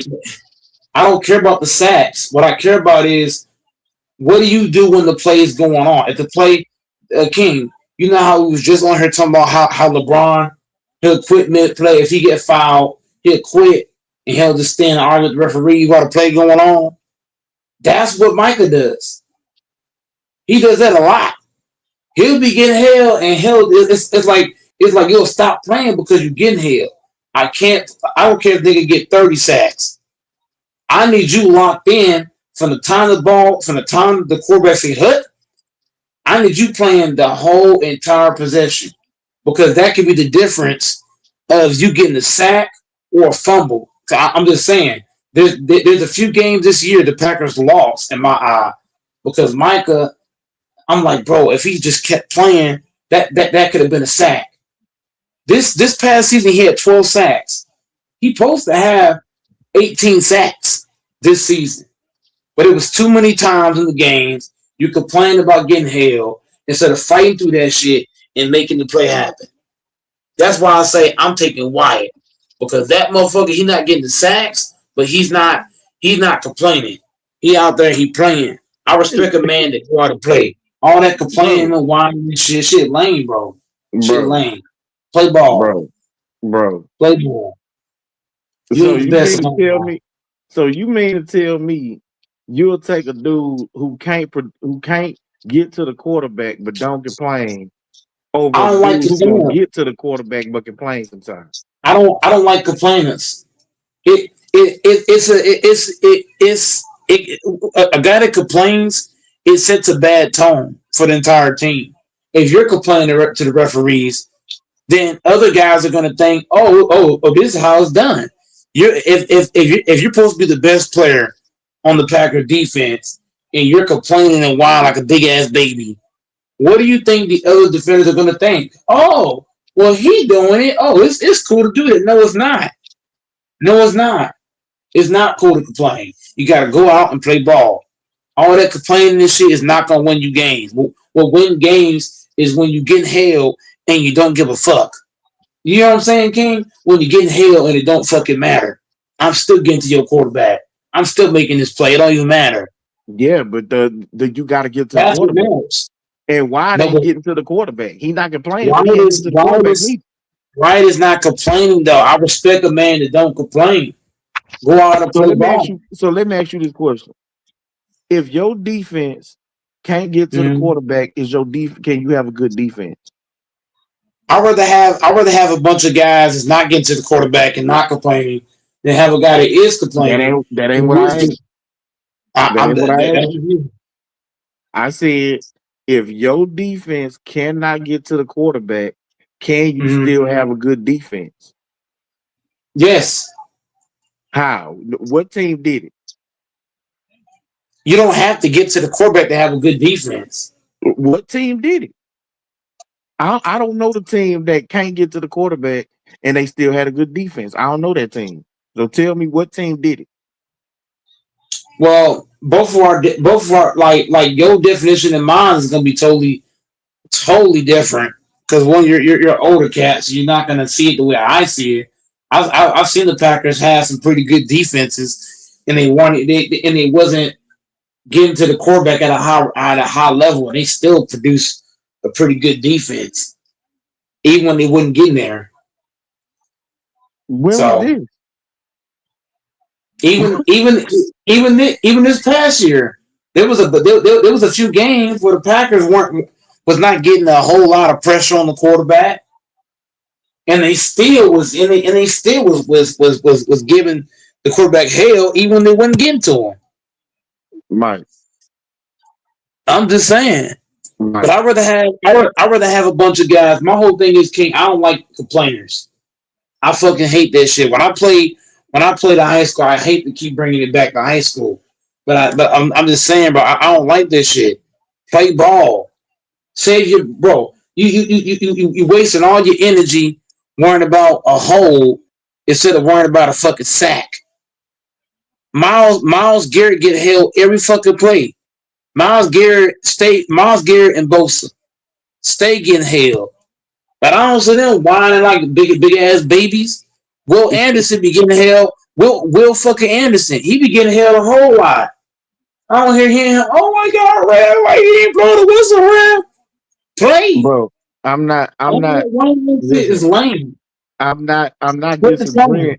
I'm not disagreeing with you that the whining shit is nerve Shit's wracking. terrible. Okay, it is. I agree. At the same time, I'm not finna sit up here and let you cap and say that wide. It's better than I'm Micah, taking bro. wide. I'm He taking not wide. better than Micah, bro. He is better than Micah. Well, he not. Well, okay. If you got Micah, that's you. I got Wyatt because Wyatt is playing ball. He's showing he's showing what a leader should do. A leader should lead by example. Yeah, but Micah don't have to be your leader. No. If you're gonna be the best defender on the team, you need to lead by example. Just how Reggie White did. Reggie White, that nigga led by example. This is what you do. Did you say we ain't bringing up Reggie White no more? No, but I'm just saying. No. The damn saying debates is a guy. I'm not debating. I'm not debating, Mike. Fuck. I'm sitting here looking at the comments. Yeah, that's the problem. I'm looking at the comments and trying to talk to you. Okay. Let me leave the comments. Debates. If you hop on the panel, then we'll talk. But until then, I'm gonna leave the chat and go back to the panel. So my thing is, King, a guy that to me that's the best on your defense. He lead by example. He showed the team this is how he's supposed to play. This is how we do it. Micah don't do that. He's a bad. He until he can lead by example. He to me if he's our best defender, we got an issue. We got a serious issue. All the complaining and whining. If he's our best defender, how you say, King? Because in my eye, he's not. If he's our best defender, like how you say, we ain't going nowhere fast. Because all the complaining and whining, he's basically the LeBron James at defensive end. Well, or the Luka Doncic defensive end. That's the thing. So your best player don't necessarily have to be the leader. No, he need to be. And your leader don't have to be the best player. Like you can have a leader of your team who's not necessarily the best player, but that's the player that everybody's going to follow. The Packers need that. The best player. No, the Packers paid bro. As much money we paid him, we need him to be that leader. We need him to be that guy in the huddle, tell motherfuckers where to be and what to do. Real shit. We need that. We need a guy like that. I'm telling you, that's the Packers need. They need him to be assertive with these other players. Be assertive with Devontae Wyatt. Be like, hey, bro, you gotta do more. Hey, So you gotta do more. I think y'all paid him to be the best player on defense, to be No, a that's game not wrecker, it. to be a game That's not wrecker, it. and to bring production on the defensive side of the football. Bringing That's production why is y'all paid talking. him. No, King. Bringing production is 60 King. You look at production one way. I look at it more than one way. He's bringing production just by himself. That's not good enough. He needs to bring production in more than just play. He needs to be able to elevate the other guys around him. Like, hey, look, if I'm getting to the quarterback, I need you getting to the quarterback too. You might not get there 12 times like me, but I need you putting that work in, doing your best to get to this quarterback. So I'm just saying, bro, it's not. Didn't he do that with Rashawn Gary? No. When he was healthy, Rashawn Gary had them sacks. As soon as he got He didn't injured, do no. Rashawn Gary didn't have another sack for the rest of the year. Rashawn Gary didn't, bro. Rashawn Gary, even when Michael was playing, he was not productive at a high level. No, I saw too many games. Where even when Michael was playing, Gary wouldn't get to the quarterback. There was games where Michael was playing and Gary still wasn't producing. He wasn't getting pressures. He wasn't getting to the quarterback. He let fucking Caleb Williams slow ass turn the fucking corner way too many fucking times. He's right there, right in front of him. But I'm just saying, bro, Michael Parsons is not. He's not what the Packers need. The Packers need a guy. See, if I was GM, I would trade Micah for Myles Garrett. I'm serious. The Browns not giving you Myles Garrett. I'm just no. I'm just saying, King. If it's me, I would want a guy that's gonna make the guys around him better. You know what I'm saying? Micah don't do that. Like he gonna play great individually, but that's not what the Packers need. Mike, has Myles Garrett really made the Cleveland defense around him better? Or that team around him better? Because they have been a bad team for years and years and years. I'm gonna give you that, King. But King, I would go in the draft. Now this draft might not have it, but I'm just saying, King. If I was a GM, I would. If I'm building my defense right, I'm gonna look for a guy that's not gonna just play great individually. He's gonna be able to elevate the guys around him, like Kobe Bean Bryant, for example. I know it's basketball. That nigga made other niggas want to play D at a high regard because he out there hustling, bouncing around, fighting, getting down in the stand, moving his feet. Other guy want to do it too. So my thing is like, if I'm building a defense, I would want a guy that's not just great individually, but he gonna make the other guys want to be just as great. They might not get 12 sacks, but they might get 100 fucking pressures, something like that. Look, let me tell you this. So we just traded for a defensive tackle from the Cowboys named Osa, right? Mm-hmm. And so me looking at trying to go back and look at his tape, I went back to the last 2 years that Micah was in Dallas. What Micah did is that Micah forced offenses to slant their line to his side. So what Dallas would do is they would line Osa opposite of Micah Parsons. Now, he wasn't a defensive end. He was a defensive tackle. He played 3 techniques. But if the center, the guard, and the tackle are all sliding to Micah's side, then that left Osa more one-on-ones. What did that do? Osa had 60 pressures in his final year with Micah, which was the second most for a defensive tackle in the entire NFL. He led the NFL in pressures with under double teams, and he had 6.5 sacks that year. That's the Micah Parsons effect. Michael Parsons one-on-ones for the rest of that defensive line for them to be able to eat, which then helps the linebackers in the secondary because they don't have to worry about the quarterback holding the ball for longer. The quarterback got to get rid of the ball faster. That lets the defense play downhill. That helps the entire defense when you have that type of pass rusher. That's not. You see, King. You look at football on one level. I'm looking at football on 3, 4, 5 different levels. So what I'm saying is, Micah needs to do more than just draw double teams and be great individually. What he needs to do, if for me, bro, I would get a guy that's going to train the other defensive linemen. Hey, look, work on these moves, these techniques. I'm just saying because if I'm able to. No, but here's the thing though. If I was Micah and I was a great player like Micah was, and I'm playing in the NFL, I ain't just trying to be great by myself.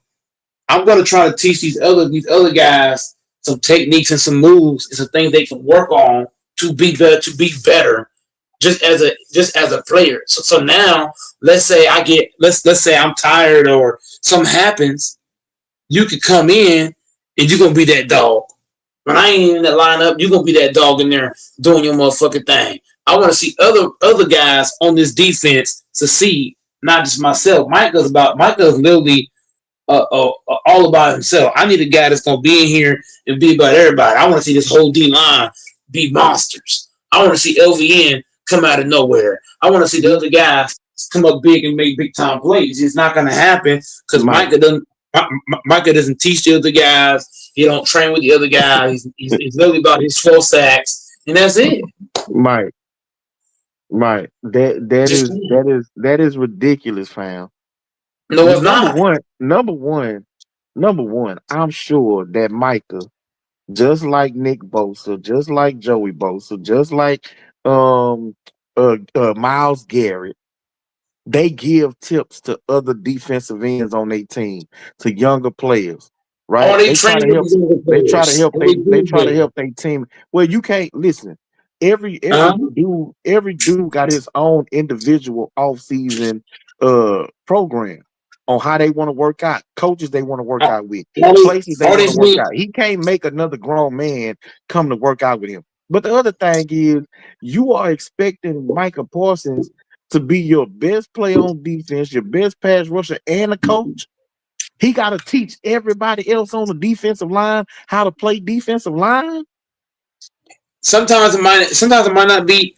Sometimes it might just be calling people out for missing assignments. Because there is times where guys are missing assignments. I don't see Micah hold like. I understand it's the coach's job, but the coaches, these coaches are pussy. When you own, wasn't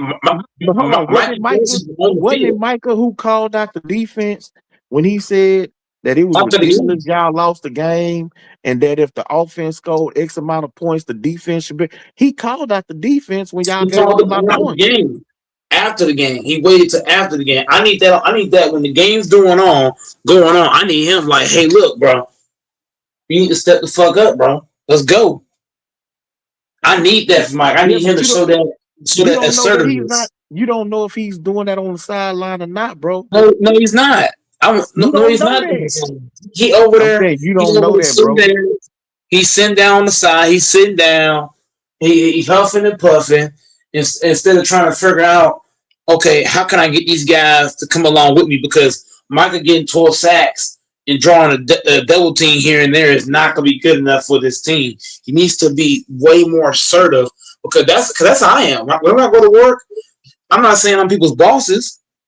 I'm a regular worker, but I'm going to be assertive and say, look, guys, this is what I need. You know what I mean? Come on, guys, let's go. Let's do it. You know, I'm going to bring that intensity to the group. And that's why all my bosses, they respect me because I'm not just by myself. I want to see others to see it at a high level as well. So my thing with Micah is like, he's doing the basic shit. I need him to get aggressive with these motherfuckers. Like you can't be the best for the team. You gotta get with these motherfuckers. Okay, so how would you feel if a customer came in and said that you're not pumping up your coworkers to work hard and to work better because they don't see you do it? So that means that you don't do it. Like, how would you feel? Because you basically saying because the camera's not on Micah when he's talking to his teammates and he ain't mic'd up. Why you gotta go to the sideline? What he's saying? You saying that he don't do it, but you don't really know that. I'm not going, but here's the thing though, King. You're talking about with him on the sideline. I'm talking about on the field. Why are we waiting until so King, let's say you on defense, right? You're Michael Parsons, you on defense, right? The other team got a touchdown. They went a 12-13 play drive and scored a touchdown. Now you want to talk? You want to talk after they went and scored the whole fucking 12-13 yard play touchdown. No, fuck that. One first down, I'm calling out the whole goal. In between the snap, I got something to say to Wyatt. I got something to say to LVN.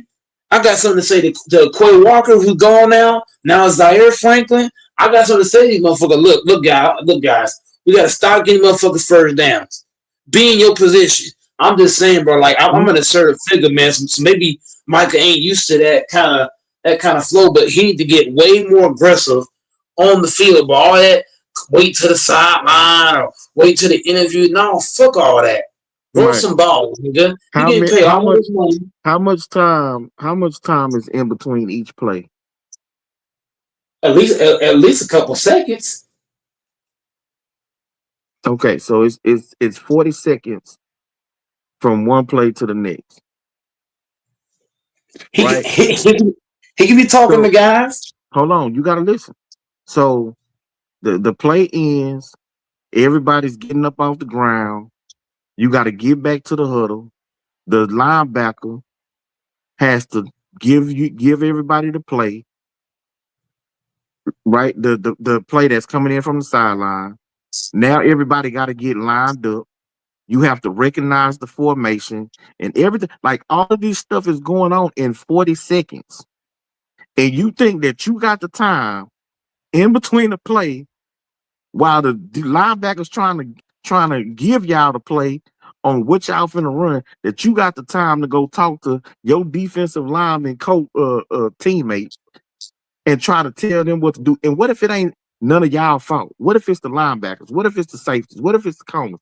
Do you now have to go up to every cornerback and every safety and every linebacker and try to pump them up in 40 seconds while also trying to get the play and get lined up and get ready for the next play? I'm not look. You can't worry about the entire top to bottom defense, but yes, you can call out Wyatt, who's standing right next to you. Yes, you can call out LVN, who's right here. Yes, you can call out fucking. If they're doing their job and the problem is on the back end, how are you calling out your wide and your defensive line? You got to wait to call it out. You got to wait to call it. Okay, so secondary, the secondary guys are too far away. So you're gonna have to wait till you get to the sideline for the secondary because they're too far. They're too far back. But D lineman, if I'm doing my job if I'm out here drawing two people and you fucking up, shit, I definitely got something to say. We should have had that sack. We should have had that pressure. He should have been able to stood up in the motherfucking park. You got all of us up here. There's no way this running back should have been able to bust through here. There's certain shit, bro. Like communication. You gotta be able to know exactly what happened on each play. And when you are yourself in the game, you don't really know what happened with your teammates on that play. You got to wait till you get to the sideline and you can get your tablet and you can look and see exactly what happened. You can't tell that in real time. You got to be able to process shit in real time. All that process shit after the play, but you got to be able to process it in real time and understand, okay, these are the plays that's going on. This is what's happening. And this is how we're gonna shut this shit down. In other words, King, the way you talk, like King, the way you talk football, I would think you like seeing a soft defense. For me, I like seeing. I'm just saying. I just don't like the softness that we're applauding with Michael Parsons. There's a lot of softness going on.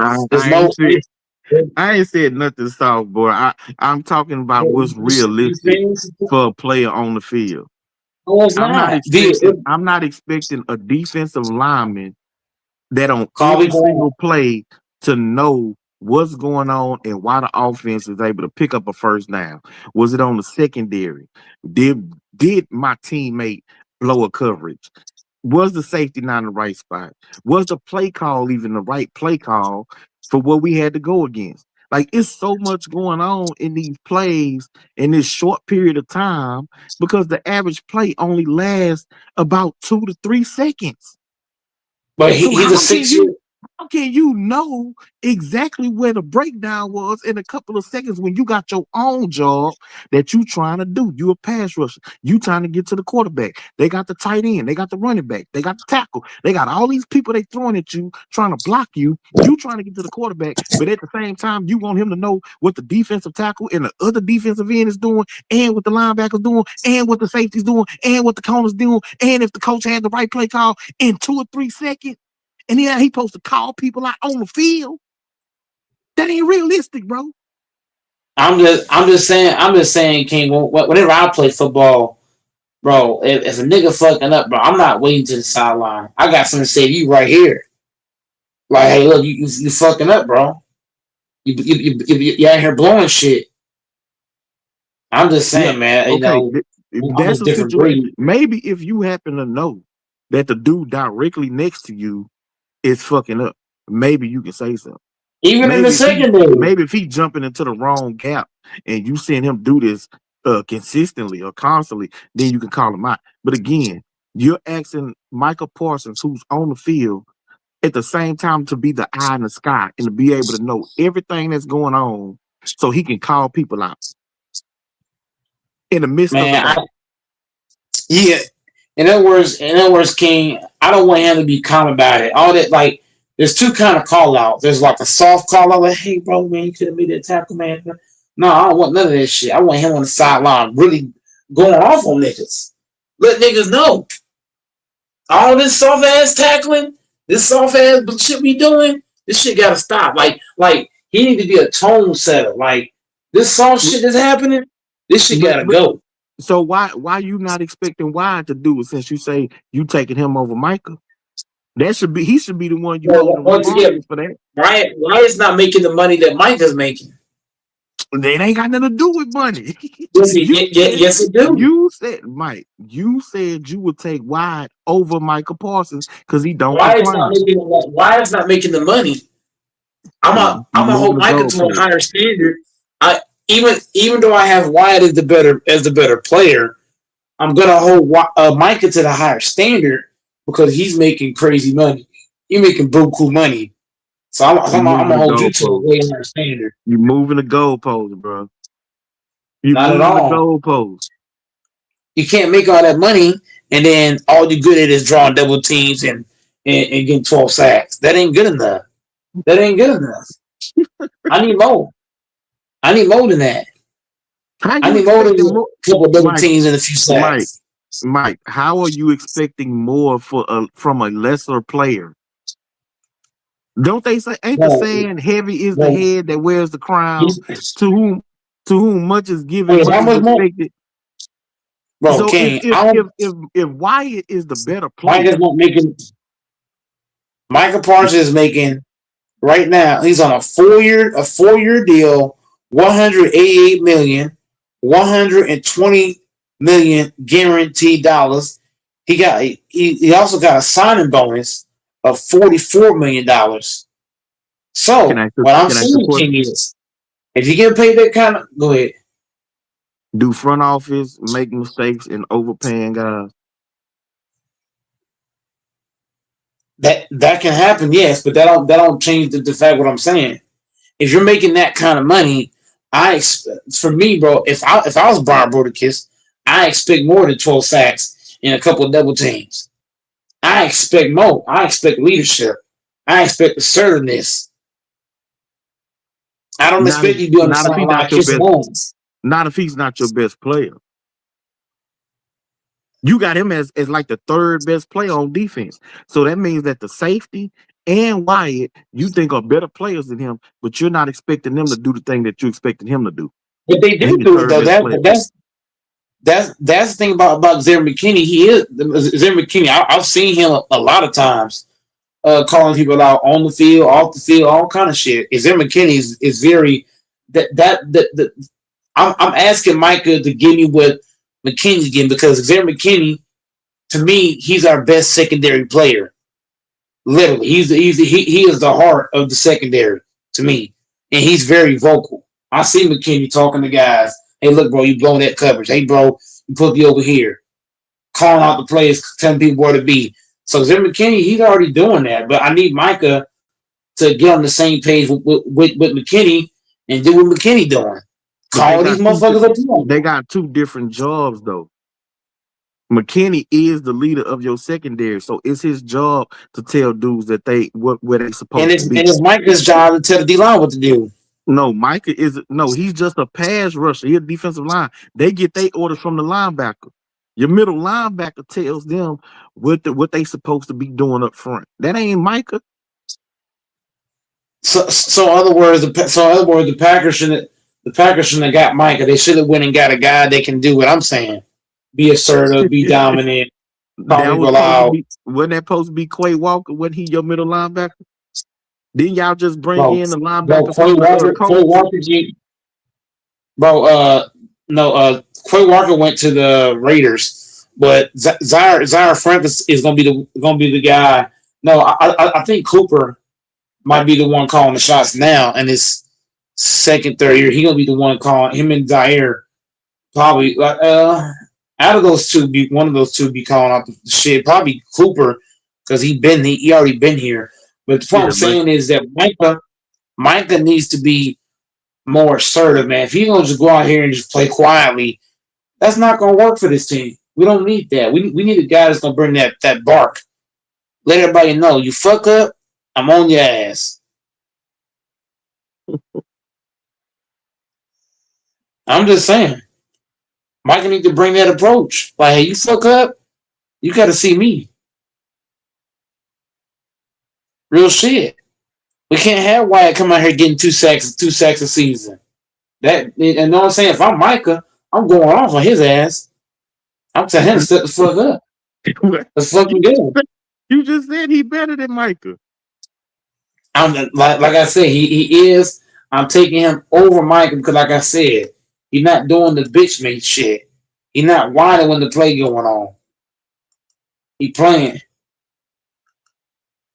That I gotta give him. He not producing at a high level, but I gotta give him respect because he getting headlocked too.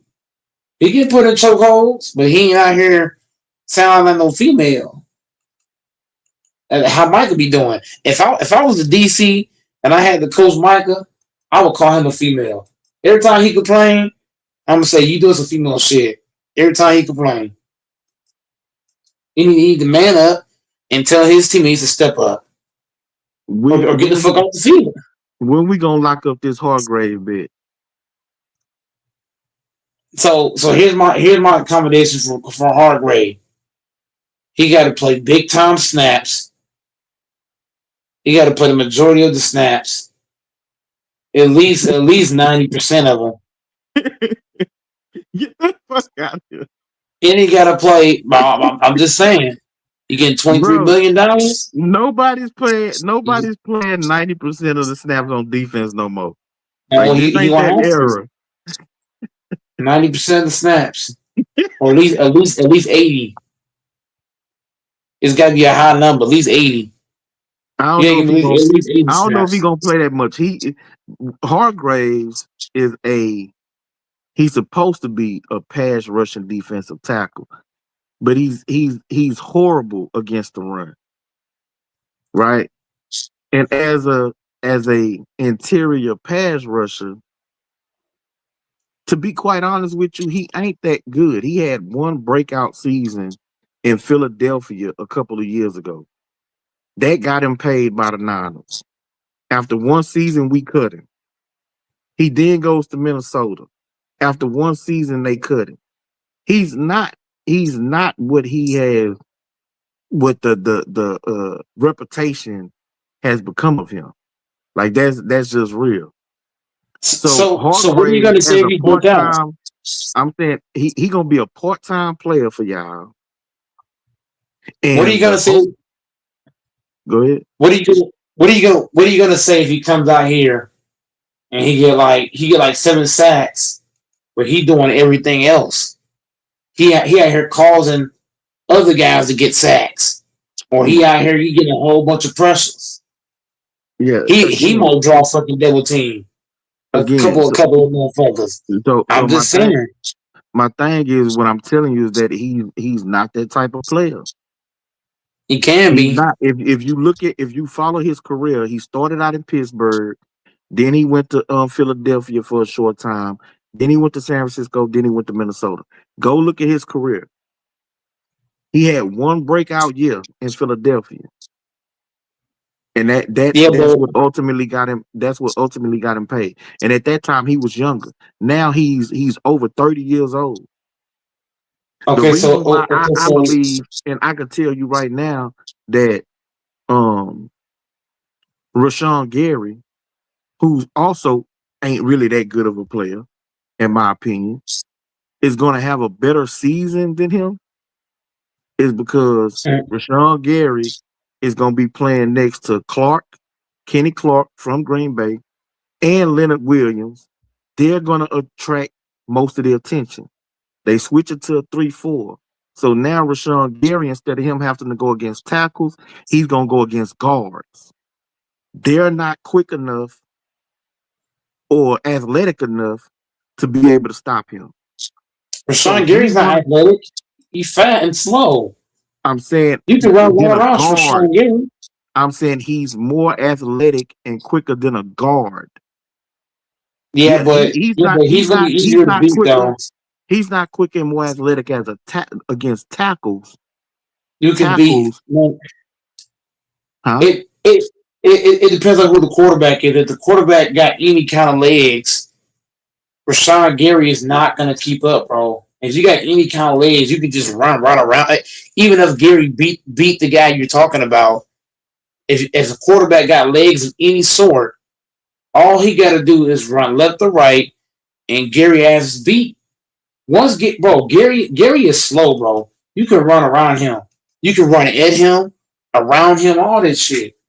I mean that I'm telling you. may be true, but I don't know how many mobile type quarterbacks they're gonna go against. They switching it to a 3-4. I believe They got to Rashawn play against Gary. Hurts. I They got believe to go he's against gonna Hurts. They got to be. go against I think he's gonna be the forgotten man on the Cowboys defense. No, he's not. Leonard, I'm telling He just you, made the he's Pro gonna Bowl. be the forgotten man. Kenny Clark is gonna be the nose tackle, and I don't think a Kenny Clark lot of might get teams cut. is They gonna. say Huh? Kenny Clark might get cut. He ain't getting cut. Kenny Clark. Let me see.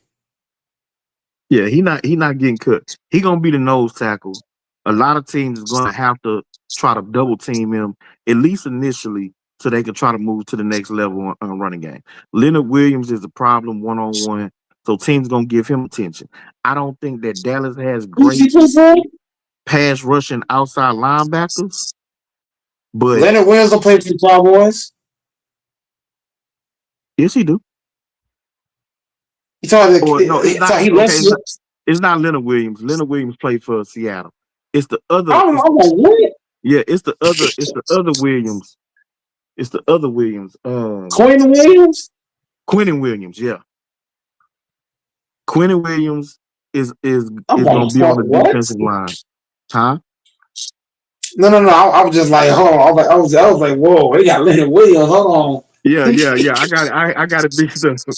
I got it mixed up. Leonard Williams is in Seattle. So it's Quinnen Williams. Quinnen Williams and Kenny Clark, they gonna draw the most attention, bro. They gonna draw the most attention up front. You can chip block with Rashawn Gary. Easy work because he's slow.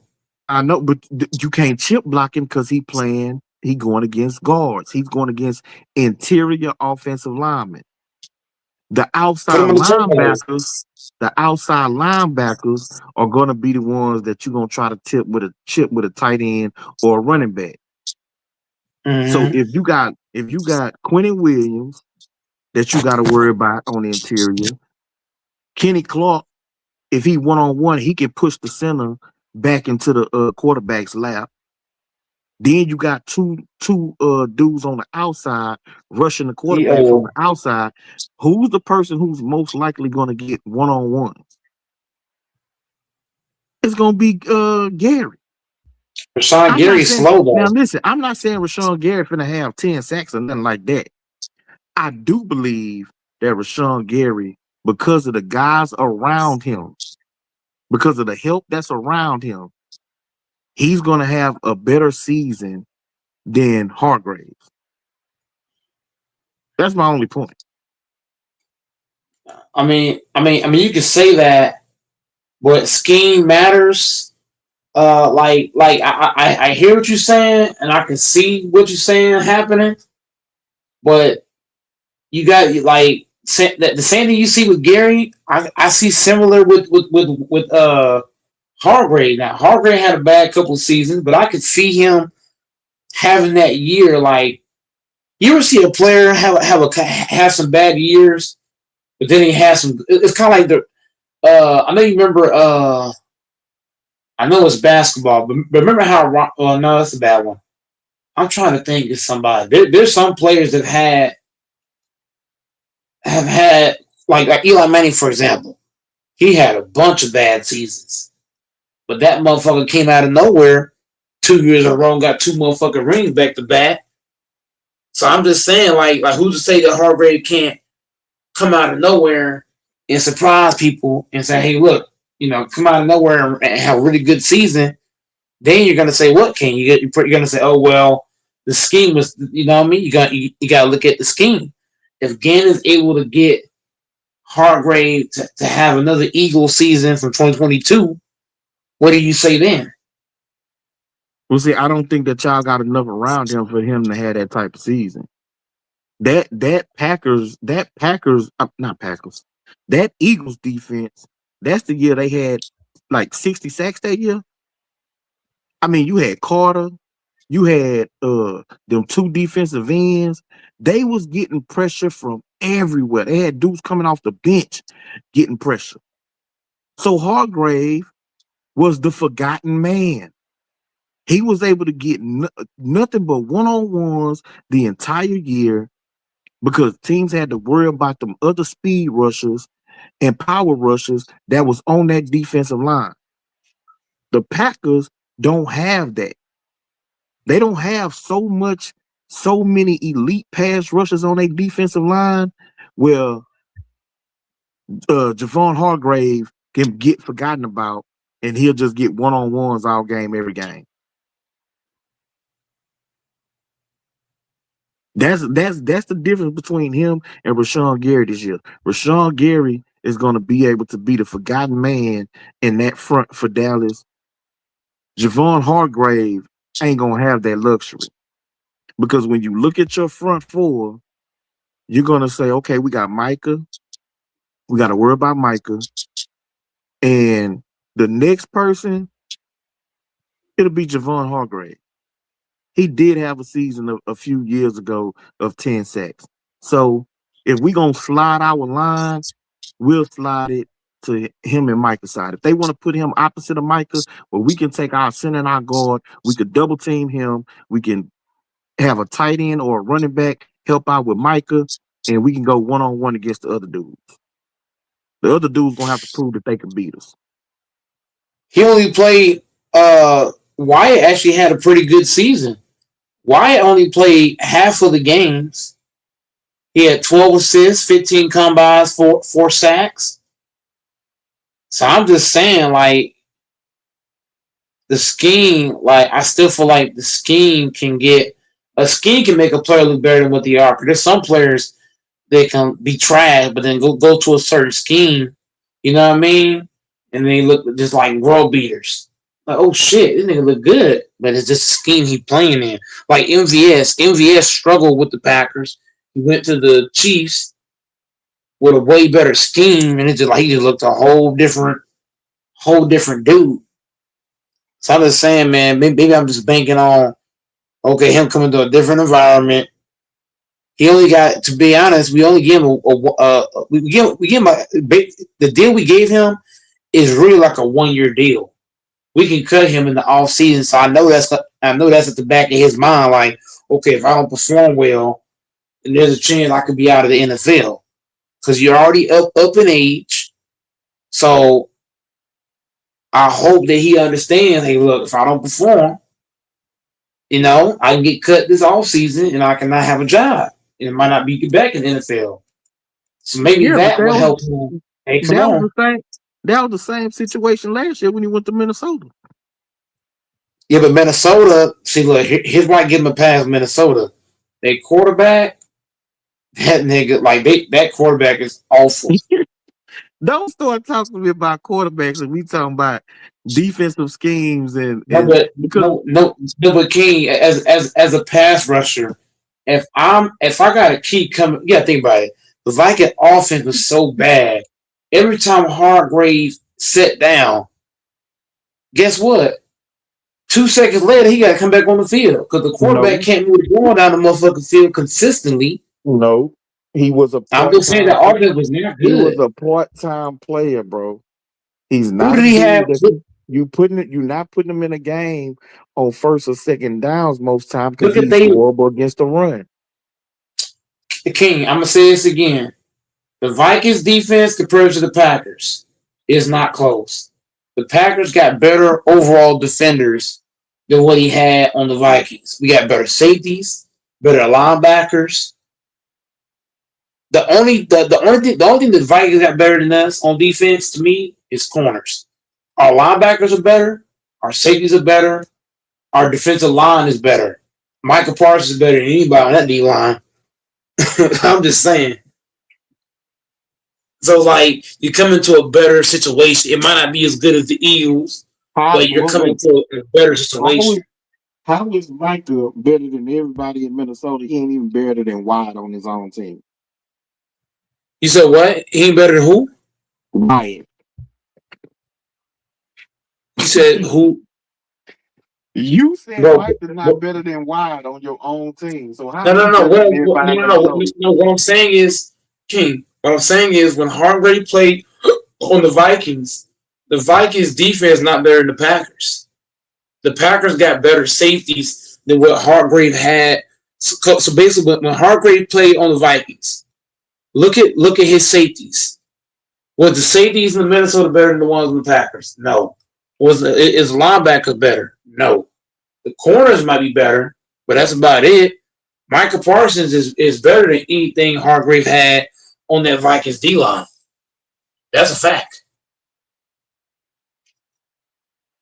Well, see, you keep moving the goalposts because when I told you that he had better talent around him in San Francisco than he had in Minnesota, and what he gonna have in Green Bay, he still was trash.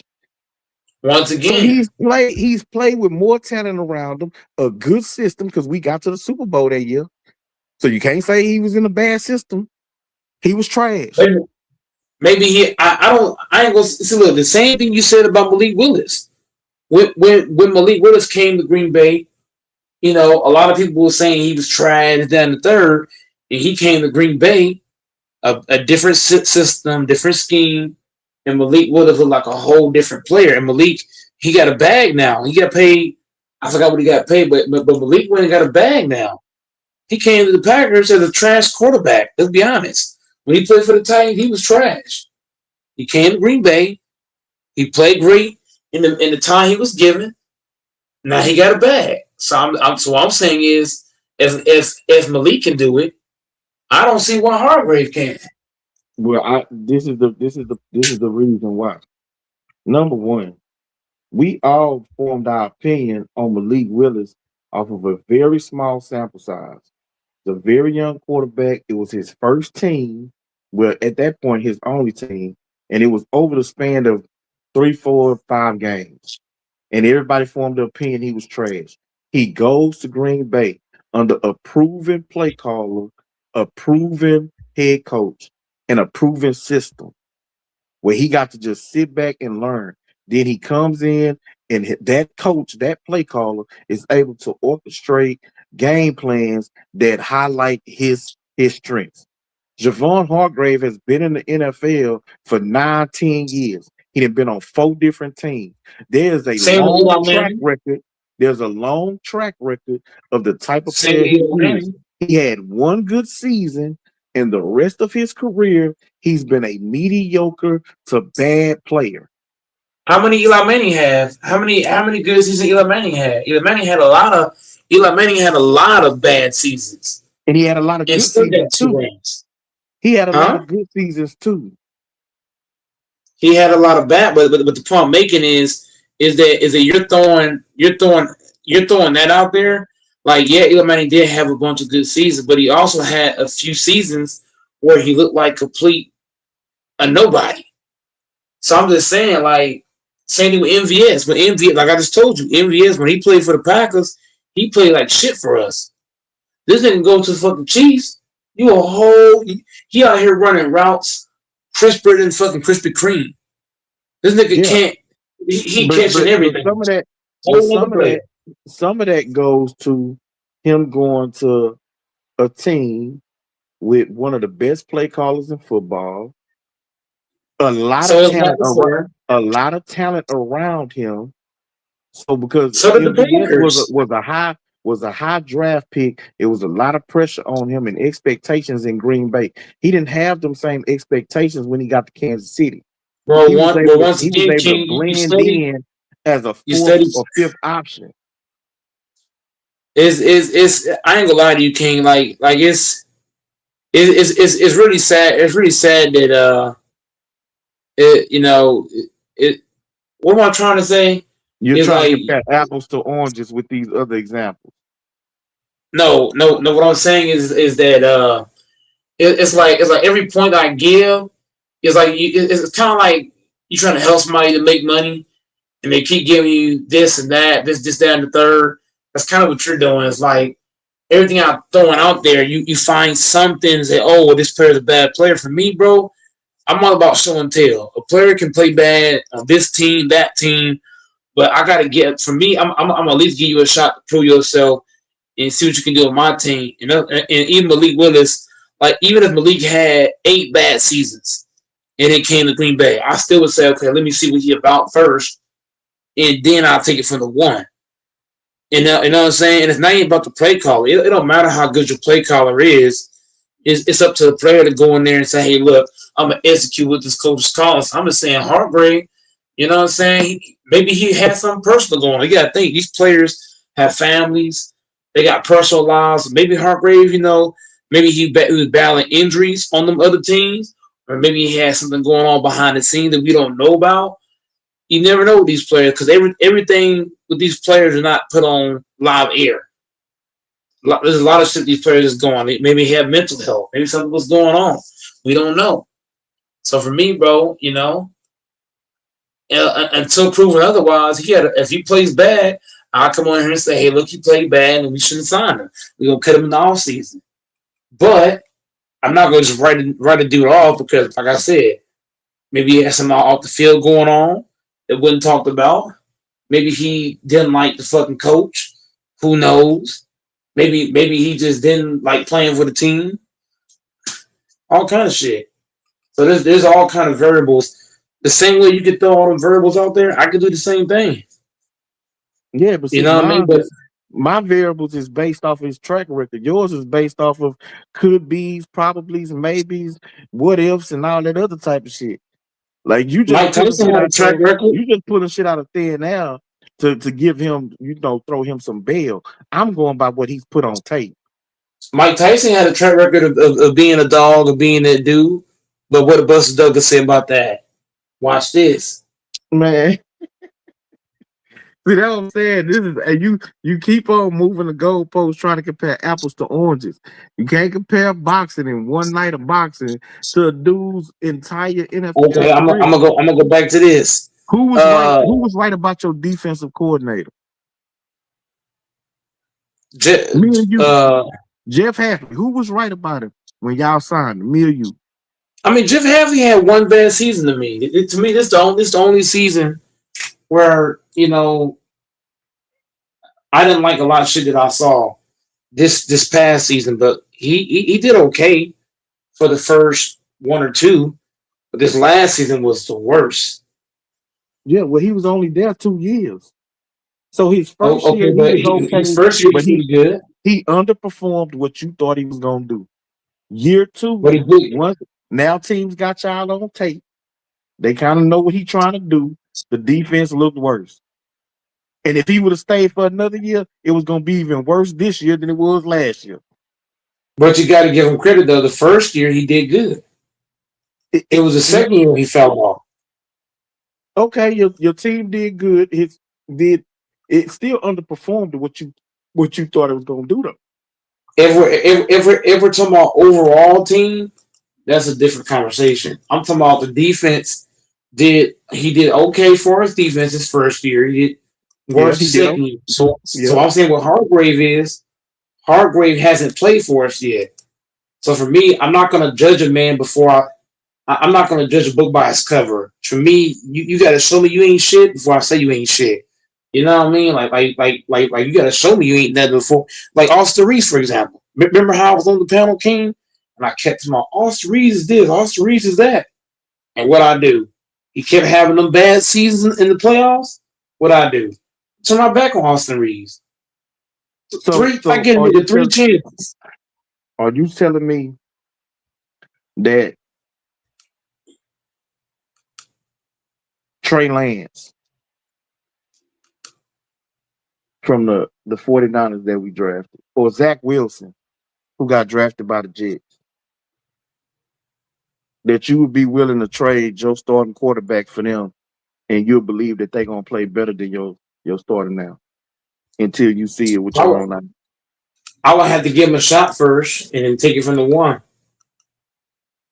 You capping. You full of shit. No, I'm not. I got to give you a shot, see what you about, and then go from there. And Okay, see how I feel about it. who's the worst player in football in your opinion?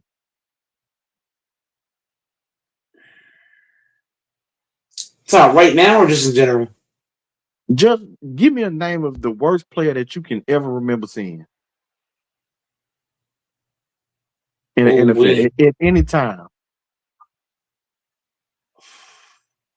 BJ Raji.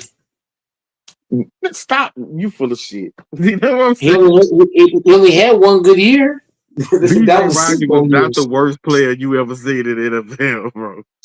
Okay, worst player. I mean, it's so many of them though.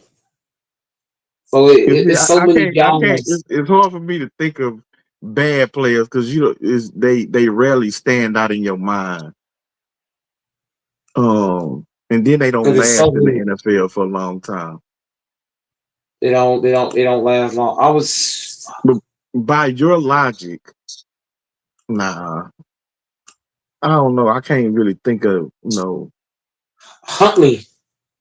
But Huntley is one of the worst. We drafted a dude named Javon Kinlaw. We took him in the first round. Mm-hmm. This dude has literally never done nothing in the NFL.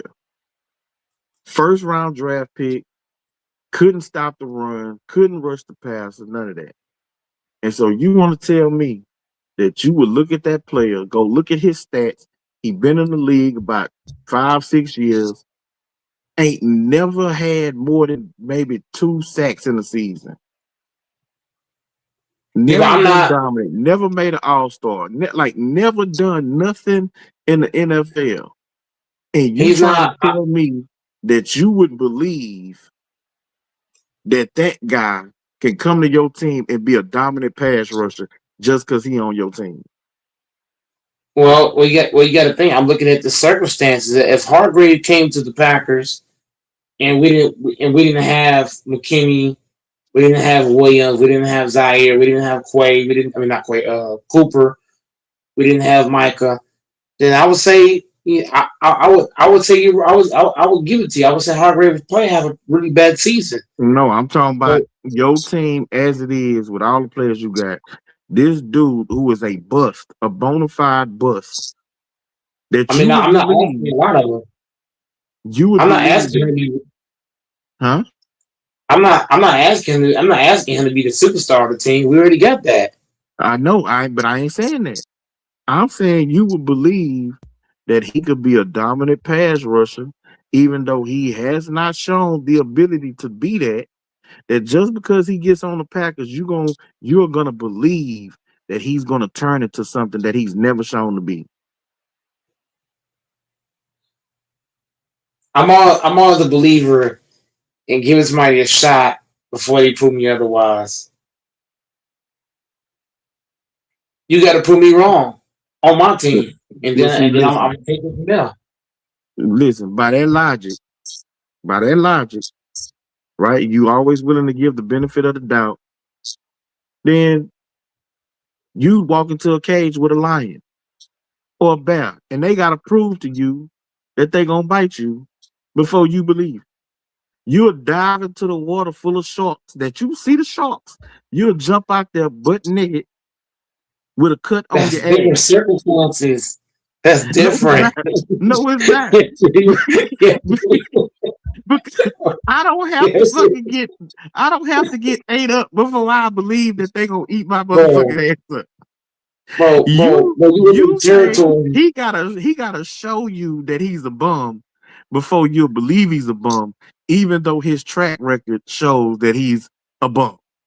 Well, if he turns out to be a bum, like how you say, the Packers can cut him this offseason. So signing him was, to me, it was a, to me, it's not a bad, it's not like the Packers gave him a fucking contract to where he could play bad and he still, you know what I'm saying? You know how some players could play bad and they got years on they deal and you can't get rid of them. Right. Y'all didn't give him.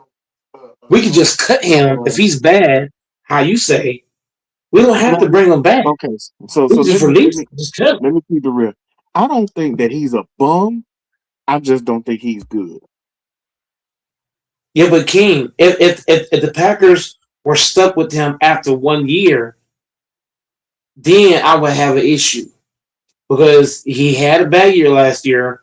He's up in age, so the reason why I'm willing to take a risk on him and give him a chance is because we can literally get rid of him after this season. So I don't mind giving him that one shot to show something. Because if he don't perform, he out of there. Brian Rudick has already said that. That's why they gave him the contract they gave him. Because if he don't show up, he out of here. If his big ass come in here and think he's gonna eat cheeseburgers and honey buns and not perform, he gonna be up out of here. You feel me? He gonna be on the sideline with us.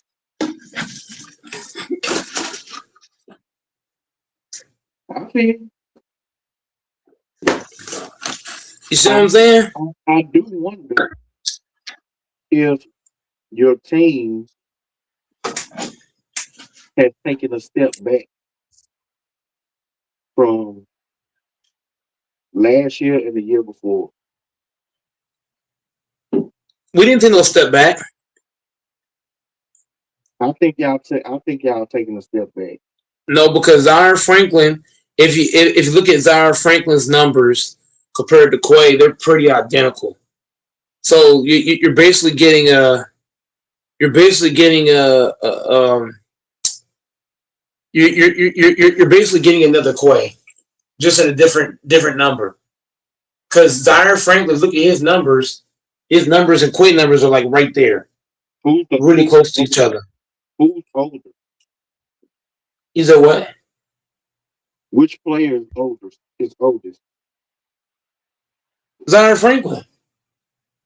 See? So you got older. Zaire Franklin, but the thing about Zaire Franklin, like I told you, even though he's an older player, his numbers are very identical to Quay Walker's.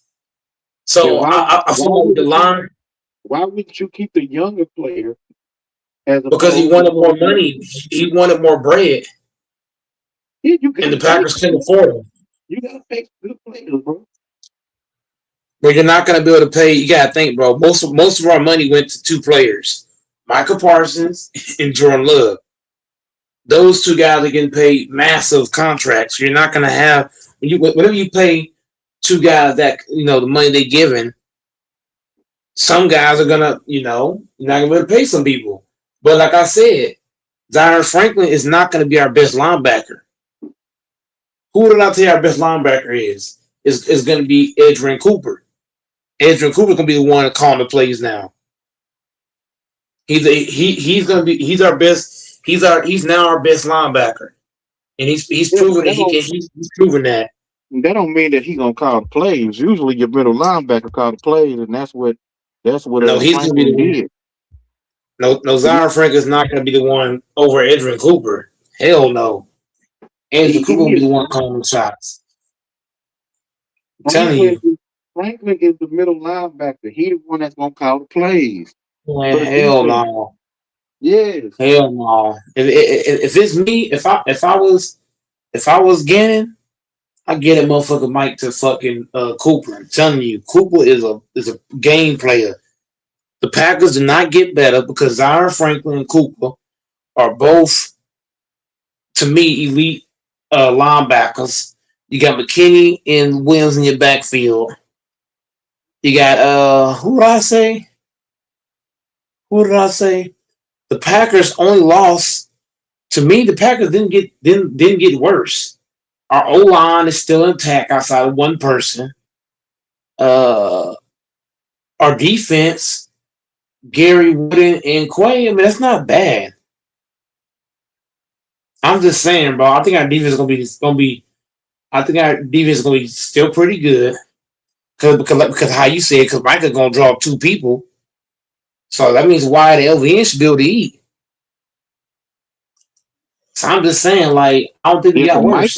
Michael's also coming off of an injury. Yeah, I mean, he's coming off injury, but you know they have these special ass surgeries they do. You know, so I'm not worried about Michael. Was it his ACL? Yeah, it was ACL. He's already back walking around every damn thing. Yeah. I'm sure he. I was just wondering because you know the Achilles is the worst of the injury. So I couldn't remember if he had an Achilles injury or ACL. Yeah, he tore it a non-contact ACL. He basically had the same injury that Watson had the year before. But Watson was running a route and his ACL gave out. But what I've noticed about the Packers is, but when players tear the ACL for the Packers, they come back better the next year. Like Rashawn Gary tore his ACL, and next year Gary played better. Watson tore his ACL, he came back better. So just based off of that, I expect the same from Micah. But I'm not like to me, bro. Like losing Dobbs is not a bad loss. I'm just saying, King, because Williams is nice. Go look up Williams highlights. That boy nice. Williams and Golden. I'm telling you, if I'm Matt LaFleur, you gotta get those two guys in offense. Golden didn't really do shit last year. But you know why? Because because the Packers have too many wide receivers. That's why Dobbs left. Because the wide receiver was getting too crowded. And King, put yourself in Golden in Dobbs' shoes. Imagine being on the team, right, King? You're a pass rusher. I said that because you're a big man. You got 10 pass rushers on the same team. What are you thinking? What the fuck? Am I going to even get playing time? Am I going to even be involved with this team? So Giants leaving, it actually helps. It helps Golden by him leaving because now he's going to be featured in the offense more. Instead of him just looking around, now he's going to be involved now because Dobbs left. Maybe. But he got to get stronger. I would say he's pretty strong. He got to get better in route running. He's really good at route running. The thing, he was open. There was a Packer channel King. They broke it down. There was a lot of times that Golden got open, but you know what Love did? He kept throwing the ball to Dobbs and Watson. Now that Dobbs is gone, you got to give it to Golden. No, he don't. You got to give it to Williams. You can't look for Dobbs now. You got to go to Golden and Williams. And Golden is nice, King. I don't know what you're thinking. Golden got his route running is really good. I really love what the stuff he's doing. But Jordan Love got to get it to him. Same thing with the other boy, the Williams cat. See, yeah, Williams nice. What's your other receiver? You said what? What's your other receiver? Well, your mic is kind of. I say, what's your other receiver's name? Golden, Williams, Christian Watson. You got Bo Milton, Malik Heath. And you got people. I've got some guy I'm not even naming. Hold on. Packer wide receivers. I'm supposed to know that. Let me see. Receivers. So Watson, Golden, Jaden Reed. Yeah. Watson, Reed. Golden, Jaden Reed, Wicks, Sky Moore, Williams, Bo Yeah, Milton, Malik Heath. so it's gonna be Watson and Reed gonna be your top two receivers. And so then Golden is gonna be fighting with Williams and Milton to be the number 3, number 4 and receiver. Wicks. And we got Sky Moore too. Yeah, but Scott Moore is gonna be your punt return, kick return. Y'all got him for special teams. I mean, Golden gonna be fine with Wicks and Williams. Yeah, to be the number 3 or the number 4 wide receiver. But then you forget Tucker Kraft. He can go out there and catch some balls too now. Okay, so then that makes Golden as a 4th or the 5th receiver. Yeah, but Golden need to be featured way more than last season. He's too talented. I don't know if he's gonna be featured more. That's what I'm saying. Just listen to yourself. You got 2 other receivers in front of him, and you got your tight end in front of him. That automatically makes him number 4, and that ain't even him beating out a Williams or Milton. Yeah, because Williams, man, that kid, man, like he's special. Like, he's fast. He's 6'3". Man. So Golden still might be too. Y'all might draft a receiver in this draft because this is supposed to be a good wide receiver draft. No, I wouldn't do it. If I'm Green Bay, we don't need wide receiver. We need the stuff we need. We need because we just lost our left tackle. We just lost our starting left tackle. Yeah, if you're the Packers, you got be 7 stupid to draft. You got 7 draft picks. Remember? No, but King, there's only 10. I watched. Did you watch this past combine? There's only 10 good O lines in this draft. No. There's more than 10. Yeah. This is a rare case where this year it's deep at offensive tackle. Yeah, but so like you'll be able to find a quality left tackle in the 2nd or 3rd round this year, which is extremely rare. Yeah, but King, if you wait around, some of these O linemen can do what the other ones can't. Like they all might be good, but there's only 1 or 2 guys that I really like at the O line. They can play left, right, and center. There's 2 guys in this draft. If I'm Green Bay, I got to get one of them. Yeah. See, we need a tackle too. That's what I'm saying. I'm not waiting. I'm going to the O line right off bail. Then I'm going at D line. Yeah. See, I think we're gonna go pass rusher in the 1st round and offensive tackle in the 2nd round. Yep. Ours gonna be yours and your what you just said is mine's in reverse. Mine's in reverse of what you said. Yeah. And then a cornerback. We need 1 more corner.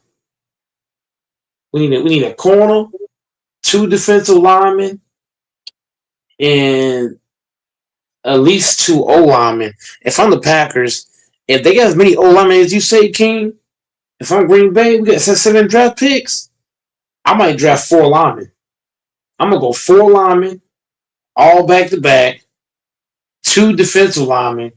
The last pick be a corner.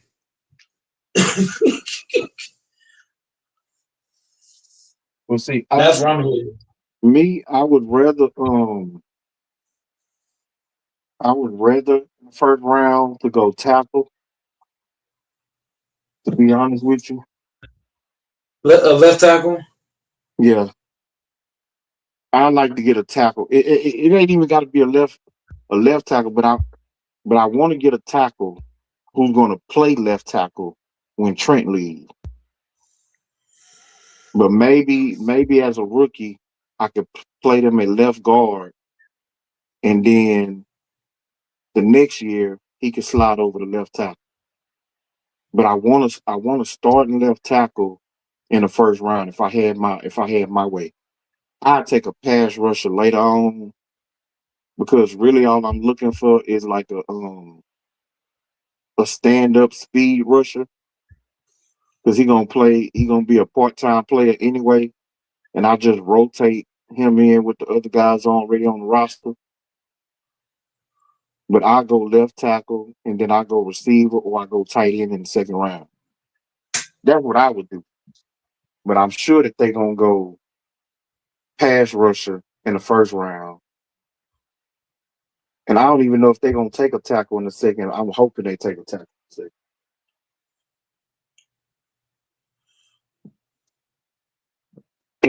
Unless one of them top safeties fall to 27, maybe they'll take a safety in the first. Maybe. But I won't tackle.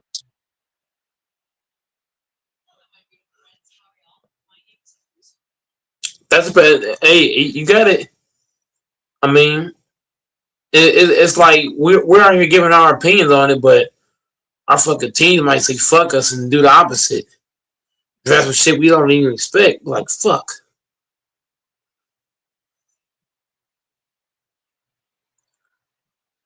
I was looking like, what the hell? My fucking team, all we do is draft defensive linemen in the first round. There's only been one other time, two other times we didn't, three times. And we drafted two wide receivers and a right tackle. Them the only times we didn't take a defensive line in the first round.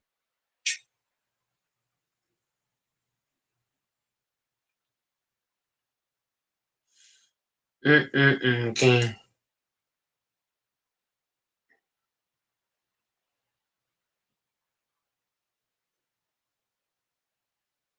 Sorry, man. So who do you think is gonna be off the board first?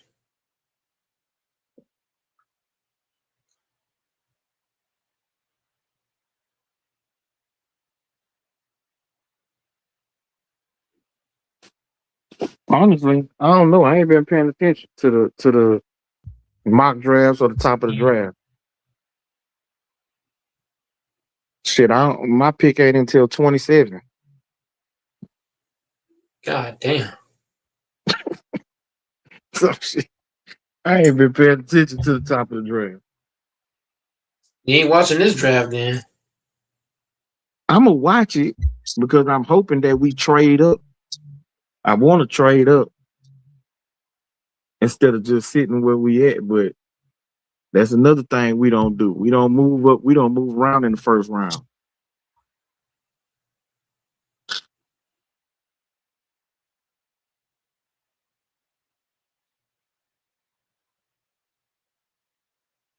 I just stays put. I wouldn't mind giving up our first round pick for Max Crosby though.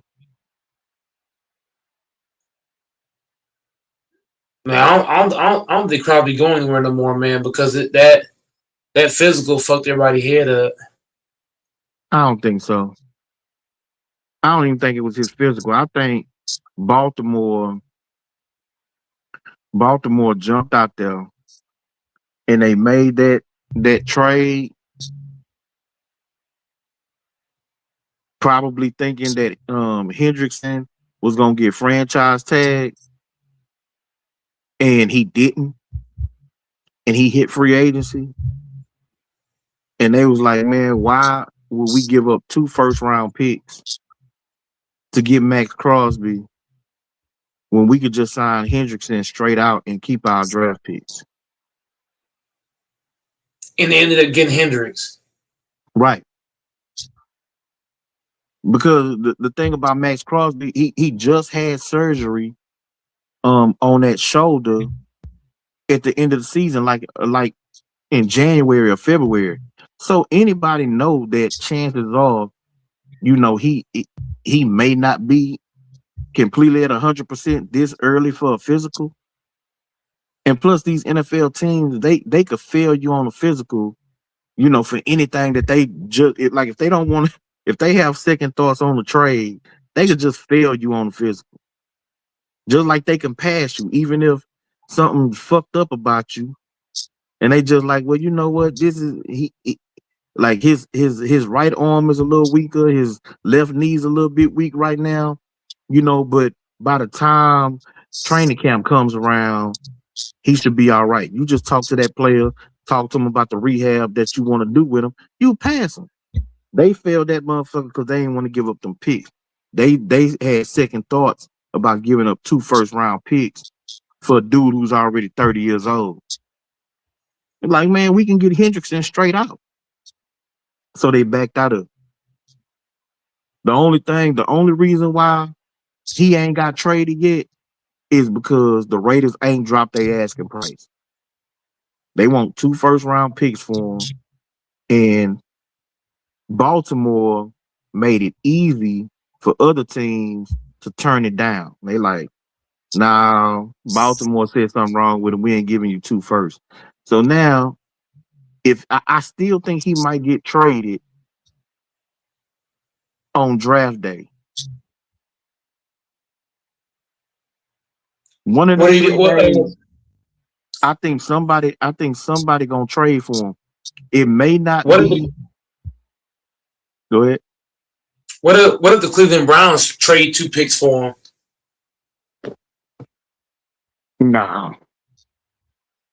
No, they got to build up their offense.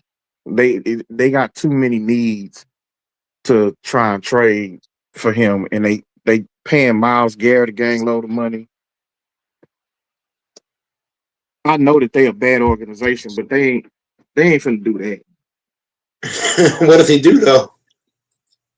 Everybody need to be fired, and they need to sell the team again. I ain't gonna lie, that'd be a scary ass defense. Like, who would want to play that? Everybody, because the offense ain't gonna be able to do a goddamn thing. You know what I'm saying? Like, if you're a quarterback, you probably having nightmares. Like, dang, you got Myles Garrett over here and Crosby over here. You thinking like, what the fuck? You see, I wouldn't mind my Niners trading for him if we can give up a first and a fourth. We gonna take a pass rusher anyway. Yeah, but that's the thing though, that the Raiders still might try to be greedy. Exactly. And say, hey, that's the point. That's what I'm saying. If they was gonna drop their asking price, and we can give up a first round pick and a 4th round pick, or 2 seconds, we give up a 2nd round pick this year and a 2nd round pick next year. Then yeah, I'd love to put him on the opposite side of the boat. Yeah, I think about the Raiders though. The Raiders are, I feel like teams be asking too much.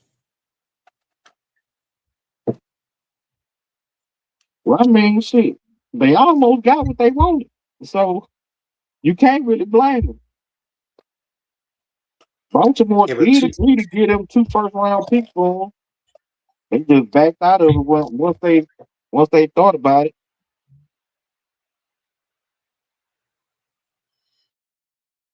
Yeah, but I wouldn't give 2. I wouldn't get 2 first for a guy that's, coming off surgery. I'm just not doing it. See, I would, as long as it's not like a leg injury. Like if he ain't got a torn Achilles or torn ACL, then I still do it because or a back injury. As long as it ain't one of those three things, I do it.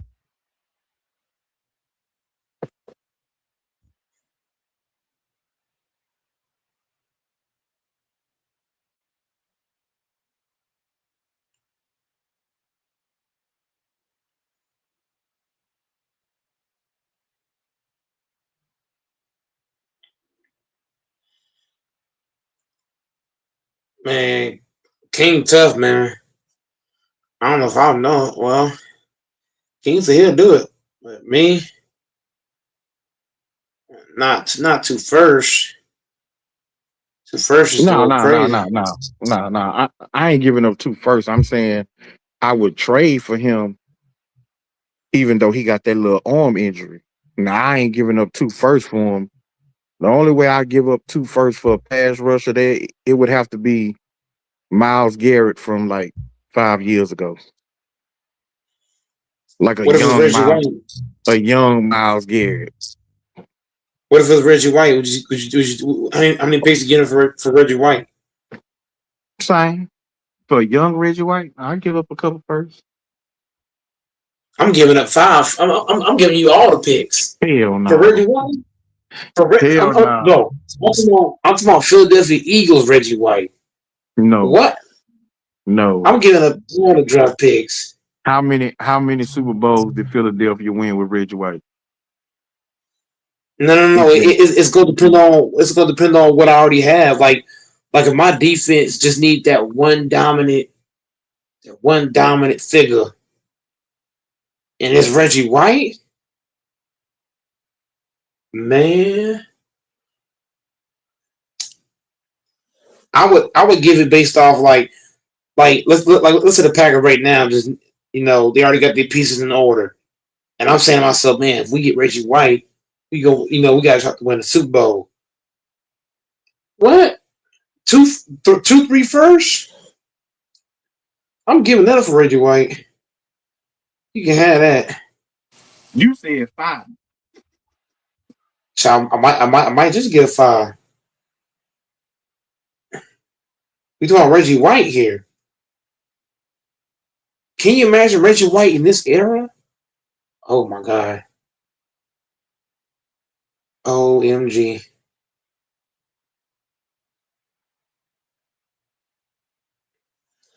Reggie White don't care about no damn holding call. He's with that motherfucker up move.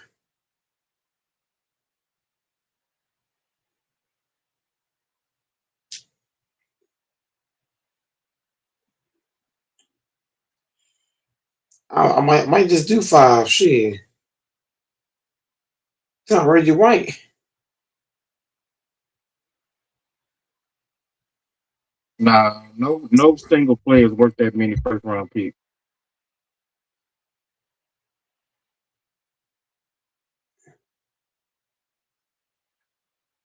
Depend on the player. What if you're getting Tom Brady in his prime? I was just thinking that he might be the only one. What if you get Lawrence Taylor in his prime? No, it got to be a quarterback because quarterbacks are the one position that mostly determines whether you can win Super Bowls or not. No single defensive player tips the scales like a quarterback. So it would have to be a quarterback, and it would have to be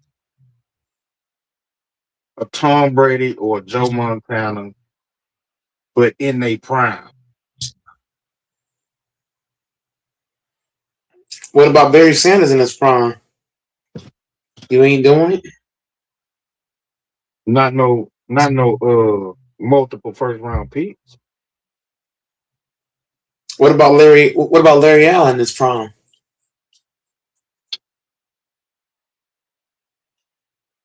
I might give up 2 for him. I'll probably give up 2 for him. Hey, tripping King. A dominant left tackle for 10 about 12 Larry years. Allen. What about Eric Williams? Same thing? Who? Eric Williams. Who the hell is Eric Williams? Eric Williams? Is that his name? I don't know no Eric Williams. Played for the Cowboys, offensive lineman.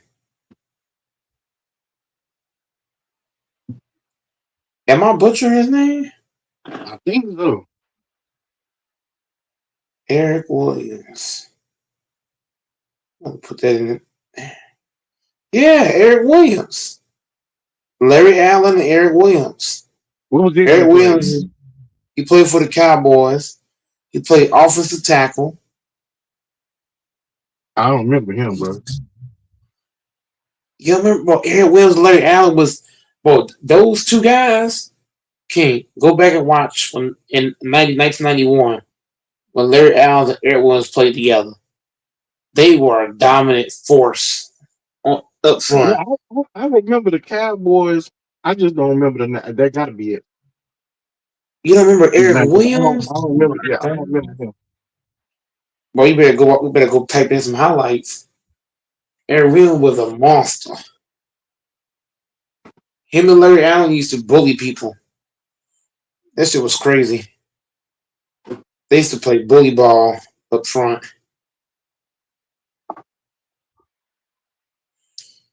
Yeah, Larry Allen, Eric Williams was monsters.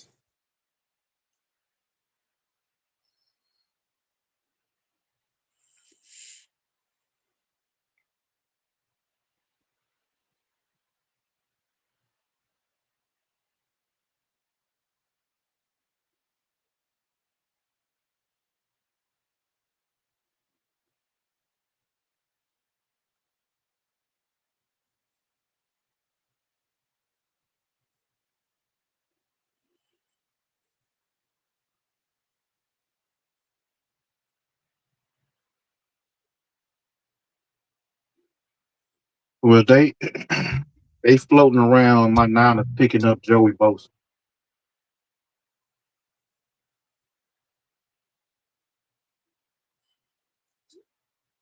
Yeah, picking him up or what? It's being floated around. I don't know if we're gonna get him. About getting Joey Bosa. I wouldn't want him. He kind of be up there. Isn't he way older than Nick Bosa? Nah.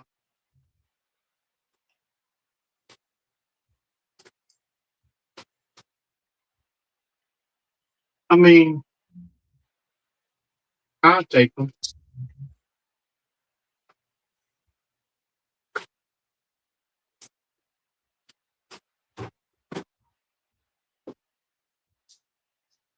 If his brother come back healthy, and I can have Nick Bosa every down, and then on passing down, I can have him and his brother along with Osa. Is my draft pick from last year, Michael Williams. That'd be a pretty good pass rush.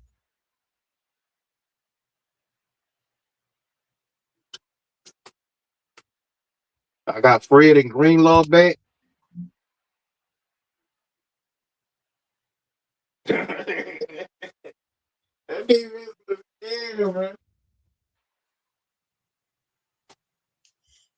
Man, I want to play against the Niners defense, man. Huh? I want to play against your defense. You do? Yeah. You can't be the best if you can't beat the best. You got to go up against top tier opponents and see where you at. Y'all better worry about. I don't want to play with a club ass team. I want to play the Niners, the Eagles, and Seattle all back to back. Niners first round, Eagles second round, and Seattle third round. Man, you better worry about Chicago. Not at all. Chicago only won because we had so many injuries. No Wyatt, no Jenkins. Jenkins gone now, but he was a big part of our O line. Like we didn't have our best players. If we have Michael, Didn't they beat y'all 3 times last year? no, the No, they only beat time y'all they beat twice. us, They beat y'all twice last year. yeah, but both times we had injuries. Both times, the 2 times they beat us, we had our best players not playing.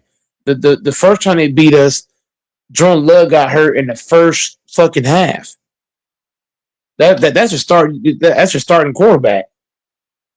Then in the second game, we didn't have our best tight end. We didn't have our best pass rusher. Our double team drawer, like how you say. We didn't have Devontae White in the middle. He was out. We had some other guys out too. So Chicago, I feel like if we healthy, they can't fuck with us. Roster for roster, healthy, it can't beat us, bro. They can only beat us if Love got to be hurt or Michael got to be out. Man, knock it If off, Blue Mike. Jays playing, it's a wrap. I'm Knock it off, serious. Mike. Go watch the tape.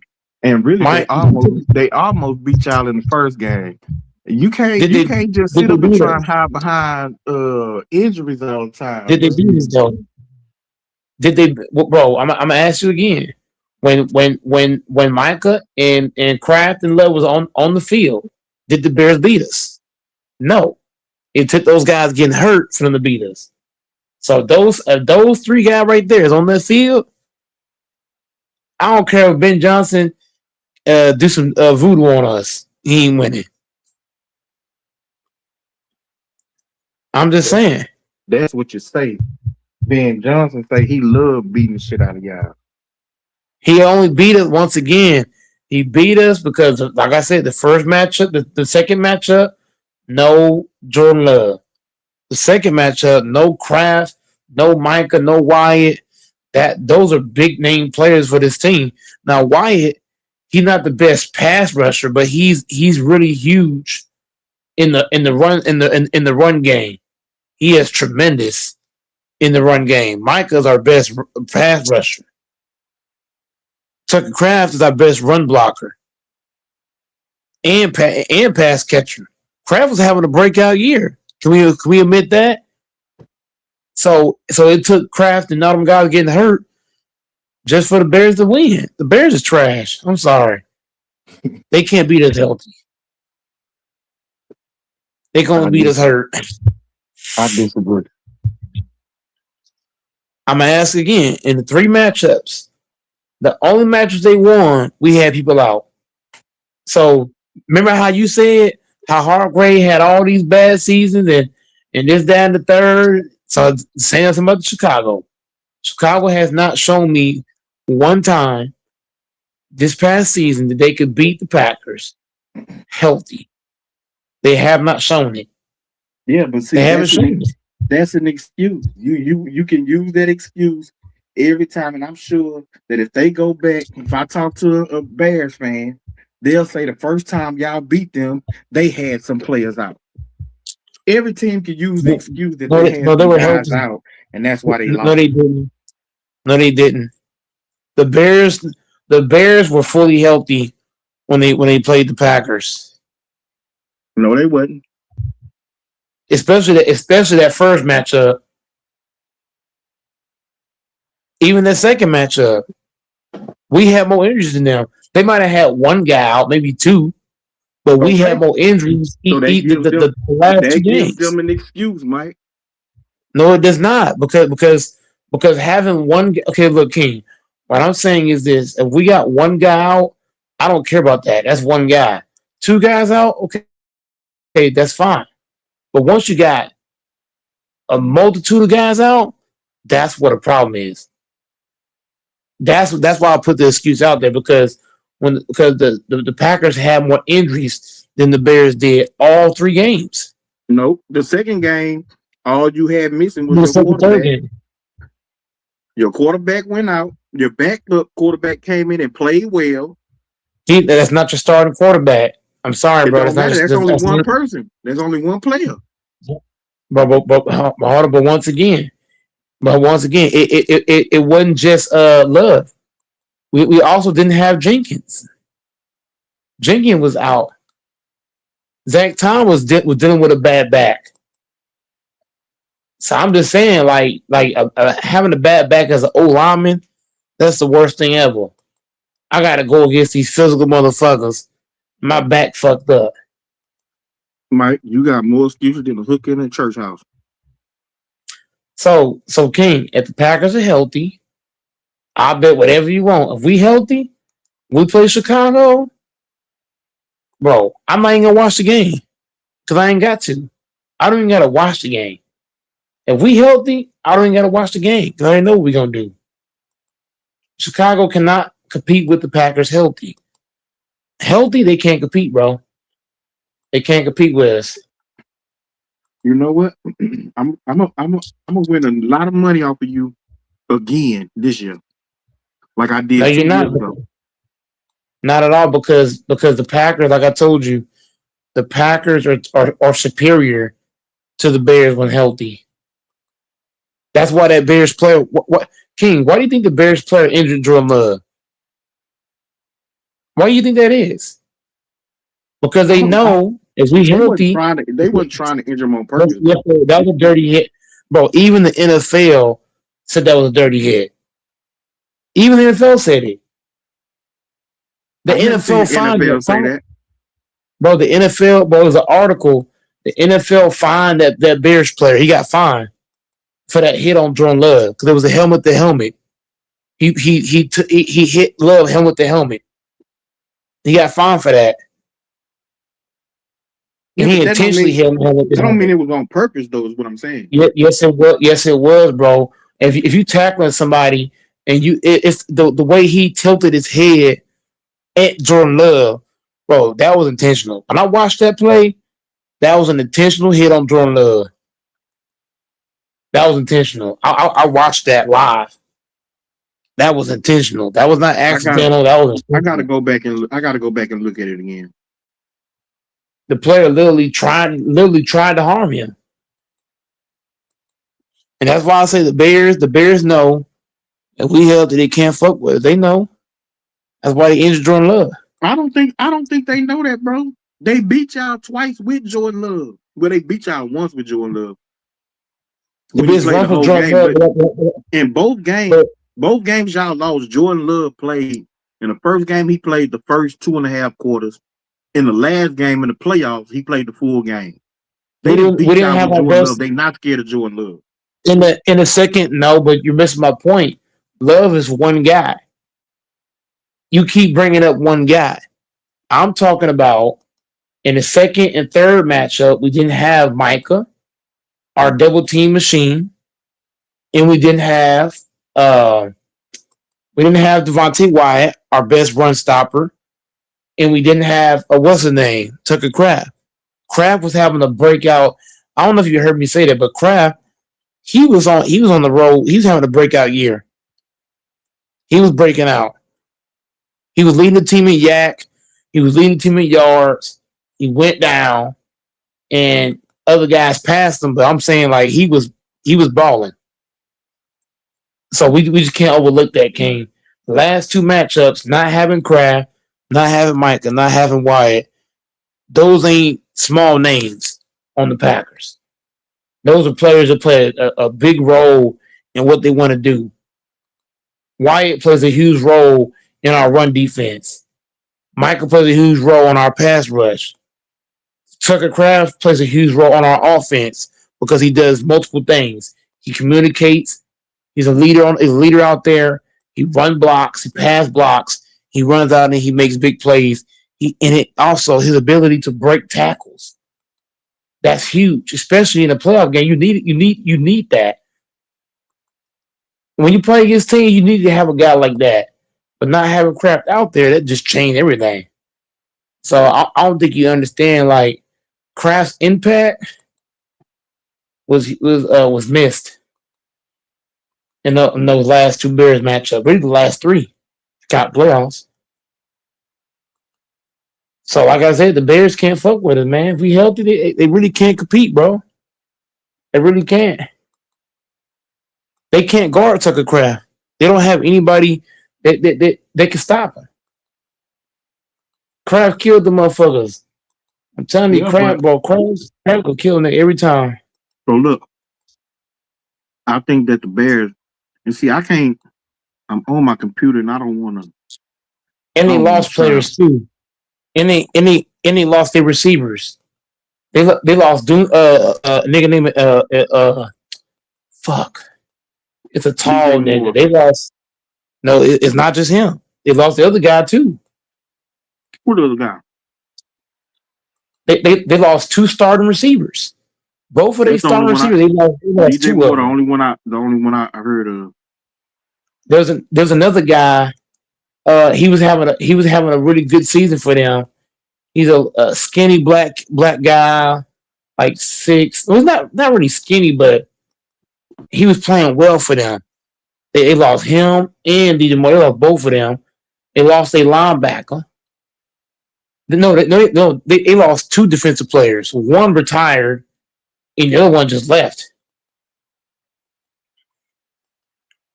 So they lost 4 people. Oh, I forgot. Yeah, they lost 4 people. So they're not going to be the same team from last year. You can't just lose 2 starting receivers. You lose a linebacker. They lost two starting defensive players. One was a linebacker. The other one, I don't know what he played. They lost a corner. I forgot. Matter of fact, I'm going to read it to you right now. They lost 2 receivers. They lost a cornerback, a starting cornerback, and a starting linebacker. They're not going to be the same team. So I'm really not worried about them now. Now I'm feeling good about them now. They got a safety, Kobe Bryant from Seattle, just coming off winning the Super Bowl. They got another linebacker, Devin Bush from Cleveland. Devin Bush. Got Gallimore, defensive tackle. They got Khalif Raymond, wide receiver from the Lions. A new left tackle. They got another linebacker. Where they kept a linebacker, LaMarco Jackson.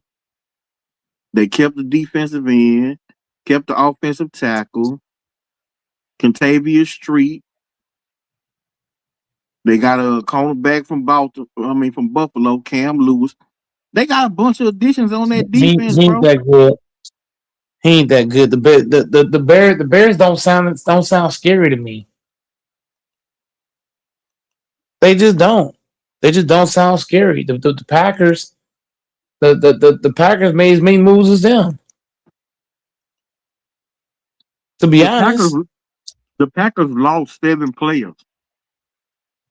The Bears didn't Packers lose 7 players, and the Bears had an elite offense. All they had to do was make improvements on their defense. But the Packers' defense is better head to head than Chicago. Chicago relies on getting interceptions. If they're not getting turnovers, how good is that defense? That's something we look at. No, what I'm saying is that's what that defense was last year. That's why all of their additions, or most of their additions in the offseason, has been to the defense. They don't want to just be a takeaway team. They want to be a solid defense. And I bet in the draft, they're gonna go heavy defense in the draft. But you can't rely on rookies. That's can't true. rely on rookies, man. Stop stealing my shit. I'm just saying. Stealing my shit and then using it back on me.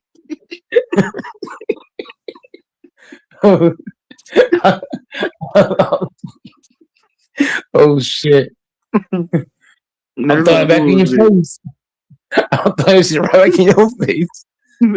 That's some bullshit. Right back at you.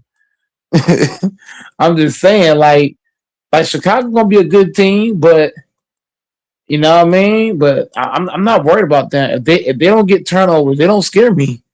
If you don't turn the ball over against them, I don't believe in their ability to get stops. But you know that your quarterback Your quarterback is prone for turnover. It happens sometimes, man. Holding the ball a little too long, maybe a little bit too indecisive. But like I told you, when Kraft plays, Love plays more careful. I feel like when Kraft plays, because what Love problem is that when Kraft wasn't playing, Love was forcing that bitch to Watson and Dobbs, and that's where the turnovers happen. All Love got to do is get a ball to Kraft. That's it. The Jacobs. But I'm not worried about Chicago, man. I'm not afraid of that defense. What I'm worried about is my guys being healthy. That's the recipe to beating Chicago. Just being we the better team. We just gotta be healthy. That's the recipe to beating them. Just being healthy. You know what? I mean, I need to rewatch that game when we played Chicago. That was a fucking shootout, man. That offense, they offense is fucking scary. And you not gotta at think all. that offense gonna be even better this year than it was last year. That was Not at all. bro, that was that quarterback's first year in that system. Now he got so he done been in that system for a full year. He gets to work on, his weaknesses in the off season. This year, he gonna have a full understanding of that system, where his check downs are, where his out routes are, his receivers. He now have a rapport with them, bro. I think they're gonna be even better than they was last year. I don't. They only had a shootout with the Niners because Niners had a lot of people hurt. They had a lot of great players that wasn't playing. So that shootout, I don't. If y'all fully healthy, y'all would have beat them niggas, man. Stop. Chicago offense is not scary. We still beat them, but that offense, man, was scary. Man, you know that offense ain't scary, bro. Stop. That offense ain't scary. And they lost DeAndre Swift. What you gonna do about that? Where he went? Well, I thought they lost a running back or somebody. What? Hold on, let's see. Is Swift still only there? person important I know they lost was DJ Moore, and they traded him. Should they have Rome Aduzier? Rome Aduzier. He ain't even really play last year. That first round pick. Man, ain't nobody scared no motherfucking Chicago, man.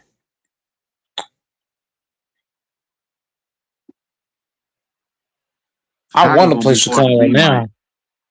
Chicago gonna be easy to beat. If we healthy, they easy to beat. They're gonna be hard to beat. You better stop disrespecting Chicago, man. They can't stop Michael Parsons. Michael Parsons gonna be eating them niggas up. Left, right, middle, how you want it. Devontae Wyatt coming up the gut. How you want to do this? What you want to do, Caleb? You ain't running Mike away. Mike done told Caleb already. Run my way, nigga, it's a wrap. He ain't told him. He made a whole interview about it. Run my way if you want to. Bruh. Michael Parsons was on the field in that second game when they came back and beat y'all. He was on the field in the last two Bears games. He wasn't there for the very last one, the playoffs, but he was No, there for he only played in one of them. I know. He only played in one of them. No, he played in two. Oh, I'm about to fact check that. Yeah. He played in the one. How many times Michael Parsons played Chicago this season? The second game when y'all lost, he played in that one too. Deny. 2025. While Michael Parsons was traded to the Packers, it says Michael did not face them at all. No, he faced them one time. I'm looking at one time. Go to the second game. Michael Parsons. Type this in. How many?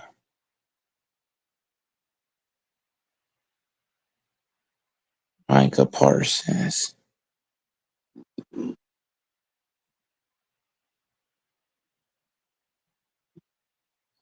$20.25.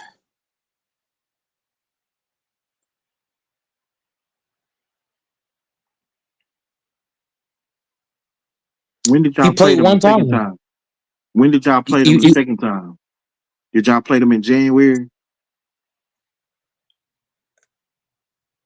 The one time Michael Parsons played the Bears, they had won that game.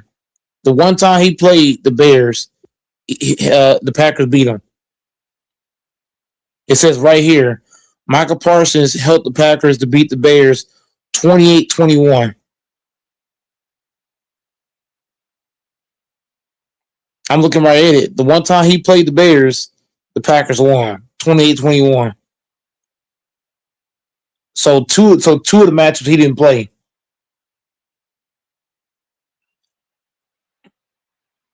He only played in one of the matchups, and that was 2021 game.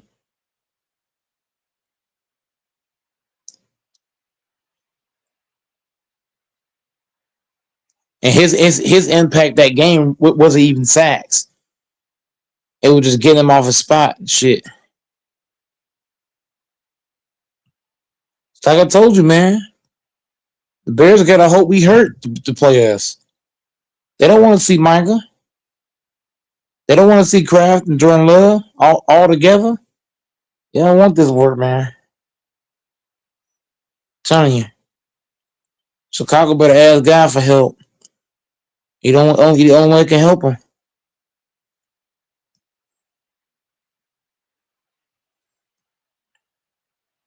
If the Bears want to beat us, they better pray to God first. Man, ain't nobody scared of Michael. Bro, I didn't say y'all was. I said the Bears. The Bears scared of Michael. They not scared of Michael, bro. He ain't do nothing when he played against him the first time. He ain't do nothing. Bro, Michael Parsons did. Hold on. Yes, he did. Because Caleb Williams was getting knocked off his spot. He wasn't able to just sit back there and look around. He had to move around. Michael had the nigga moving.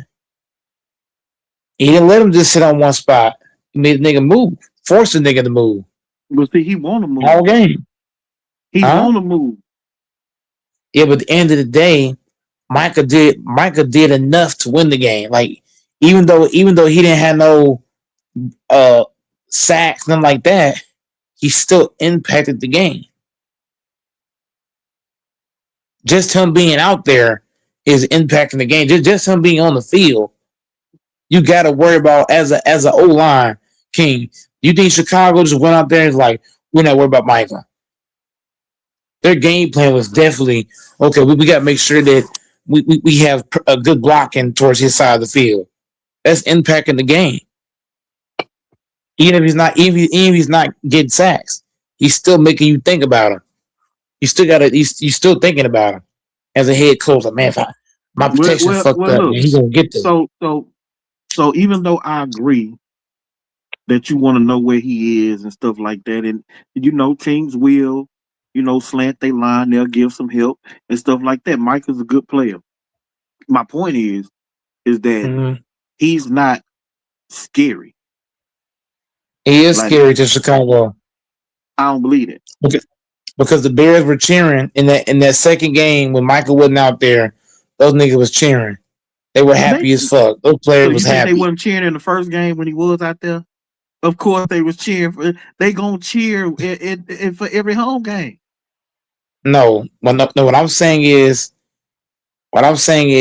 if I'm an offensive lineman, and you mean to tell me that I don't gotta worry about Michael Parsons? All I gotta do is block Wyatt and LVN, and I'm good. I'm happy as fuck as an old lineman. My job is easy. But to be honest with you, y'all defense was better in the second game than they was in the first game. No. Yes, they was. Go look at it. Not at all. I Y'all would say gave up y'all gave up less rushing yards, less passing yards, less points. Your team had that game won. Had that game won in the fourth quarter. Y'all gave up that lead. I would say the Packer defense is better with Micah than without Micah. Because with Micah, he changes how people game plan for the Packers defense. So I would rather have him on the field than off the field. Of course, I agree. I'm not saying your team is better without him. I'm saying they played better as a defense in the second game than they did in the first game. Yeah, but if Micah's playing in that game, the defense would have not surrendered the way they did in that last 5 minutes. If Micah's out there, that don't happen. Maybe not. It doesn't happen. If he's out there, that ain't happening. Maybe Micah would have shut this shit down. We'll never know. Okay, so what's gonna happen if Micah play in both matches against the Bears and the Packers go 2-0 against Chicago? What you gonna say about Micah Parsons? It's not gonna happen. Okay, watch. It's not gonna happen. Y'all not sweeping Chicago. We're sweeping. I don't even think I don't even think y'all can sweep Detroit.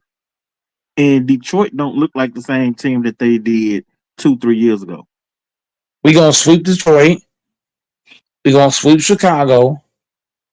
But look, I'm only saying that if Kraft, Wyatt, and Love is all playing. God, Mike, cut it out, man. It can be a sweep. What you try to do? You want to pop it.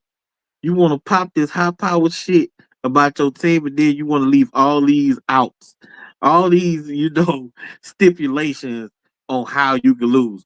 So when the game come around, then you'll be like, oh, this guy's hurt, that guy's hurt, this guy's hurt. It's just an excuse, bro. Because the Packers don't have... Every team got to find a way to win games when you got a couple of people injured. No, because every team doesn't have depth. Some teams have depth, some teams don't. What you got to understand is, King, is that we don't have depth on our team. When we lose certain people, it totally... what am I trying to say? It destroys the team as a collective because we don't have like we lose Kraft. We don't have any other tight end that can come in and do what he do.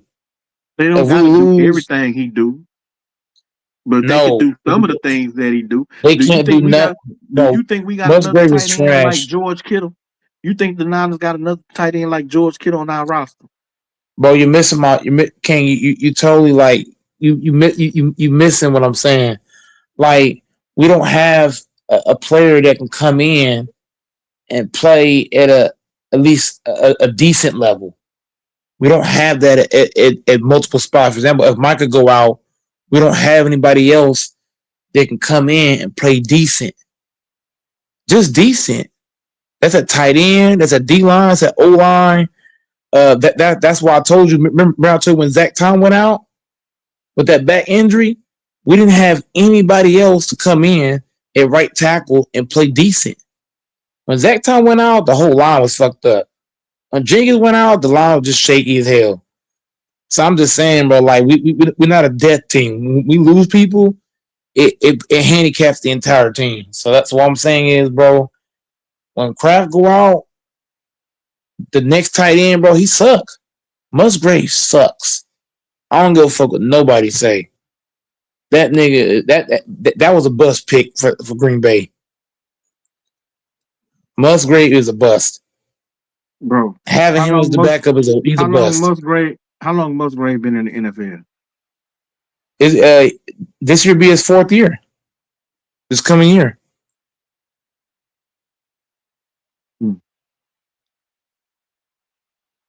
Well, it's the off season, so this is where you're supposed to be adding your depth, right? Yeah, but Brian Burkins don't do that though. He's not. He's Jerry Jones 2.0. Like, he don't understand that. Like, he's heavily relying on the starters. You know how some teams rely on these starters and they don't get no backups. That's what the Packers are. Like we rely on starters. We don't think like, okay, if he get hurt, who do we have to come in and produce anything, something? Well, bro. First of all, your team got to have some people as backups. But they suck. All the backups they suck. I've watched them. I've watched the backup tight ends. I've watched the backup linebackers, backup corner, backup safeties. These niggas are fucking ass. When the Packers lose a starter, King, you know what I do? I cry. You know why? Because the backup, I already seen him play. These niggas, but our backups is so. I don't know what Brian Gutekunst is doing, but we gotta start doing a better job of developing players. The Packers do a poor job of that. We're not good at developing players. We're not good about having depth on the team to where somebody get hurt, somebody can come in and produce. So what I'm saying, King, is our backups, King, you're talking to a guy that watches every Packer game, scrimmage, practice, all that. The backups, they suck. And that, like, they suck. Like, I would even, there's like they couldn't play on a high school team. I'm going that far. They suck. Trash. Yeah, they can definitely play on a high school team. They had to play on a high school team and then a college team in order to get to the NFL, Mike. They can go back, but King, what I'm saying is they can go back to high school. That's how bad they are. I would send them back to high school. Send them back to the high school team. You can't put a grown man on a high school football team, bro. I don't care. They suck. Send them back. They suck so bad. I can't stand when we lose starters. I'm like, man, what the fuck? Well, Here bro, we go. You're going to lose starters every year. And that's, I understand that. And that's why the Packers are going to struggle. Because Brian Gutekunst, he don't believe in having good backups. Okay, so then that means that you're not finna sweep Chicago. You're not finna sweep Detroit. You probably can't sweep Minnesota if that's the case. So are y'all gonna be the last place team this year? Because Minnesota just went and picked up Kyler Murray at quarterback. Kyler Murray trash. He better than the quarterback they had. Bro, the Packers is gonna be 1 or 2 in the division. Regardless of injury, we're gonna be 1A, 1B. It's either gonna be us at 1 or Bears at 1. You can't have it both ways. You can't tell me that if you lose a starter, your team sucks, and then say that y'all gonna be first or second place regardless of injury. That's what it was last year. We had players get hurt last year. We were still 1A, 1B. So you were still able to win games even though you had injury. In the regular season, though. Regular season is different from the playoffs. That's what we talking about. Well, you gotta be specific. You can't say, well, we're gonna sweep Chicago and we're gonna sweep Detroit if we're 100% healthy. We was number 2 in the division last year. I know. That's why. And we had a chance to be number 1. And we had a chance to be 1. You can't keep using injuries as an excuse. Injuries are an excuse when the backup sucks. When your team was number 2 in your division and had a chance to win your division. We had I'll say this: the Packers have the talent. Well, let me correct that. We have the starting talent to sweep all these teams, but we're not going to sweep them because guys are going to get hurt. So that's the only reason why we're not going to sweep. Is going to be due to injury. Because healthy, these teams can't fuck with us if we healthy. That's for damn sure. Chicago trash, Lions trash. The only team competing with us right now is Chicago. They are not trash. The Lions is awful. Nah. I used to hate the Lions, but I feel bad for them now. I feel bad beating up on them like that. All my focus is on the Bears now. I ain't worried about no Vikings or no Lions. It's the Bears and the Packers. You Who better be won it more? concerned. You better be concerned about the Vikings. And this is why. Not at all. This is why. Listen to me. How Uh, good? How good was Sam Darnold before he got to Minnesota? Sam Darnold better than Kyle Murray. No, I'm not talking about. I'm He listen. better.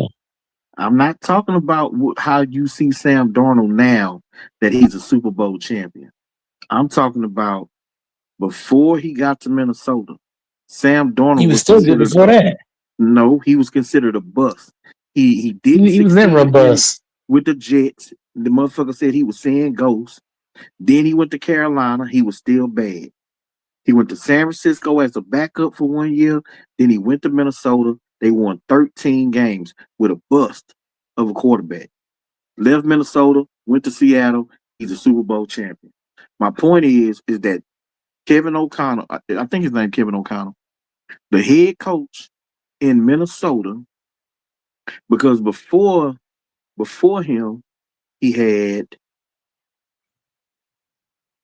Kirk Cousins, I think. Yeah, Kirk Cousins ain't bad though. Yeah, my point is that he is really, really good with quarterbacks, especially quarterbacks that teams look at as bust type quarterbacks, right? So you got Kyler Murray, strong arm, can run around, scramble. You put him with a quarterback guru. You got Justin Jefferson, you got Addison, you got Mason at running back. They got a really good tight end. They kept their defensive coordinator in Frazier. They didn't add it to their defense. You got that type of offensive team with a quarterback who has the skill set to play at a high level. Now it's just about the coach getting his mental right. You get his mental right, he's a real problem as a quarterback. I had to face him twice a year, every year. Even my team, when we had our best defenses, Kyler Murray would beat us. Now you put him with and he ain't never had no coach like the coach in Minnesota. With those weapons, that running game, and then you got a defensive coordinator who runs an aggressive defense, and they add pieces to that defense, it would be a mistake for you to overlook Minnesota like they not going to be a problem. This is a team I'm overlooking Minnesota. They won 13 games and won your division. So I'm overlooking Minnesota. All right. Kyler Murray don't scare me. He don't gotta scare you. I'm telling you, that head coach is really, really good with quarterbacks. All you gotta do is make Kyler Murray run and slap the ball in his hand. That's it. Don't let him get the ball to Jefferson or Addison. Take those two guys away and force him to scramble. If you do that, you did your job. Once he starts scrambling, poke that motherfucker out. You're not finna catch that little motherfucker. You don't have to necessarily catch him. You just got to force him to an area, make him run to a specific area where the help is, and when his ass is thinking shit sweet, knock the motherfucker out. Give me that shit. You want to run? Come on with it then. You're not going to tackle Kyler Murray one-on-one. Going after a running quarterback, it takes a team to do that. Like even Michael Vick, like Vick, Murray, Cam Newton, guys like they run like that. Luke Dort, not my fault. What's his name? You know what I'm talking about, the Giants quarterback. You're not going to tackle them guys by one-on-one. You got to do collective tackling. Like you ain't like you make sure everybody on the same accord. Kyler Murray don't allow nobody to hit him.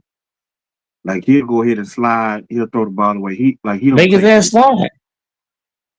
He don't take it. Make his ass slide then. But he's so quick and fast that you When he think get you hit, what got beat happened? on him, and then next thing you know, he didn't picked up 40 yards, 50 yards on him. What's gonna happen when he get hit? He don't Then get what? hit. He don't get hit. That's what I'm saying. But here's the thing though, but the thing if he runs, all you need is one good hit, just one. You gonna make him think about that shit. I'm like, fuck. Just remember I said this. Remember I told you now. Remember I told you. Kyle Murray, man, you can punk Kyle Murray, man. You can force him into submission. Rush his ass real hard. Send the linebackers. Get after him. Yeah, but now you got Justin Jefferson 1-on-1. No, Jefferson ain't gonna be You 1-on-1. got Addison 1-on-1. You got they tight end 1-on-1. I'll put a tight end 1-on-1. But I ain't letting you get the ball to Jefferson. I don't want Jefferson. I don't want Jefferson. I don't look. If you're gonna beat me, you're gonna have to do it throwing the ball to the tight end. I ain't letting you do it through Jefferson and Addison. Fuck that. You gonna beat me? All your targets going to the tight end. Well, you can't do both. I'd rather you do that than throw it to Jefferson. You can't blitz him and double team his receiver. I'm not, bro. I didn't say blitz. I'm rushing. Yeah, but if the linebacker might fake. It might fake the blitz and back out. They might start coming, and when the ball comes, they drop back. Never know. Or one might come, and the other might stay back. You might have a D lineman drop back. You know, some teams drop their D lineman back in coverage. Now you're like, oh fuck! I thought I had 4 up here. It's 3. Yeah, but that big motherfucker can't really cover nobody. No, but the thing is, Kyle Murray's the kind of guy. If you throw a bunch of looks at him, man, he will get confused. If you take away Addison and Jefferson, and the tight end got to get a tough catch every time, do I think Kyle Murray can make 10 perfect passes to the tight end contested? No, that I don't see. To Jefferson, yes, I can see that, but you got to take Jefferson away. Jefferson's a crash out, so once you keep him out of the game, he gonna get frustrated. You can frustrate him really easy. Take Jefferson out of the game, get Addison out of there, make it a tight end game. Take away the run. Don't let the running back get off. Contain Kyle Murray. Your defense is not good enough to take away both their receivers and their running game. It actually is. Unfortunately, it is. No, it's not. I could put Valentine on. I could put Valentine on Jefferson, and have McKinney shadow. I could put Justin, our new corner. I could put him on Addison and have Williams shadow, and then what's that? Zaire Franklin and Cooper. Y'all job is y'all two with Bullard. Y'all job is to keep everything in front of you. I'm just saying. Michael, your job is to do everything up front. Why? Your job is to stop the run. LVN, your job is to play the right side. We coming. Minnesota gonna smoke y'all boots. No, they're not, because Joe Luggo smoked their ass too. Matthew Golden gonna cook them niggas. Who y'all backup quarterback? And crack. Shit, I don't know right now because Malik, he went and got the bag, man. So our backup right now looking like Desmond Ritter. What I saw. Desmond fucking Ritter. So Joe Luggo get hurt. Man.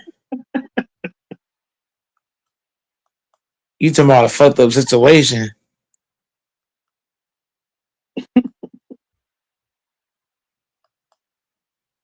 Yeah, bro. Man, it's gonna be looking crazy. But the Packers are looking for another backup quarterback. He said so. We are trying to get somebody else in there. Y'all probably get Case Keenum or something. So we gotta do something. The Ritter ain't it. You gotta get somebody in there. So Love go down. But we need to. The Packers should trade for Josh Sweat. I would trade them 2 7-round picks and see if I can get Josh Sweat. The pass rush? Yeah. Bro, ain't nobody giving you no pass rusher for 2 7-round picks. Or you might have to give a third. You might have to sacrifice a third for Josh Sweat. I think we get Josh Sweat. I would feel better about this defensive line because Micah not gonna play the first couple games. Yeah, I would too. I ain't gonna lie. If y'all got another good pass rusher, then I think your defensive line will be better. Then Hargrave may be able to do something. Maybe. But as it stands right now, I don't see it. Yeah, that's why I say, man, if we get Josh Sweat, that'd be a good pickup.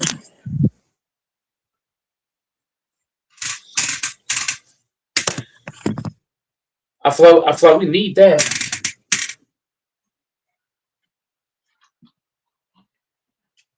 Who's all still available? I know Josh Sweat is. Is he available or is he still on the team? I mean, he's on the contract, but we can still trade for him. I know Bosa is still out there. I think Von Miller's still out there, but he old as shit. What do you think about if you're the Packers? I might go for Joey Bosa or Josh Sweat. If y'all don't get on, I think the Packers should get in on the Bosa or Sweat. I'll take either or. We just need one of them. Yeah, I kind of think we may bring in Bosa, but I think the reason why he ain't signed yet because he asking for too much money. If he was asking for something, like within reason, I think somebody else would have signed him already.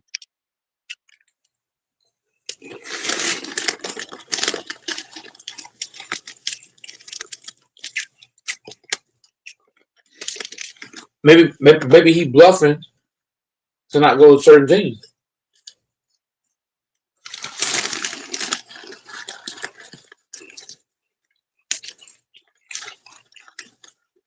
I wouldn't mind us giving him like 10, 12 million. You see that? See now I agree with you because 10, 12 million he would have been signed by now. Yeah, I think so too. I think he would have been if he was asking for like 10, 12 million. I think somebody would have went ahead and picked him up for on a 1-year deal, maybe a 2-year deal, but the second year is not guaranteed or don't got no guaranteed money on it or whatever. But him still being out there makes me think he's probably asking for like 15 to 18 million. And he be injured too much for that. And he not the same pass rusher that he was some years ago. He probably looking at his brother got paid, so I want to get paid too. Well, yeah, he got paid before Nick did when he was with the Chargers. So he didn't got his big contract, but shit, with the injuries and shit, his age now, he done been on 3 teams or some shit. Well, he's been on multiple teams. So he's now looking like a journeyman at the end of his career. So you can come play with your brother, you know, on a 1-year deal, 1-year prove it deal, but it got to be at a low cost. And if he come to the team and he ball out, then maybe the Niners will go ahead and pick up that second year, give him a little bit of guaranteed money for year 2. But either he asking for too much money, or he want, you know, a 2 or 3 year deal, and nobody don't want to give him multiple years. That's what I think.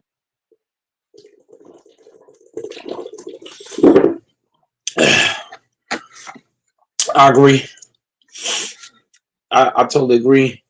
If I'm him, if I find a brother in the league, I want to put my brother too. Shit, we're gonna hang out. We're gonna hang out and shit, talk. But yeah, being greedy. Whenever you're greedy in life, you lose like that in life. That's like having a good female, but you want 2 females. You know what I mean? But it's like, no, that's like being a millionaire and you being money hungry. You know what I mean? But so it's like in life you shouldn't be greedy. He being greedy, like you know what I'm saying? You got money in front of you, take the money. Take what's in front of you. Can't be greedy, man. Well, that's how you end up. He got until I think he got until the draft. Well, he got a whole nother month then. Month and a half. Yeah, he got until the draft to decide what he gonna do. Because once teams get to the draft and then they able to get a pass rusher for cheap, then they ain't gonna be willing to pay him 10, 12 million. You can get a pass rusher and you only paying him 4, 5 million. And you got control of them for the next 4 to 5 years.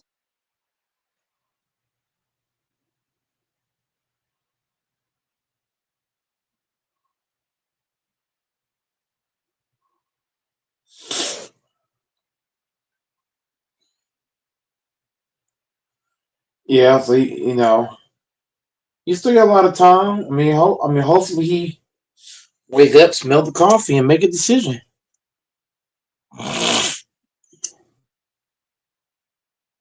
Yeah, I wouldn't mind getting him for a year. See what it look like. And we could still draft a pass rusher. And rotate them in behind him, behind Nick. And let them be ready to take over next season. But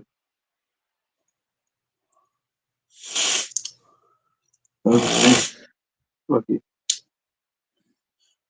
You already got it all mapped out.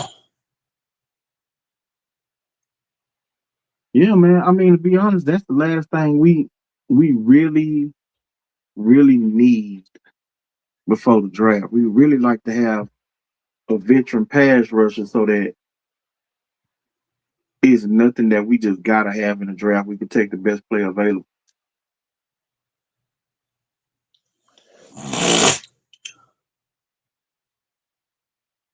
Yeah, I feel like drafting becomes easy when you make your toughest moves in free agency. Yep. And you make the little drafts on the side. Yep. The draft could be for depth, for competition, that type of shit.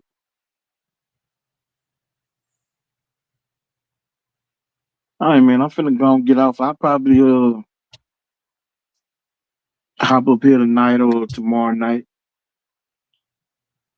That's for sure, man. Hopefully we'll beat an added Bosa by then. Then I can really talk my shit. Hey, there's still a lot of trades that can happen, man. So A lot of people might be talking shit depending on who goes where. Shit, like at the Bears trade for Crosby. Oh my god, man. That better not happen. If they trade for Cosby, you can hang it up. You can cancel Christmas. Y'all season over with. It's over with, y'all. We gonna have to trade all our draft picks and trade for. We're gonna need Sweat and somebody else.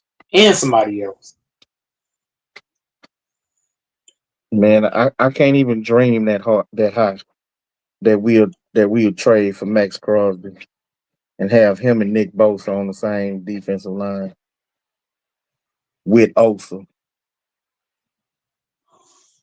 That'd be some crazy shit. Come on, man. That should be. And with Fred and Greenlaw back in the middle of the field. Oh my god. All right, OG. All right, my nigga. All right, King. All right. Peace.